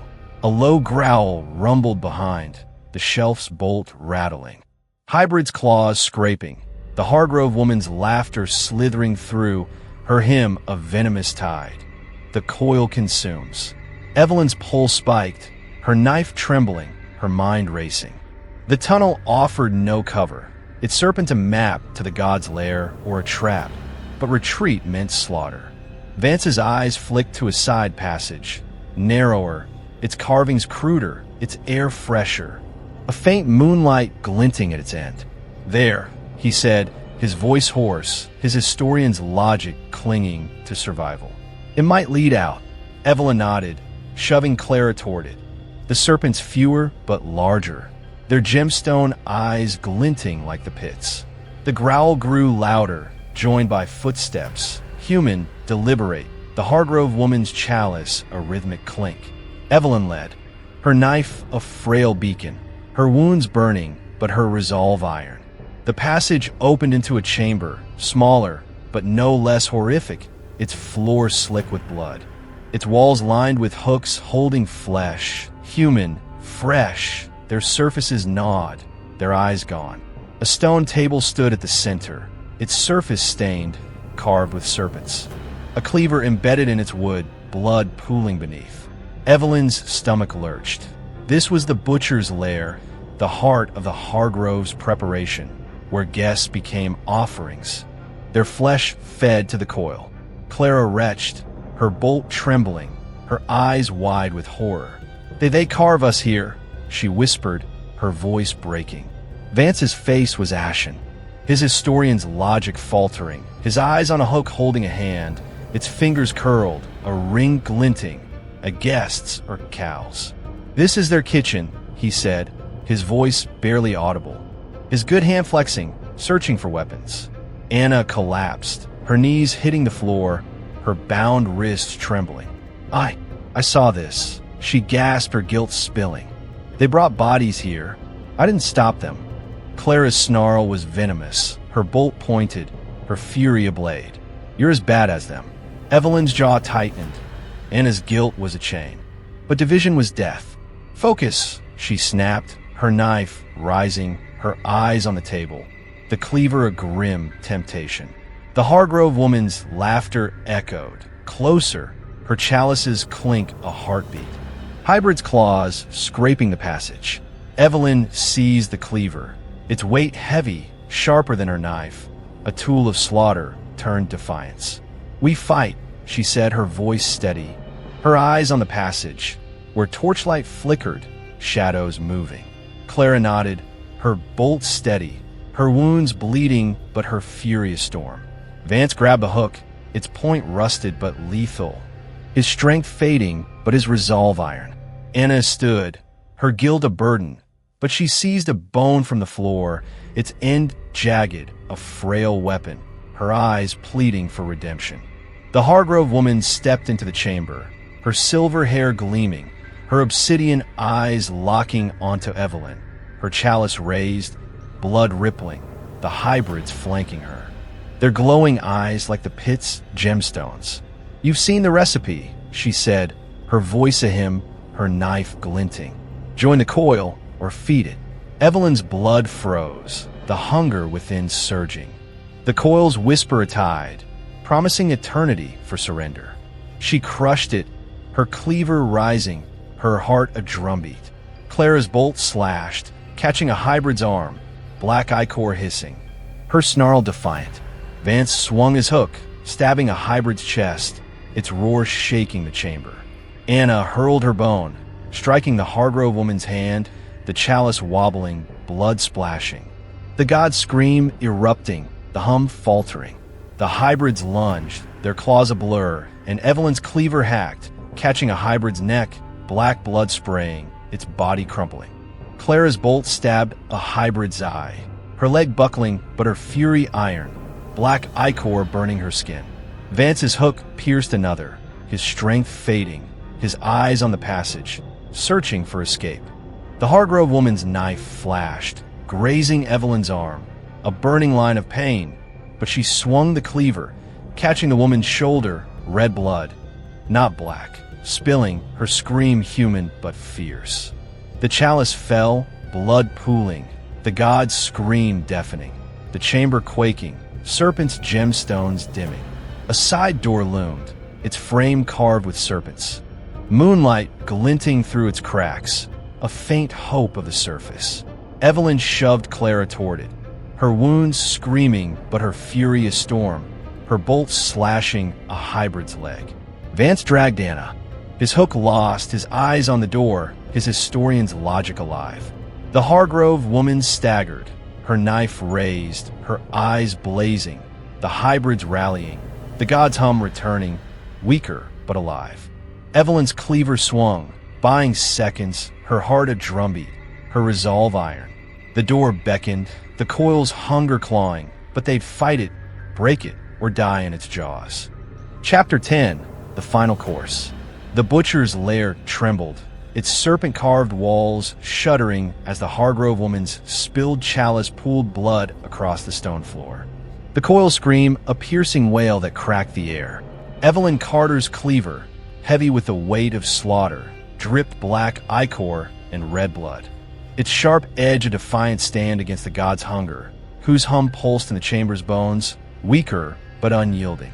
Her body was a wreck, her shoulder raw from Julian's graze, her arm burning from the acolyte's knife, her back stinging from the Hargrove woman's slash. But her resolve was a wildfire, fueled by the estate's feast, the village's altar, the gas station's ambush, and the bunker's grim defiance. Clara staggered beside her, the heiress's leg wound bleeding through her tattered crimson gown, her shoulder torn by the hybrid's claw, her eyes blazing with fury that outshone her faltering frame, her rusted bolt a vow of vengeance. Dr. Harold Vance leaned against the wall, his wounded arm a bloody ruin, his tweed jacket in shreds. His historian's gaze fixed on the side door, its serpent-carved frame glinting with moonlight, a fragile promise of escape. Anna clutched a jagged bone, her bound wrists raw, her guilt a crushing weight, her role in the Hargrove's feasts and her betrayal at the gate of shadow that clung to their fragile alliance. The Hargrove woman stood, her silver hair matted with blood, her obsidian eyes blazing, her knife raised despite the wound in her shoulder, hybrids flanking her, their glowing eyes like the pit's gemstones, their claws poised for slaughter. Evelyn's mind was a crucible, forging fragments of the night, the roast's human flesh, the pit's tentacled god, the hybrid scaled bloodline, the chalice's blood binding worshippers to the coil. The serpent's symbols, on place cards, walls, the butcher's table. Mark them as offerings, the safe house of fleeting resistance against a cosmic devourer whose network spanned counties, states. a web of altars and lairs. Vance's Mesopotamian theory cast the coil as a legion, its hybrids a lineage bred from an ancient pact, and the spilled chalice, the shattered jars, had wounded its hum but roused its wrath. Anna's confession. They worshipped too, and Mara's maps revealed a world ensnared, the side door their only path. Moonlight a gamble between freedom and another trap. The hunger within Evelyn surged, the coils whisper a tide in her blood, tempting her to join, to taste, to live forever. It's called a siren's song she crushed with every breath, her cleaver her anchor, her heart a drumbeat against surrender. The Hargrove woman's laughter was a blade, her voice a hymn despite her wound. The coil is eternal, she said, her chalice shattered but her knife steady, hybrids surging, their claws a blur. Evelyn's cleaver hacked, catching a hybrid's arm, black ichor spraying, its roar shaking the chamber. Clara's bolt stabbed a hybrid's chest, her leg buckling but her fury iron, black blood hissing on her skin. Vance swung a hook, its rusted point piercing a hybrid's shoulder, his strength fading but his resolve unyielding. Anna hurled her bone, striking a hybrid's eye, a fleeting redemption in her guilt. But the Hargrove woman lunged, her knife aiming for Evelyn's heart, her eyes blazing with divine fury. Evelyn dodged, her cleaver swinging, catching the woman's wrist, red blood spilling. Her scream human but fierce. The door, Evelyn shouted, shoving Clara toward it, her wounds screaming but her fury a storm, her bolt slashing a hybrid's leg. Vance dragged Anna, his hook lost, his eyes on the door, his historian's logic alive. The door was unlocked, its hinges creaking, moonlight flooding the chamber, revealing a forest clearing, the estate's silhouette distant but looming. The hum softer but alive. The hybrids pressed, their claws relentless. The Hargrove woman staggering but unyielding, her voice a hymn. You're the final course. Evelyn's heart pounded, her cleaver slashing, buying seconds, her mind racing. The moonlight was a beacon, but the forest was a blood path, the Hargrove's web unending. Clara stumbled through the door, her leg failing, her bolt steady, her snarl defiant. Vance pushed Anna, her bound wrist catching, her sob a liability, but she moved, her eyes pleading. The Hargrove woman's knife grazed Evelyn's side, a burning line of pain, but she swung the cleaver, catching the woman's thigh, blood pooling, her scream mingling with the gods. The hybrids faltered, the spilled blood weakening their glow. The hum stuttering, a fleeting chance. They burst into the clearing, the forest's air cold and sharp, the trees clawing at the moonlight, their shadows serpentine. Evelyn slammed the door, a rusted bar sliding into place, muffling the hybrid's roars, the Hargrove woman's hymn, the god scream. The clearing was empty, but the hum lingered, the coil's eyes in every shadow. Its hunger unbound. Clara collapsed, her leg wound gushing, her shoulder raw, her fury fading into pain, her bolt slipping from her hand. Vance eased Anna down, his wounded arm useless, his eyes scanning the trees, his historian's logic searching for a path. The road, he gasped, pointing to a faint gravel trail, its end lost in the forest, a gamble between freedom and ambush. Evelyn's cleaver trembled, her wounds screaming, her mind clinging to Vance's words. Break the ritual, the spilled blood their weapon. The Hargrove woman's fall a crack in the coil's armor. The hunger within surged, the coil's whisper a tide, promising eternity for surrender, its call stronger in the open air, clawing at her blood. She crushed it, her cleaver heavy, her eyes on Clara, whose pain was a mirror, a bulwark against the god's lure. Anna's voice was a sob, her guilt spilling. I know a way, a hunter's path hidden. I heard them. Clara's eyes flashed, venomous, her voice a hiss. You'd lead us to them. Evelyn's jaw tightened. Anna's guilt was a chain, but her knowledge was a lifeline. Show us, she said, her cleaver pointed, her trust fragile but necessary. A growl erupted, hybrids breaking through the trees, their glowing eyes piercing the moonlight, their claws slashing bark, their pursuit relentless despite the spilled blood. Evelyn's cleaver rose, her body tensing, her heart a drumbeat. "Run!" she shouted, pulling Clara, her leg dragging, but her fury reigniting, her hands clawing the air. Vance lifted Anna, his strength fading, his eyes on the trail, a flicker of hope in their depths.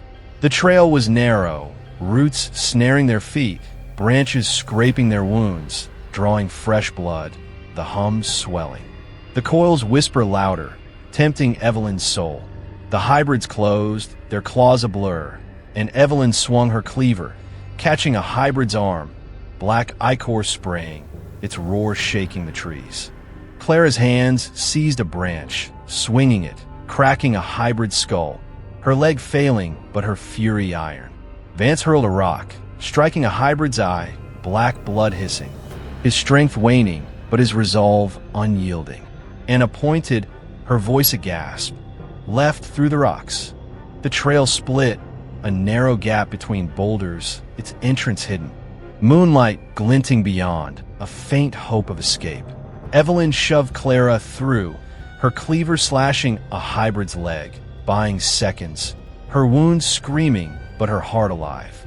The gap was tight, its walls jagged, the serpents absent but the hum present, the coil's eyes in every shadow. They emerged into a ravine, its floor soft with moss, a stream glinting under moonlight, the forest quieter. The hybrid's growls distant but not gone. Evelyn's cleaver trembled, her eyes on the stream, its water clear but tinged red, a faint ripple suggesting blood, the coil's reach unending. Clara's breath was ragged, her leg wound gushing, her fury fading into pain, her eyes pleading for rest.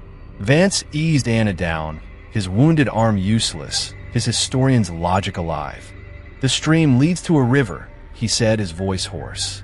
"Rivers mean towns, people, real ones." Anna's voice was a whisper, her guilt a chain. The hunters used it to hide. Evelyn's heart leapt. A path, a chance, but the hum lingered, the coil's whisper clawing, tempting her to join, to taste, to live. She crushed it, her cleaver her anchor, Clara's fury her ally.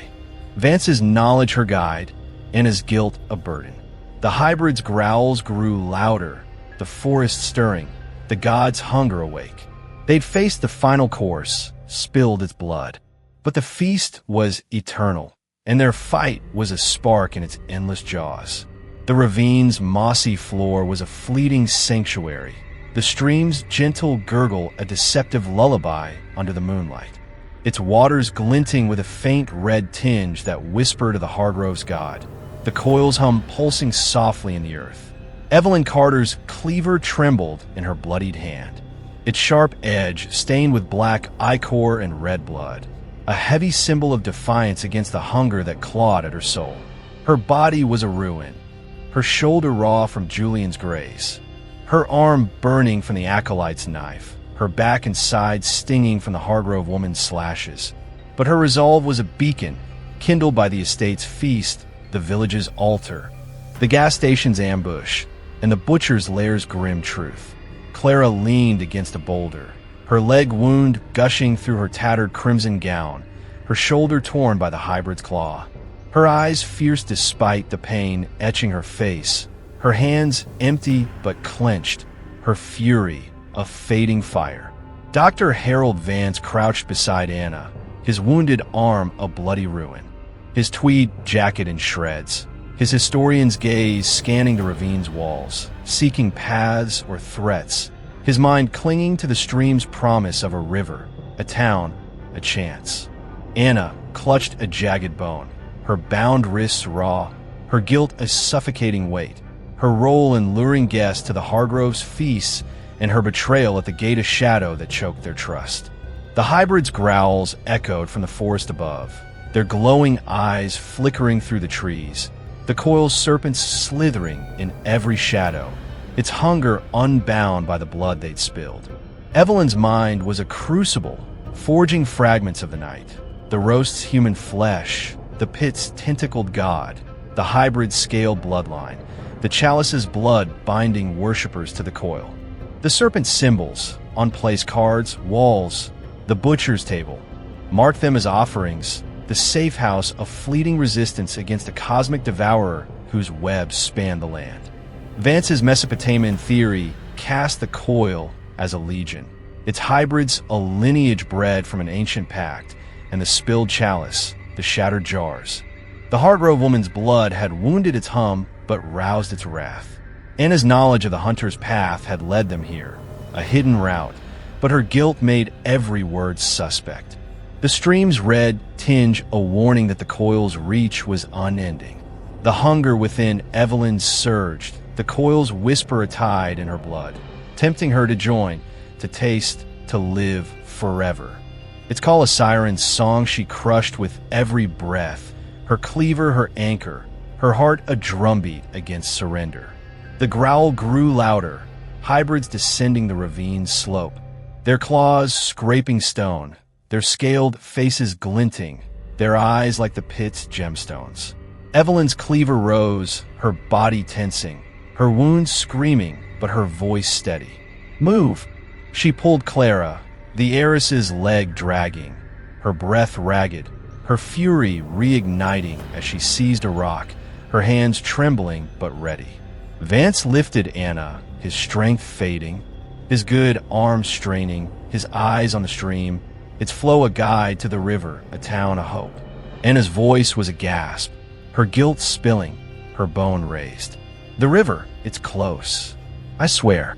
Clara's eyes flashed, venomous, her rock steady.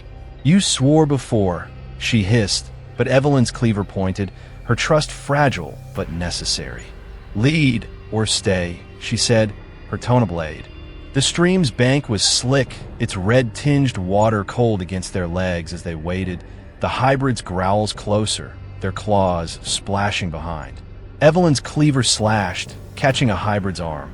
Black ichor spraying, its roar shaking the ravine.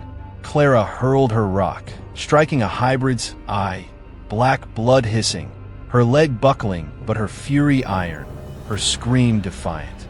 Vance swung a branch, cracking a hybrid's skull, his strength waning but his resolve unyielding, and his bones stabbing a hybrid's leg, a fleeting redemption in her guilt.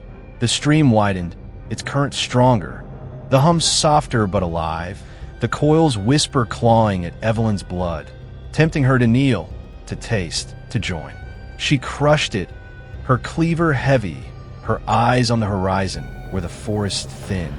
A river's glint visible, a town's lights faint but real. A human shout broke through, not the Hargrove woman's hymn, but a new voice, rough and urgent, from the river's bank. Over here, a figure stood, human, armed with a rifle, its barrel glinting, its silhouette joined by others, their faces scarred, their eyes human but hard, hunters like Mara's or a new faction. Evelyn's heart leapt, but her cleaver stayed raised, her trust shattered by Cal, by Tuck, by Anna. Clara's snarl was fierce, her rock steady, her wounds bleeding but her fury a storm. "Trap or help?" She hissed, her eyes on the figures ready to fight. Vance's voice was grim, his historian's mind probing. "They're not chanting," he said, his eyes on the rifleman, searching for truth. Anna's sob was a liability, her bone trembling, her guilt a chain. "Hunters, maybe," she whispered, her eyes pleading. The hybrids lunged, their claws a blur, and the rifleman fired, his shot tearing through a hybrid's chest, black ichor exploding, its body crumpling into the stream, the red tinge darkening. The others fired, their rifles blasting, hybrids falling, their roars mingling with the god's faint scream, the hum stuttering. "Run!" the rifleman shouted, waving them forward, his companions forming a line, their shots holding the hybrids at bay. Evelyn waded faster, her cleaver slashing a hybrid's leg, buying seconds, her wounds screaming, but her heart alive.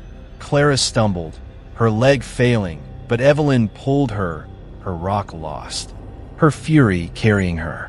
Vance dragged Anna, his strength fading, his eyes on the rifleman, a flicker of hope in their depths.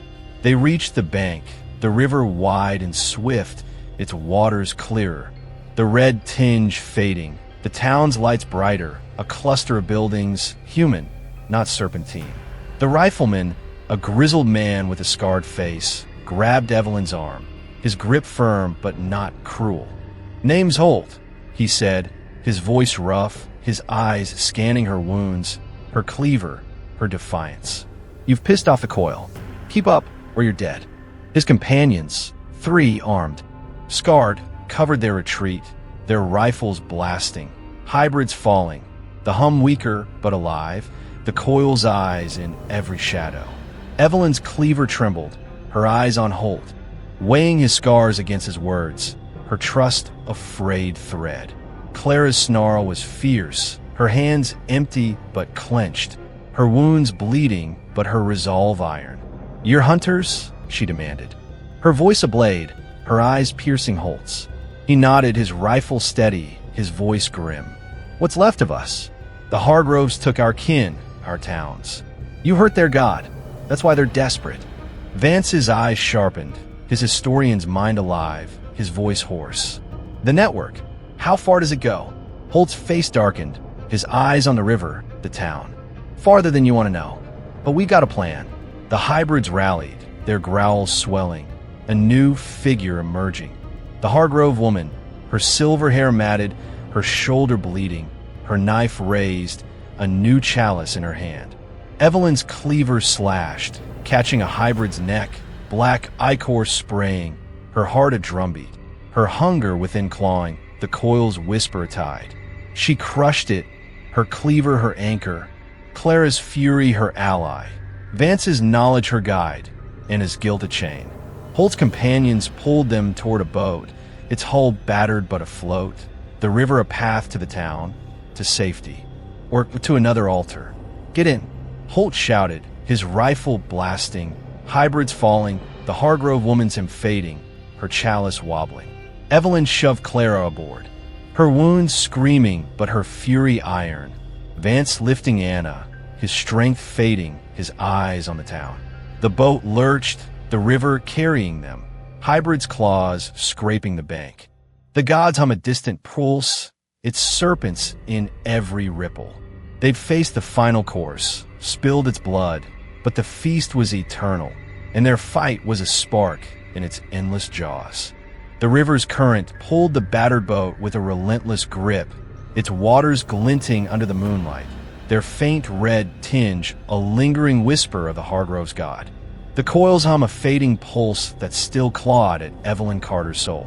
Her cleaver, heavy with black ichor and red blood, rested in her trembling hand, its sharp edge a testament to the defiance that had carried her through the estate's feast, the village's altar, the gas station's ambush, the bunker's lair, and the ravine's desperate flight. Her body was a wreck, her shoulder raw from Julian's graze, her arm burning from the acolyte's knife, her back and side stinging from the Hargrove woman's slashes. But her resolve was a wildfire, unquenched by pain or fear. Clara slumped against the boat's side, her leg wound bleeding through her tattered crimson gown, her shoulder torn by the hybrid's claw. Her eyes fierce despite the exhaustion carving her face, her hands empty but clenched, her fury a fading ember. Dr. Harold Vance sat beside Anna, his wounded arm a bloody ruin, his tweed jacket in shreds, his historian's gaze fixed on the town's approaching lights, a cluster of buildings that promised humanity but carried the coil shadow. Anna clutched a jagged bone, her bound wrists raw, her guilt a suffocating weight, her role in luring guests to the Hargroves' feasts and her betrayal at the gate of fracture in their trust. Holt and his hunters manned the boat, their rifles steady, their scarred faces grim, their eyes scanning the banks where hybrids' glowing eyes flickered, their claws silent but near, the Hargrove woman's hymn a distant echo, her spilled chalice a wound that hadn't killed the god. Evelyn's mind was a crucible, forging fragments of the night, the roast's human flesh, the pit's tentacled god, the hybrid scaled bloodline. The chalice's blood binding worshippers to the coil, The serpent's symbols, on place cards, walls, the butcher's table, mark them as offerings. The hunter's resistance, a spark against a cosmic devourer whose webs span the land.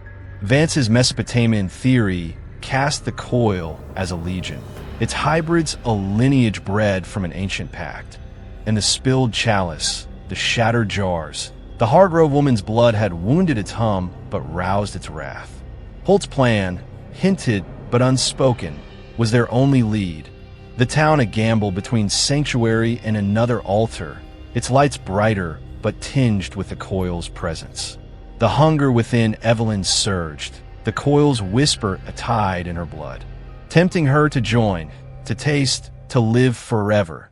Its call a siren's song she crushed with every breath, her cleaver her anchor, her heart a drumbeat against surrender. Holt's voice was rough, his eyes on the river, his rifle steady. Town's got a safe zone, old mill fortified. We've got people, weapons, plans to hit the Hargrove's heart. His words were a lifeline, but his guarded tone, his scarred face, echoed Cal's fear, Tuck's reticence, deepening Evelyn's distrust. Clara's snarl was low, her hands trembling, her leg wound gushing, but her fury iron. Plans are traps, she hissed, her eyes piercing Holt's, her mistrust a blade. Vance's voice was grim, his historian's mind probing, his eyes on the town's lights. The network, how do you fight it? Holt's jaw tightened, his voice low. Blood for blood. We burn their altars, kill their hybrids, spill their chalices. You've done it once, now we finish it. Anna's sob broke, her guilt spilling, her bone trembling. The mill, I heard of it. They feared it, the Hargroves. It's real. Evelyn's heart leapt. Anna's knowledge, however tainted, was a spark, but her betrayal lingered, her words a gamble. You're sure? Evelyn demanded, her cleaver pointed, her trust fragile but necessary. Anna nodded, her eyes pleading, her voice a whisper. They sent hybrids to watch it, but never entered. Clara's eyes flashed. Venomous, her voice a hiss. You'd lead us to death again. Evelyn's jaw tightened. Division was death, but Anna's guilt was a chain. She leads, we watch, she said, her tone a blade. A growl erupted from the bank, hybrids lunging, their claws slashing the water, their scaled faces glinting, their eyes like the pit's gemstones. Holt fired, his rifle blasting a hybrid's chest. Black ichor spraying, its body sinking, the river's red tinge darkening.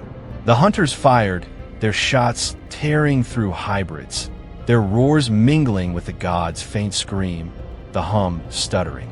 Evelyn's cleaver slashed, catching a hybrid's arm as it clawed the boat, black blood hissing, her wound screaming, but her heart alive. Clara seized a paddle, swinging it, cracking a hybrid skull. Her leg failing, but her fury iron, her scream defiant. Vance hurled a rock, striking a hybrid's eye. Black ichor burning the water, his strength waning, but his resolve unyielding. Anna stabbed her bone into a hybrid's leg, a fleeting redemption, her sob a cry of defiance. The town loomed, its mill a hulking silhouette, its walls fortified with steel and stone, its windows lit with human glow, not serpentine. The boat hit the bank, Holt leaping out, his rifle steady, his hunters forming a line, their shots holding the hybrids at bay. Move, he shouted, waving them forward, his scarred face grim but resolute. Evelyn helped Clara, her leg buckling, her shoulder raw, her fury carrying her, her hands clawing the air. Vance dragged Anna, his strength fading, his eyes on the mill, a flicker of hope in their depths. The hybrids rallied, their claws relentless, the Hargrove woman's figure visible on the bank, her silver hair gleaming, her new chalice raised, blood rippling, her hymn a venomous tide. The coil consumes. Evelyn's cleaver rose, her heart pounding, her mind flashing to Vance's words. Blood for blood, the spilled chalice their weapon, the Hargrove woman's blood their chance. She lunged, her cleaver slashing the woman's arm, blood, not black, but red, spilling, the chalice dropping, the god scream deafening, the hum faltering, hybrids recoiling, their glowing eyes dimming. Clara's paddle swung, cracking an acolyte's skull. Her leg failing, but her fury iron, black blood hissing.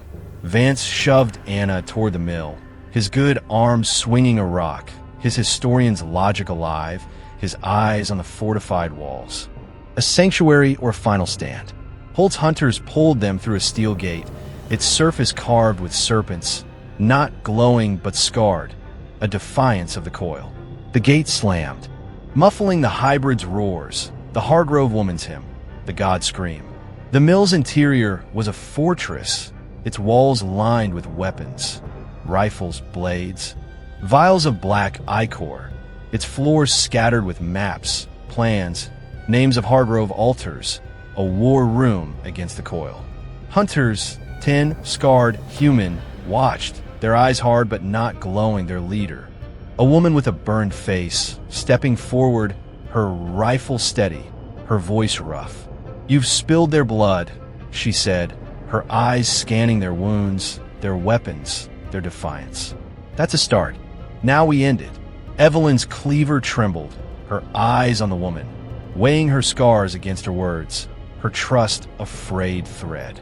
Clara's snarl was fierce, her hands empty but clenched, her wounds bleeding but her resolve iron. "End it how?" she demanded, her voice ablade, her eyes piercing the woman's. Vance's eyes sharpened, his historian's mind alive, his voice hoarse. "The heart, where is it?" The woman's face darkened, her eyes on the maps, a single point marked in red, deep in the Hargrove's land. "The pit," she said, her voice grim. "We burn it, or it burns us all." The hum swelled, faint but alive, the coil's whisper clawing at Evelyn's blood, tempting her to join, to taste, to live. She crushed it, her cleaver her anchor, Clara's fury her ally, Vance's knowledge her guide, and his guilt a chain. The hybrid's claws scraped the gate, the Hargrove woman's hymn a distant call, the gods' hunger awake. They'd faced the final course, spilled its blood, but the feast was eternal, and their fight was a spark in its endless jaws. The pit beckoned, a final stand, and Evelyn's heart beat for one last chance to break the coil or die in its flames. Chapter 11. The Price of Survival. The mill's fortified walls loomed like a bastion against the night, their steel and stone scarred with serpent carvings. Defaced but pulsing faintly with the Hargrove's god, the coils hum a distant heartbeat that clawed at Evelyn Carter's soul. Her cleaver, heavy with black ichor and red blood, rested in her trembling hand, its sharp edge a grim reminder of the defiance that had carried her through the estate's feast, the village's altar, the gas station's ambush, the bunker's lair, and the river's desperate flight.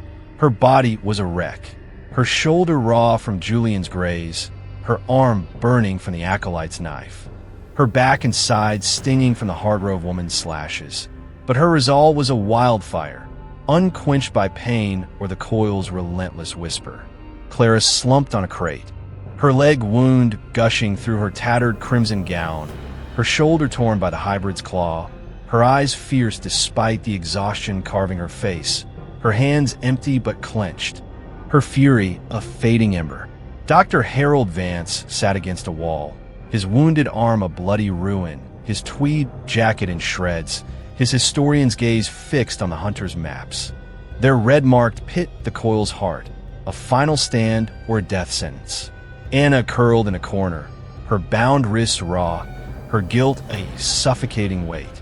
Her role in luring guests to the Hargrove's feasts and her betrayal at the gate of fracture in their trust. The hunters, 10, scarred, human, watched their leader, the woman with the burned face, standing before a table of weapons and plans, her rifle steady, her voice ablade. "We burn the pit, or it burns us all." Evelyn's mind was a crucible, forging fragments of the night. The roast's human flesh, the pit's tentacled god, the hybrid's scaled bloodline, the chalice's blood binding worshippers to the coil, the serpent's symbols, on place cards, walls, the mill's gate, marked them as offerings, the hunter's resistance a spark against the cosmic devourer whose webs spanned the land. Vance's Mesopotamian theory cast the coil as a legion. Its hybrids a lineage bred from an ancient pact, and the spilled chalice, the shattered jars. The Hargrove woman's blood had wounded its hum, but roused its wrath.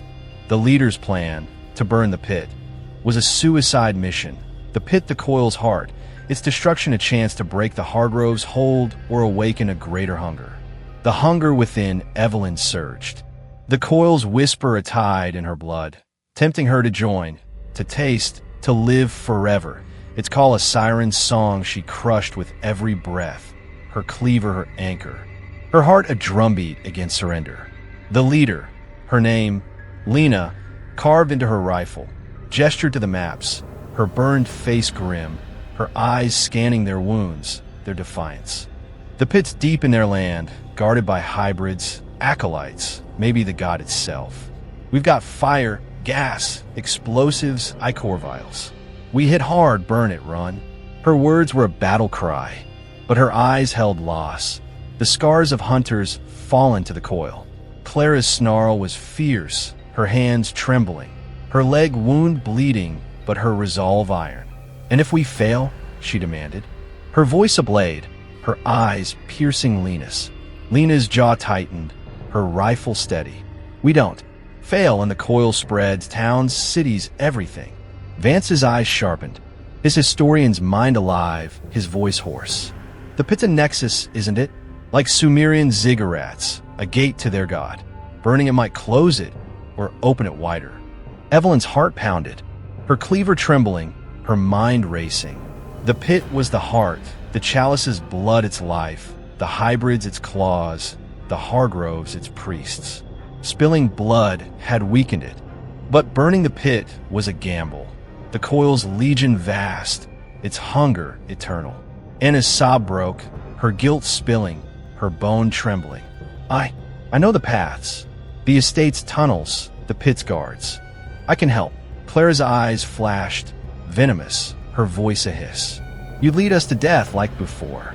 Evelyn's jaw tightened. Anna's guilt was a chain, but her knowledge was a lifeline. Her betrayal a wound, but her defiance a spark. You guide us, Evelyn said, her cleaver pointed, her trust fragile but necessary. One wrong move, you're done. A low growl rumbled outside. The hybrid's claws scraping the mill's steel gate, the hum swelling, the coil's presence clawing at the walls. Lena's voice was a roar, her rifle snapping up. They've tracked you. We move now, or we're meat. The hunters armed themselves, rifles, blades, vials of black ichor, gas canisters. Their faces hard, their scars a map of battles lost and won. Evelyn seized a gas canister, its weight heavy, its fire a promise of destruction, her cleaver tucked in her belt, her wounds screaming, but her resolve iron. Clara grabbed a blade, its edge sharp, her leg buckling, but her fury a storm, her eyes on Anna, ready to strike. Vance took a vial of ichor, his good hand steady, his historian's logic guiding, his eyes on the maps. Memorizing the pit's path, Anna stood, her bone trembling, her guilt a chain, but her eyes pleading, a flicker of redemption in their depths. The gate shuddered, hybrids breaking through, their glowing eyes piercing the torchlight, their scaled faces glinting, their claws slashing steel. Lena's hunters fired, their rifles blasting, hybrids falling, black ichor spraying. The gods scream echoing, the hum stuttering. Evelyn hurled her gas canister, its explosion engulfing a hybrid, flames licking its scales, its roar shaking the mill. Clara's blade slashed an acolyte's arm, black blood hissing, her leg failing but her fury iron, her scream defiant. Vance threw his ichor vial, its black blood burning a hybrid's face, its eyes dimming, his strength waning but his resolve unyielding. Anna stabbed her bone into an acolyte's leg, a fleeting redemption, her sob a cry of defiance. Her hunters following, their torchlight casting serpents across the stone. Evelyn's cleaver was her anchor, her gas canister a weapon, her wounds screaming, but her heart alive. Clara's blade was her ally, her fury a storm, her leg dragging but her eyes fierce. Vance's vial was his guide, his historian's logic a map, his strength fading but his mind sharp. Anna's bone was her burden, her guilt a chain, her knowledge a fragile hope. The tunnel sloped downward, its air thick with blood and incense, the hum louder. The coils whisper clawing at Evelyn's blood, tempting her to join, to taste, to live. The tunnel opened into a cavern, vast and suffocating. The pit at its center a yawning maw, its blood-slick depths pulsing, the coil's god stirring, its tentacled form visible, its gemstone eyes blazing. Hybrids guarded it, their claws raised, acolytes chanting, their chalices rippling. The Hargrove woman among them, her silver hair gleaming, her wounds bandaged but her knife steady, her hymn a venomous tide. The coil consumes. Evelyn's cleaver rose, her gas canister ready, her heart a drumbeat, the hunger within surging, the coil's whisper a tide. She crushed it, her resolve iron, Clara's fury her ally, Vance's knowledge her guide, and his guilt a chain. Lena's hunters fired, their rifles blasting, hybrids falling, black ichor spraying, the gods scream deafening, the hum faltering. Evelyn hurled her canister, its explosion engulfing the pit. Flames licking the god's tentacles, its roar shaking the cavern, the serpent's gemstones dimming. Clara's blade slashed, Vance's vial burned, and his bones stabbed, the hunter's fire storm. The Hargrove woman's chalice spilling, her scream human but fierce. The pit burned, the god writhed, the coil's hum broke, but its eyes blazed, its hunger eternal. They'd paid the price of survival, spilled its blood, but the feast was unending, and their fight was a spark in its jaws. The cavern's pit roared with flames, the gas canister's explosion sending tongues of fire licking up the coil's tentacled form, its gemstone eyes blazing with wrath as the god's scream tore through the stone, splintering the serpent-carved walls. Evelyn Carter's cleaver trembled in her bloodied hand, its sharp edge slick with black ichor and red blood, a heavy anchor against the coil's hum, which faltered but clung to the air, a dying heartbeat of a god that refused to perish. Her body was a ruin, her shoulder raw from Julian's graze, her arm burning from the acolyte's knife, her back and side stinging from the Hargrove woman's slashes. But her resolve was a wildfire, unquenched by the estate's feast, the village's altar, the gas station's ambush, the bunker's lair, the river's flight, and the pit's apocalyptic fury. Clara staggered beside her leg wound gushing through her tattered crimson gown, her shoulder torn by the hybrid's claw, her eyes fierce despite the blood loss draining her face, her blades slashing air, her fury a dying ember. Dr. Harold Vance stood firm, his wounded arm a bloody ruin, his tweed jacket in shreds. His historian's gaze fixed on the pit, its burning god a confirmation of his Mesopotamian theory, his vial of black ichor spent, but his mind sharp. Anna clutched her jagged bone, her bound wrists raw, her guilt a crushing weight, her role in luring guests to the Hargroves' feasts and her betrayal at the gate of shadow that choked their trust, her bone red with an acolyte's blood. A fragile redemption. Lena and her hunters fought, their rifles blasting, their vials exploding, their scarred faces grim, their leader's voice a roar over the god screams. Keep it burning. The Hargrove woman knelt, her silver hair matted, her shoulder and arm bleeding, her chalice shattered, her knife fallen, her hymn silenced, but her obsidian eyes blazing, defiant even in defeat. Hybrids writhed in the flames, their scaled bodies charring, their glowing eyes dimming, the pit's blood boiling, the coil's hum a broken whisper. Evelyn's mind was a crucible, forging fragments of the night, the roast's human flesh, the pit's tentacled god, the hybrid scaled bloodline, the chalice's blood binding worshippers to the coil. The serpent's symbols on place cards, walls, the pit's edge, mark them as offerings, the hunters fire a desperate stand against the cosmic devourer whose webs spanned the land. Vance's theory cast the coil as a legion.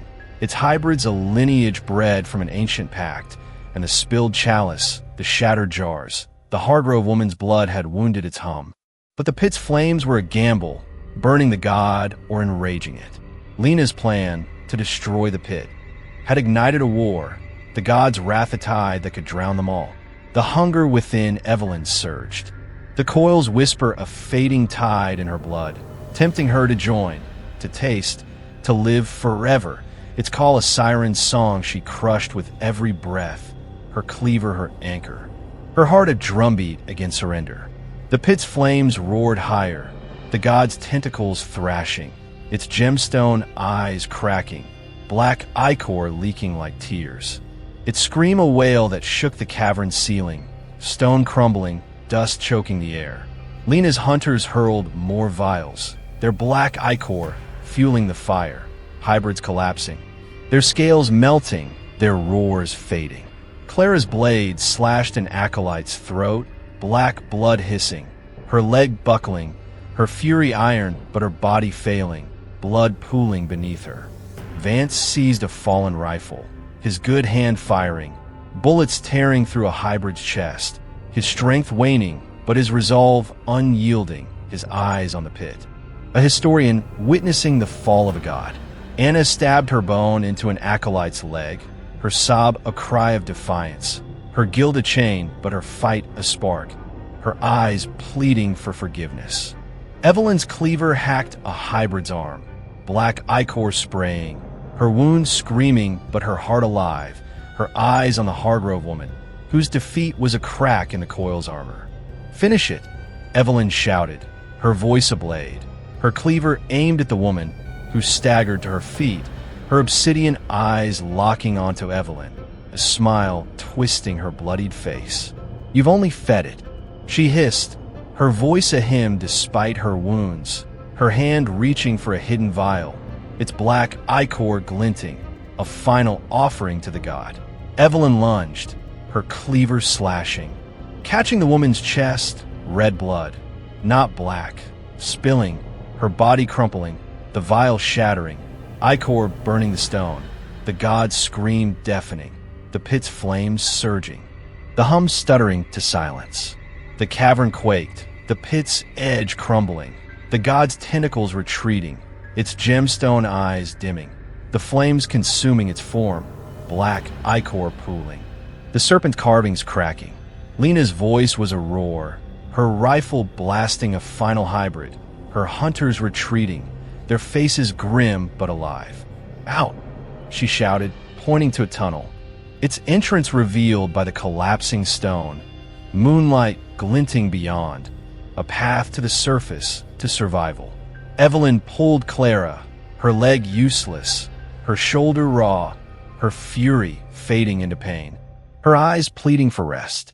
Vance dragged Anna, his strength gone, his historian's logic a guide, his eyes on the tunnel, a flicker of hope in their depths. The hunters covered their retreat, their rifles firing, hybrids falling, the pit's flames up higher, the god's scream a dying wail.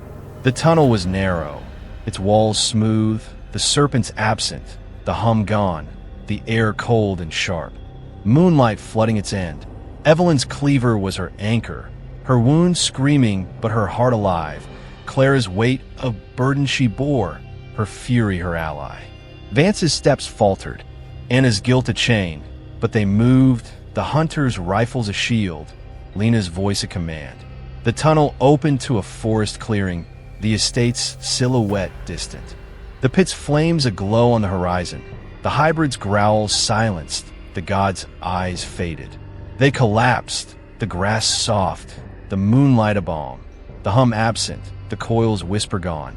The hunger within Evelyn stilled, her cleaver falling, her heart a quiet drumbeat. Lena's hunters secured the clearing, their rifles sweeping, their faces scarred but human, their leader kneeling beside Evelyn, her burned face grim but softened, her voice low. "You broke it," she said, her eyes on the pit's glow, fading now, the god's death a wound in the Hargrove's web. But they'll rebuild. They always do. Evelyn's eyes met hers, her trust frayed but alive, her voice hoarse. Then we burned them again. Clara's snarl was weak, her leg wound gushing, her eyes fierce, her voice a blade. No more feasts. Vance's eyes sharpened, his historian's mind alive, his voice grim. The network's still out there, altars, hybrids, bloodlines. Anna's sob was a whisper. There's serpents in the land, their hunger eternal. Evelyn's cleaver lay in the grass, her wounds a price, her resolve iron. Clara's fury was her ally, Vance's knowledge her guide. Anna's guilt a burden, Lena's hunters a spark. They'd survived the pit, burned the god, but the cost was blood, trust, and a world forever marked by the coil. Dawn hinted on the horizon, a gray promise, but the feast was unending, and their fight was a spark in its jaws, burning for one more day. Chapter 12, The Legacy of the Feast. The forest clearing exhaled a fragile dawn, its gray light filtering through gnarled branches, casting long shadows that no longer writhed with serpents, but carried the weight of the Hargrove's god, the coil's absence a hollow victory. Evelyn Carter sat on the damp grass, her cleaver resting beside her, its blade stained with black ichor and red blood, a heavy relic of the defiance that had burned the pit and silenced the god's home. Her body was a map of scars, her shoulder raw from Julian's graze, her arm burning from the acolyte's knife, her back and side stinging for the Hargrove woman's slashes. But her resolve was a quiet fire, tempered by the estate's feast, the village's altar, the gas station's ambush, the bunker's lair, the river's flight, and the pit's apocalyptic flames. Clara lay nearby, her leg wound bandaged by Lena's hunters, her shoulder torn by the hybrid's claw, her tattered crimson gown a ghost of elegance. Her eyes fierce despite the pain etching her face, her fury a smoldering coal. Dr. Harold Vance sat against a tree, his wounded arm crudely wrapped, his tweed jacket in shreds. His historian's gaze fixed on the horizon, where the pit's dying glow had faded, his mind tracing the coil's network, its altars still alive. Anna curled in the grass, her bound wrists freed but raw, her guilt a suffocating weight, her role in luring guests to the Hargrove's feasts, and her betrayal at the gate a shadow that clung to her trembling frame, her eyes pleading for redemption. Lena and her hunters patrolled the clearing, their rifles steady, their scarred faces grim, their leader's voice low as she spoke of the pit's fall, a victory that felt like a pause, not an end. Evelyn's mind was a crucible, forging fragments of the night, the roast's human flesh, the pit's tentacled god, the hybrid scaled bloodline, the chalice's blood binding worshippers to the coil. And the pit's flames had broken its hum, but Lena's warning, they'll rebuild, cast a shadow over their triumph. The hunger within Evelyn was silent, the coil's whisper gone, but its absence left a void. A question of what they'd become, scarred by the god's touch, marked by its serpents. Her cleaver was her anchor, her heart a quiet drumbeat, her resolve iron but heavy with the price of survival. Lena knelt beside Evelyn, her burned face softened by dawn, her rifle resting, her voice low. The pit's gone, the god's wounded, maybe dead, but the Hargrove's bloodline lives, hybrids, acolytes, altars. You've seen their network. She gestured to a map, its red marks stretching across states, a web of layers Evelyn could barely comprehend. Clara's snarl was weak, her leg wound throbbing, her eyes fierce, her voice a blade. We burned their heart. Let them try again. Vance's eyes sharpened, his historian's mind alive, his voice hoarse. The coil's not one god, it's a system. We broke a node, not the root. The altars they're still feeding. Anna's sob broke, her guilt spilling, her voice a whisper. I know some. I can show you. I owe you. Clara's eyes flashed, venomous, her voice a hiss. You owe us blood. Evelyn's heart pounded, her cleaver heavy in her hand, her mind racing. The pit's fall was a spark, but the Hargrove's legacy was a fire waiting to reignite. Their serpents in the land, their hunger eternal. Lena's hunters offered a path, Maps, weapons, a network of resistance. But the cost was a life of war, their scars a warning of what lay ahead. The town's lights, faint in the distance, promised humanity but carried the coil's shadow, its altars hidden in plain sight. Evelyn's eyes met Lena's, her trust frayed but alive, her voice steady. "We fight. Where's the next altar?" Lena's nod was grim, her hand pointing to a mark on the map. A city, its name ablaze in the dawn. Boston. A low growl rumbled from the forest. Not hybrids, but something else. A reminder that the coil's eyes lingered, its hunger dormant but not dead. Evelyn's cleaver rose, her wounds aching but her resolve iron, her heart a drumbeat. Clara stood, her leg trembling, her shoulder raw, her fury reigniting, her eyes on the horizon, ready to burn again. Vance rose, his wounded arm useless, his historian's logic a guide, his eyes on the map, tracing the coil's veins. Anna stood, her guilt a chain, her knowledge a fragile hope, her eyes pleading for a chance to atone. Lena's hunters armed themselves, their rifles steady, their faces scarred but human, their fight a spark against the coil's endless night. The clearing was silent, the pit's glow gone, the gods hum absent. But the Hargroves' legacy lingered, their serpents in the land, their altars waiting. Evelyn's cleaver was her anchor, Clara's fury her ally, Vance's knowledge her guide, Anna's guilt a burden. Lena's hunters aflame. They burned the pit, paid the price of survival, but the feast was eternal, its blood on their hands, its shadow in their souls. The road to Boston beckoned, a path of fire and blood, and Evelyn's heart beat for one more fight, one more spark to break the coil or die in its jaws. The forest stirred, the growl closer, the dawn a gray promise. But the Hargroves' shadow loomed, their serpents alive, their hunger waiting. Evelyn's cleaver gleamed in the light, her resolve a vow, her fight unending. The legacy of the feast a chain they'd carry or shatter. The dawn's gray light bled through the forest clearing, its cold fingers tracing the scars of the night. The air heavy with the absence of the coil's hum, but thick with the Hargroves' lingering shadow. Evelyn Carter gripped her cleaver, its blade stained with black ichor and red blood. A heavy relic of the defiance that had burned the pit and silenced the god's scream, but a frail shield against the legacy that haunted her. Her body was a wreck, her shoulder raw from Julian's graze, her arm burning from the acolyte's knife, her back and side stinging from the Hargrove woman's slashes. But her resolve was a quiet fire, tempered by the estate's feast, the village's altar, the gas station's ambush, the bunker's lair, the river's flight, and the pit's apocalyptic flames. Clara sat on the grass, her leg wound bandaged but seeping, her shoulder torn by the hybrid's claw, her tattered crimson gown a ghost of elegance, her eyes fierce despite the exhaustion carving her face, her fury a smoldering coal ready to flare. Dr. Harold Vance leaned against a tree, his wounded arm crudely wrapped, his tweed jacket in shreds, his historian's gaze tracing the horizon, where the pit's glow had faded, his mind grappling with the coil's network. Its altars alive in cities like Boston.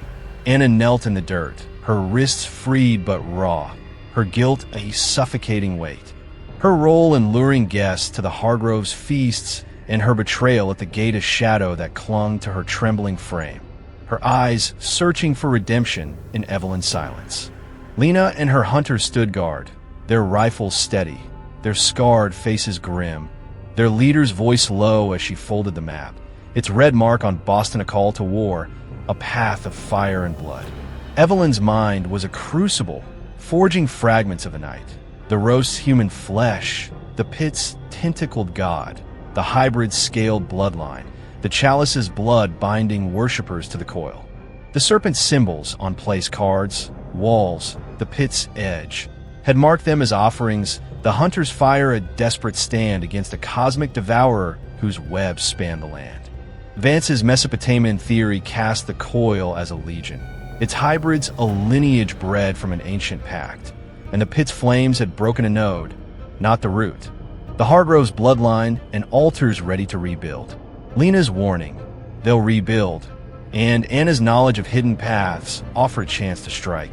But the cost was a life of scars. A war without end. The hunger within Evelyn was silent, the coil's whisper gone, but its absence left a void, a question of what they'd become, marked by serpents, scarred by gods. Her cleaver was her anchor, her heart a quiet drumbeat, her resolve iron, but heavy with the legacy of the feast. Lena's voice broke the silence, her burned face softened by dawn, her rifle resting. Her eyes on Evelyn. Boston's their stronghold, an altar bigger than the pit.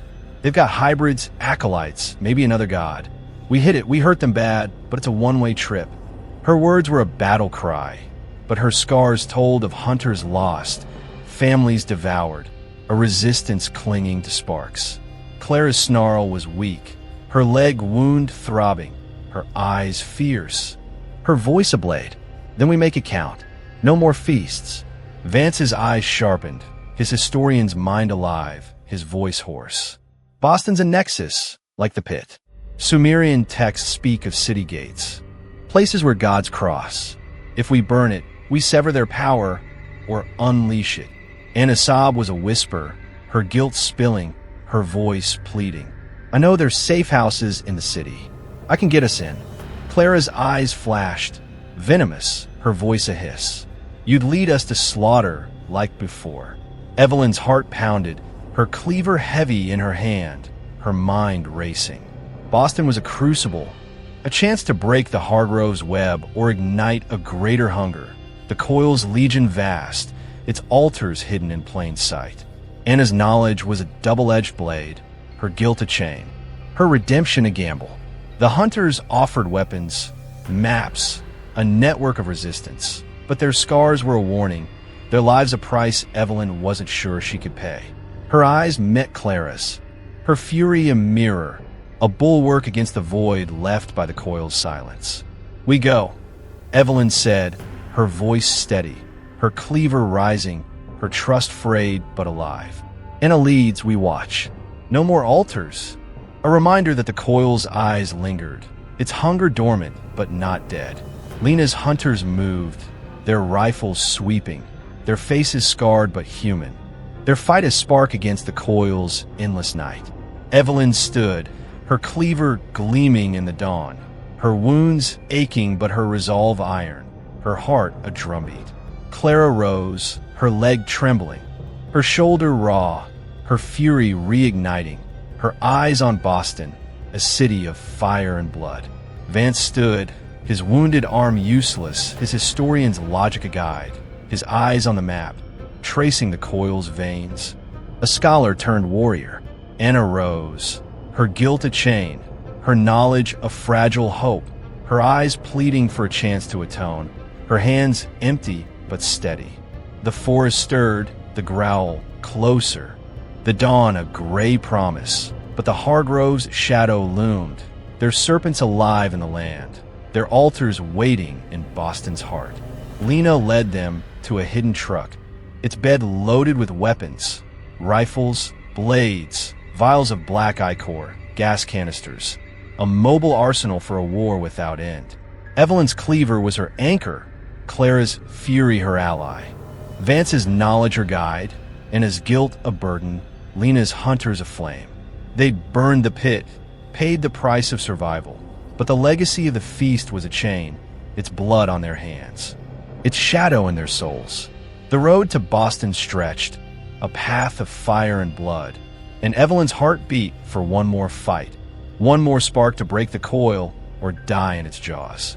The truck's engine roared, the forest falling away, the town's lights fading, the estate's silhouette a distant memory. The growl followed, faint but relentless, the coil's eyes in every shadow. Its hunger waiting, Evelyn's cleaver gleamed, her resolve a vow, her fight unending, the legacy of the feast a chain they'd carry or shatter. Boston loomed, a city of altars, a crucible of gods, and they'd burn it or be consumed, their spark a defiance in the coil's eternal night. The truck's engine growled as it tore through the dawn's gray veil, the forest's twisted branches receding, their shadows no longer serpentine, but heavy with the Hargroves' lingering curse. The coils silenced hum a ghost that haunted the road to Boston. Evelyn Carter clutched her cleaver, its blade stained with black ichor and red blood, a heavy relic of the defiance that had burned the pit and broken the god scream, but a frail shield against the legacy that pulsed in her scars. Her body was a battlefield, her shoulder raw from Julian's graze, her arm burning from the acolyte's knife, her back and sides stinging from the Hargrove woman's slashes. But her resolve was a quiet fire, forged in the estate's feast, the village's altar, the gas station's ambush, the bunker's lair, the river's flight, and the pit's apocalyptic flames. Clara sat beside her in the truck's bed, her leg wound-bandaged but seeping, her shoulder torn by the hybrid's claw, her tattered crimson gown a relic of their battle, her eyes fierce despite the pain carving her face, her fury a smoldering coal ready to blaze. Dr. Harold Vance gripped a map, his wounded arm crudely wrapped, his tweed jacket in shreds, his historian's gaze tracing red-marked altars, his mind wrestling with the coil's network, its roots deep in Boston's heart.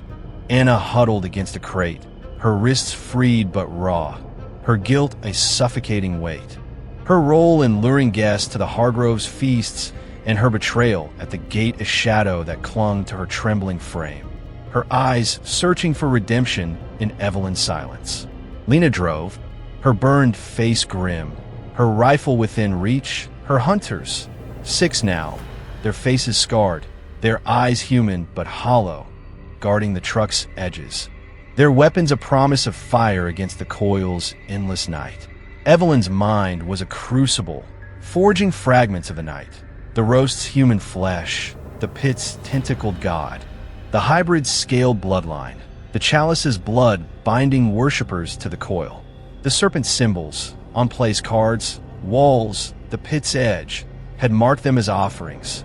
The hunters fire a desperate stand against a cosmic devourer whose web spans states, cities, lives. Vance's Mesopotamian theory cast the coil as a legion, its hybrids a lineage bred from an ancient pact, and the pit's flames had broken a node, not the root, the Hargroves' bloodline and altars poised to rise again.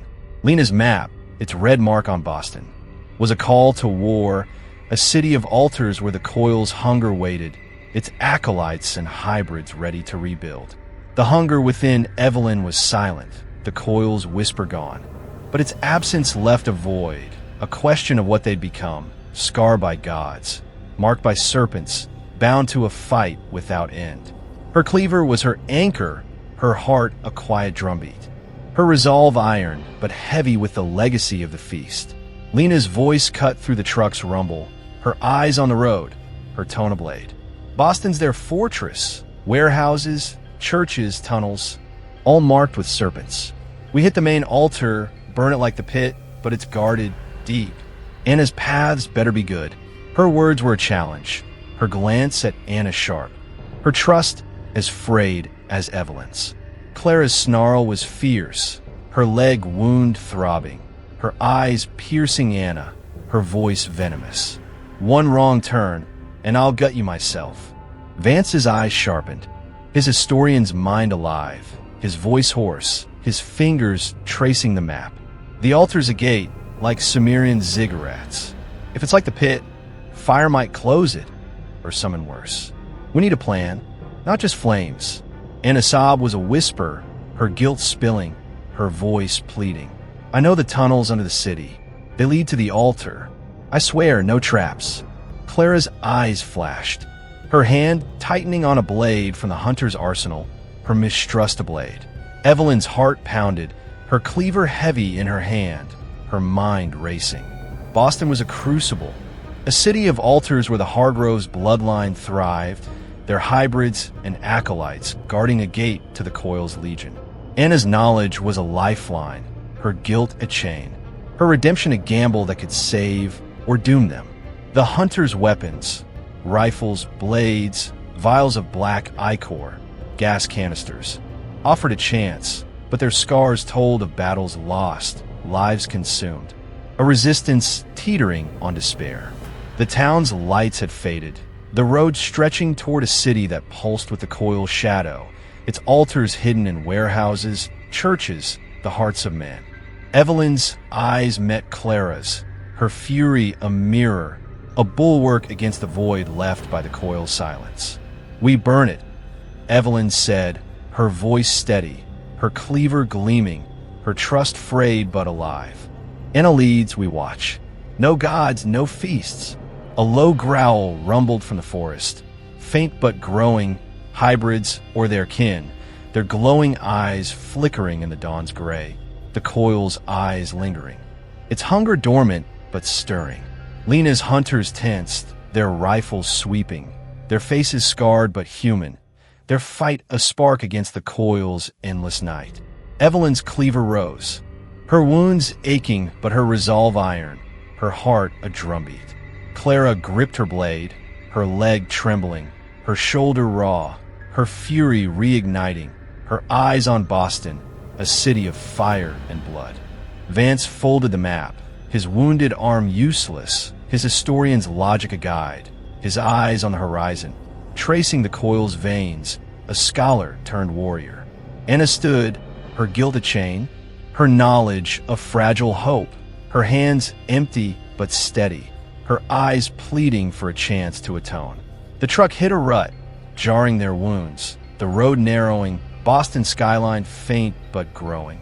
Its spires a mix of steel and serpents, the coil's shadow alive in its heart. The growl swelled, hybrids pacing the forest's edge, their claws silent but near, the hum's absence a lie. The coil's hunger waiting. Lena's voice was a command, her rifle ready, her eyes on the road. We hit the altar at dusk when their guards shift.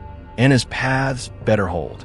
Evelyn's cleaver gleamed, her resolve a vow, her fight unending, the legacy of the feast a chain they'd carry or shatter.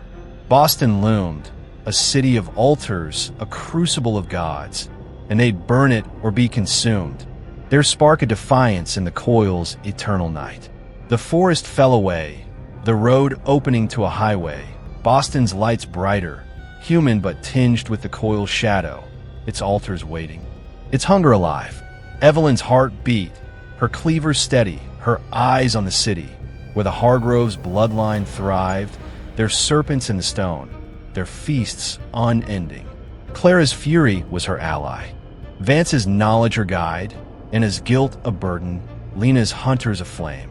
They'd burned the pit, paid the price of survival, but the legacy of the feast was a chain, its blood on their hands, its shadow in their souls. The highway stretched, a path of fire and blood, and Evelyn's fight was a spark, burning for one more chance to break the coil or die in its jaws. Chapter 13, The Empty Plate. The highway hummed beneath the truck's tires, Boston's skyline looming closer, its spires glinting under a fading dawn. A city of steel and secrets where the Hargroves' serpents coiled in the shadows. Evelyn Carter gripped her cleaver, its blade stained with black ichor and red blood, a heavy relic of the defiance that had burned the pit and silenced the coil's god, but a frail shield against the legacy that pulsed in her scars. Her body was a wreck, her shoulder raw from Julian's graze, her arm burning from the acolyte's knife, her back and side stinging from the Hargrove woman's slashes. But her resolve was a quiet fire, forged in the estate's feast, the village's altar, the gas station's ambush, the bunker's lair, the river's flight, and the pit's apocalyptic flames. Clara sat beside her in the truck's bed, her leg wound bandaged but seeping, her shoulder torn by the hybrid's claw, her tattered crimson gown a relic of their battle, her eyes fierce despite the exhaustion carving her face. Her blade clutched like a vow of vengeance. Dr. Harold Vance held a map, his wounded arm crudely wrapped, his tweed jacket in shreds, his historian's gaze tracing red-marked altars, his mind wrestling with the coil's network, its heart beating in Boston's depths. Anna huddled against a crate, her wrists freed but raw, her guilt a suffocating weight. Her role in luring guests to the Hargroves' feasts and her betrayal at the gate a shadow that clung to her trembling frame, her eyes searching for redemption in Evelyn's silence. Lena drove, her burned face grim, her rifle within reach, her hunters, 6, scarred, human, guarding the truck's edges, their weapons a promise of fire against the coil's endless night. Evelyn's mind was a crucible, forging fragments of a night. The roast's human flesh, the pit's tentacled god, the hybrid's scaled bloodline, the chalice's blood binding worshippers to the coil. The serpent's symbols, on place cards, walls, the pit's edge, had marked them as offerings, the hunter's fire a desperate stand against a cosmic devourer whose webs spanned the land. Boston's altar a new battleground where the Hargroves' bloodline thrived. Lena's plan, to burn the altar at dusk, was a suicide mission, Anna's knowledge of the city's tunnels a fragile hope. Her guilt a chain that could save or doom them. The hunger within Evelyn was silent, the coil's whisper gone, but its absence left a void, a question of what they'd become, scarred by gods, marked by serpents, bound to a fight without end. Her cleaver was her anchor, her heart a quiet drumbeat, her resolve iron but heavy with the legacy of the feast. A low growl rumbled from the forest's edge, hybrids pacing the highway's shoulder, their glowing eyes flickering in the dawn, the coil's eyes lingering, its hunger dormant but stirring. Lena's voice was a blade, her eyes on the road, her rifle ready. We're close. Tunnels star under the docks, lead to their altar. Anna, you're up. Anna's sob was a whisper, her guilt spilling, her voice trembling but steady. I know the way, a warehouse old, marked with serpents. It's guarded, but I can get us in. Clara's snarl was fierce, her leg wound throbbing, her blade steady. Her eyes piercing Anna, venomous but weary. One lie, and you're dead. Vance's eyes sharpened, his historian's mind alive, his voice hoarse, his fingers tracing the map. The altar's a gate, like the pit. Sumerian texts warn of seals. Blood opens them. Fire might close them. We need more than flames. Evelyn's heart pounded, her cleaver heavy in her hand, her mind racing. Boston was a crucible, its altar a gate to the coil's legion, guarded by hybrids, acolytes, perhaps a new god. Anna's tunnels were a lifeline, her guilt a chain, her redemption a gamble that could break the Hargroves' hold or unleash a greater hunger. The hunter's arsenal, rifles, blades, vials of black ichor, gas canisters, offer a chance. But their scars told of battles lost, lives consumed, a resistance teetering on despair. The city's lights grew brighter, human but tinged with the coil's shadow, its altars hidden in warehouses. Churches, the hearts of men. Evelyn's eyes met Clara's, her fury a mirror, a bulwark against the void left by the coil's silence. We ended, Evelyn said, her voice steady, her cleaver gleaming, her trust frayed but alive. No gods, no feasts. The truck slowed, entering Boston's docks, its warehouses looming, their walls scarred with faint serpent carvings.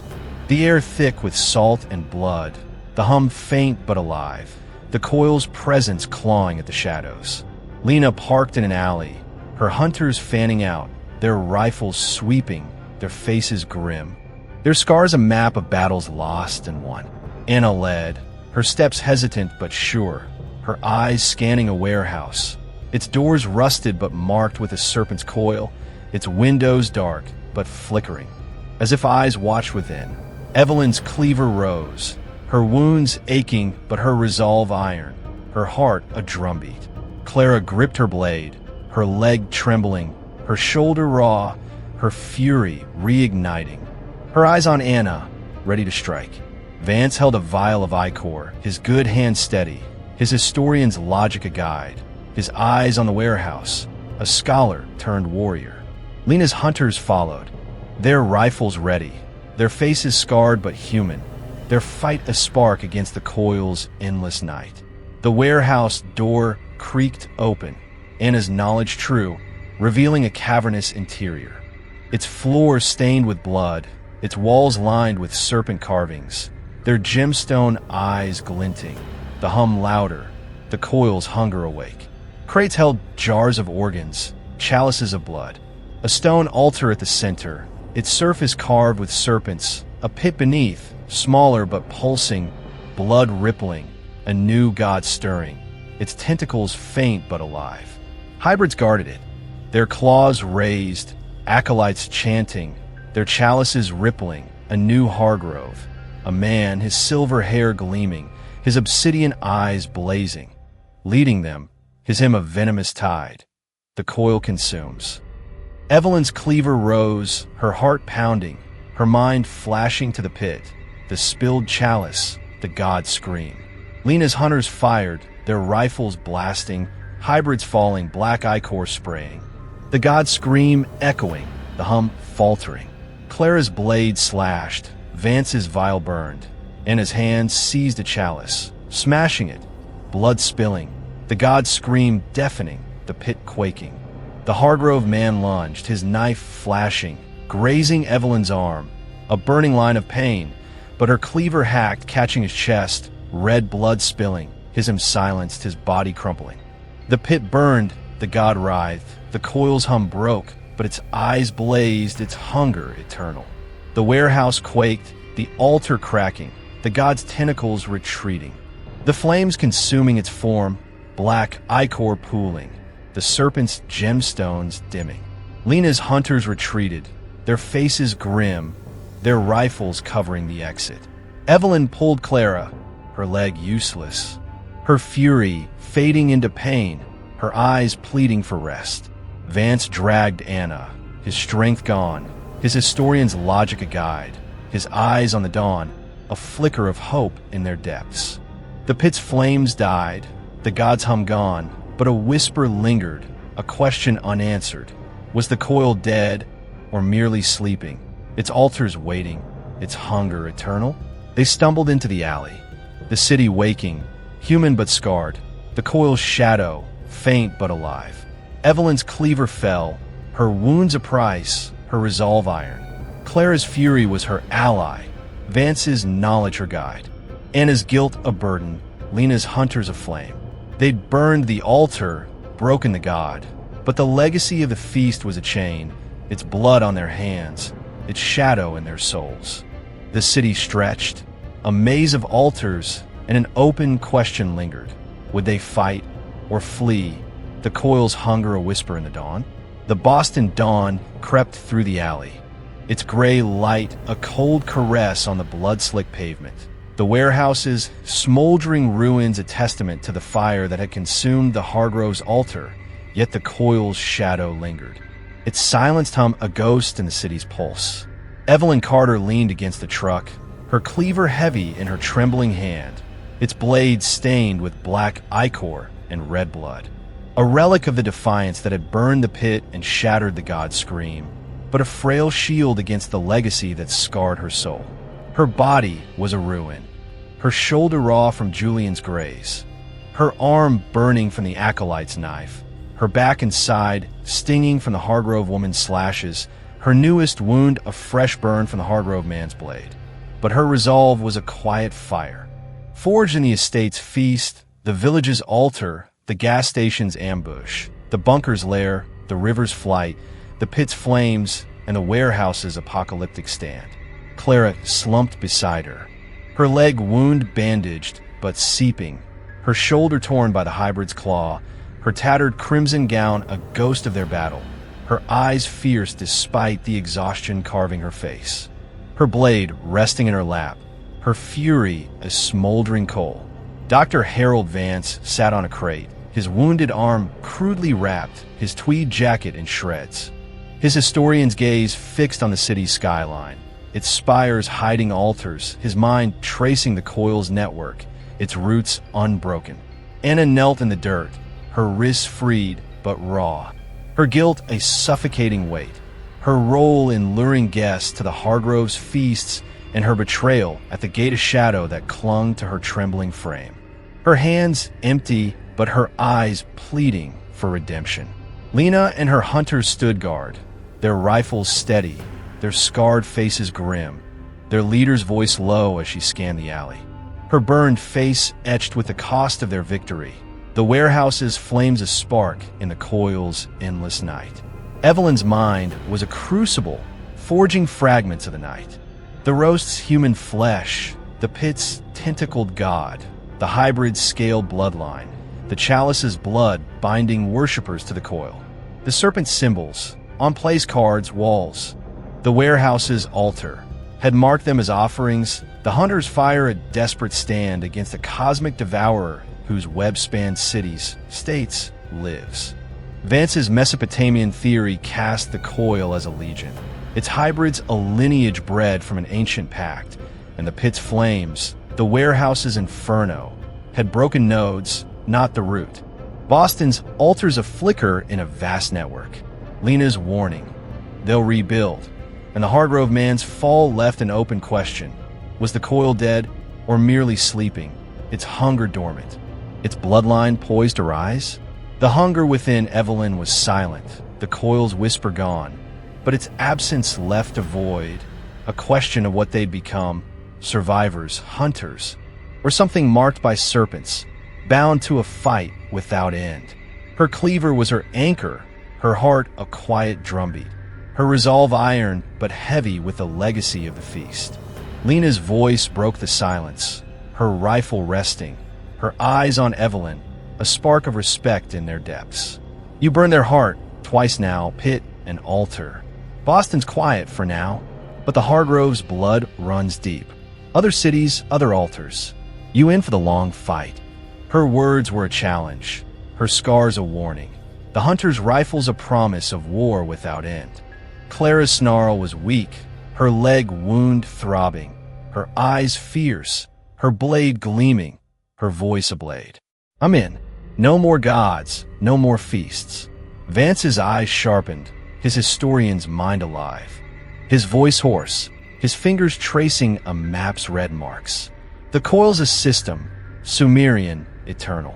Boston was a gate, but there are others. We need knowledge, not just fire. Anna's sob was a whisper, her guilt spilling, her voice trembling but steady. I'll help find them, the altars. I know their signs. I owe you.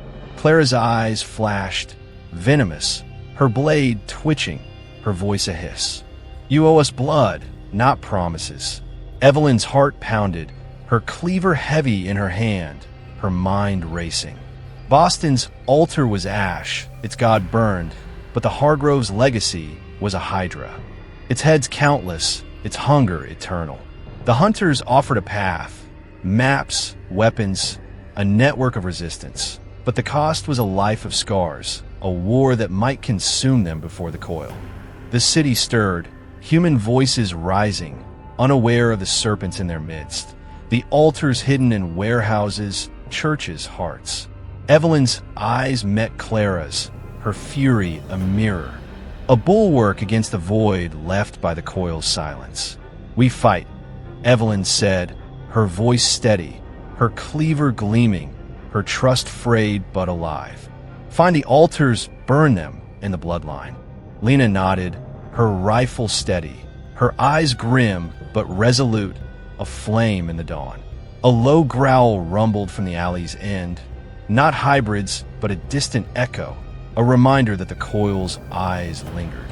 Its hunger dormant, but stirring, its serpents alive in the land. Lena's hunters tensed, their rifles sweeping, their faces scarred but human, their fight a spark against the coil's endless night. Evelyn stood, her cleaver gleaming, her wounds aching but her resolve iron, her heart a drumbeat. Clara rose, her leg trembling, her shoulder raw, her fury reigniting, her blade a vow, her eyes on the city, ready to burn again.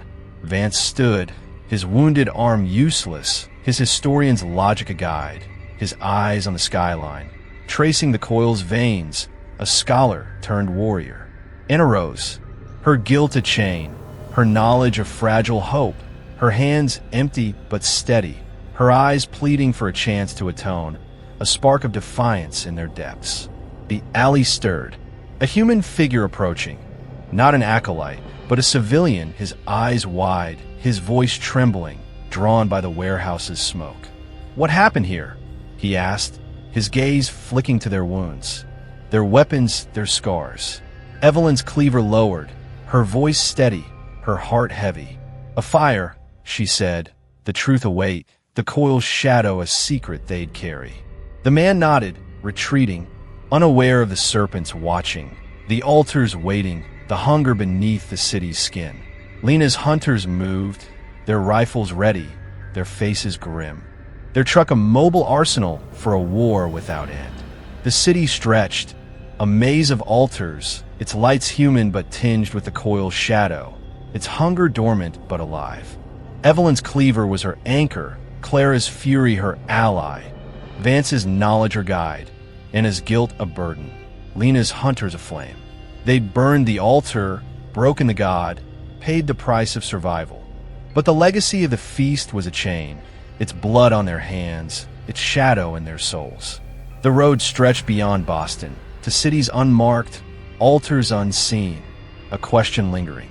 Would they hunt the coil forever, or become its prey, its serpents whispering in their blood? Evelyn's heart beat, her cleaver steady, her fight unending, a spark in the coil's eternal night, burning for one more dawn.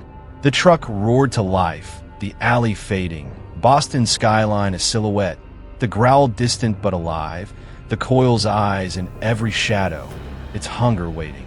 Evelyn's resolve was a vow, her fight a defiance. The empty plate a challenge, to fill it with fire or fall to the feast.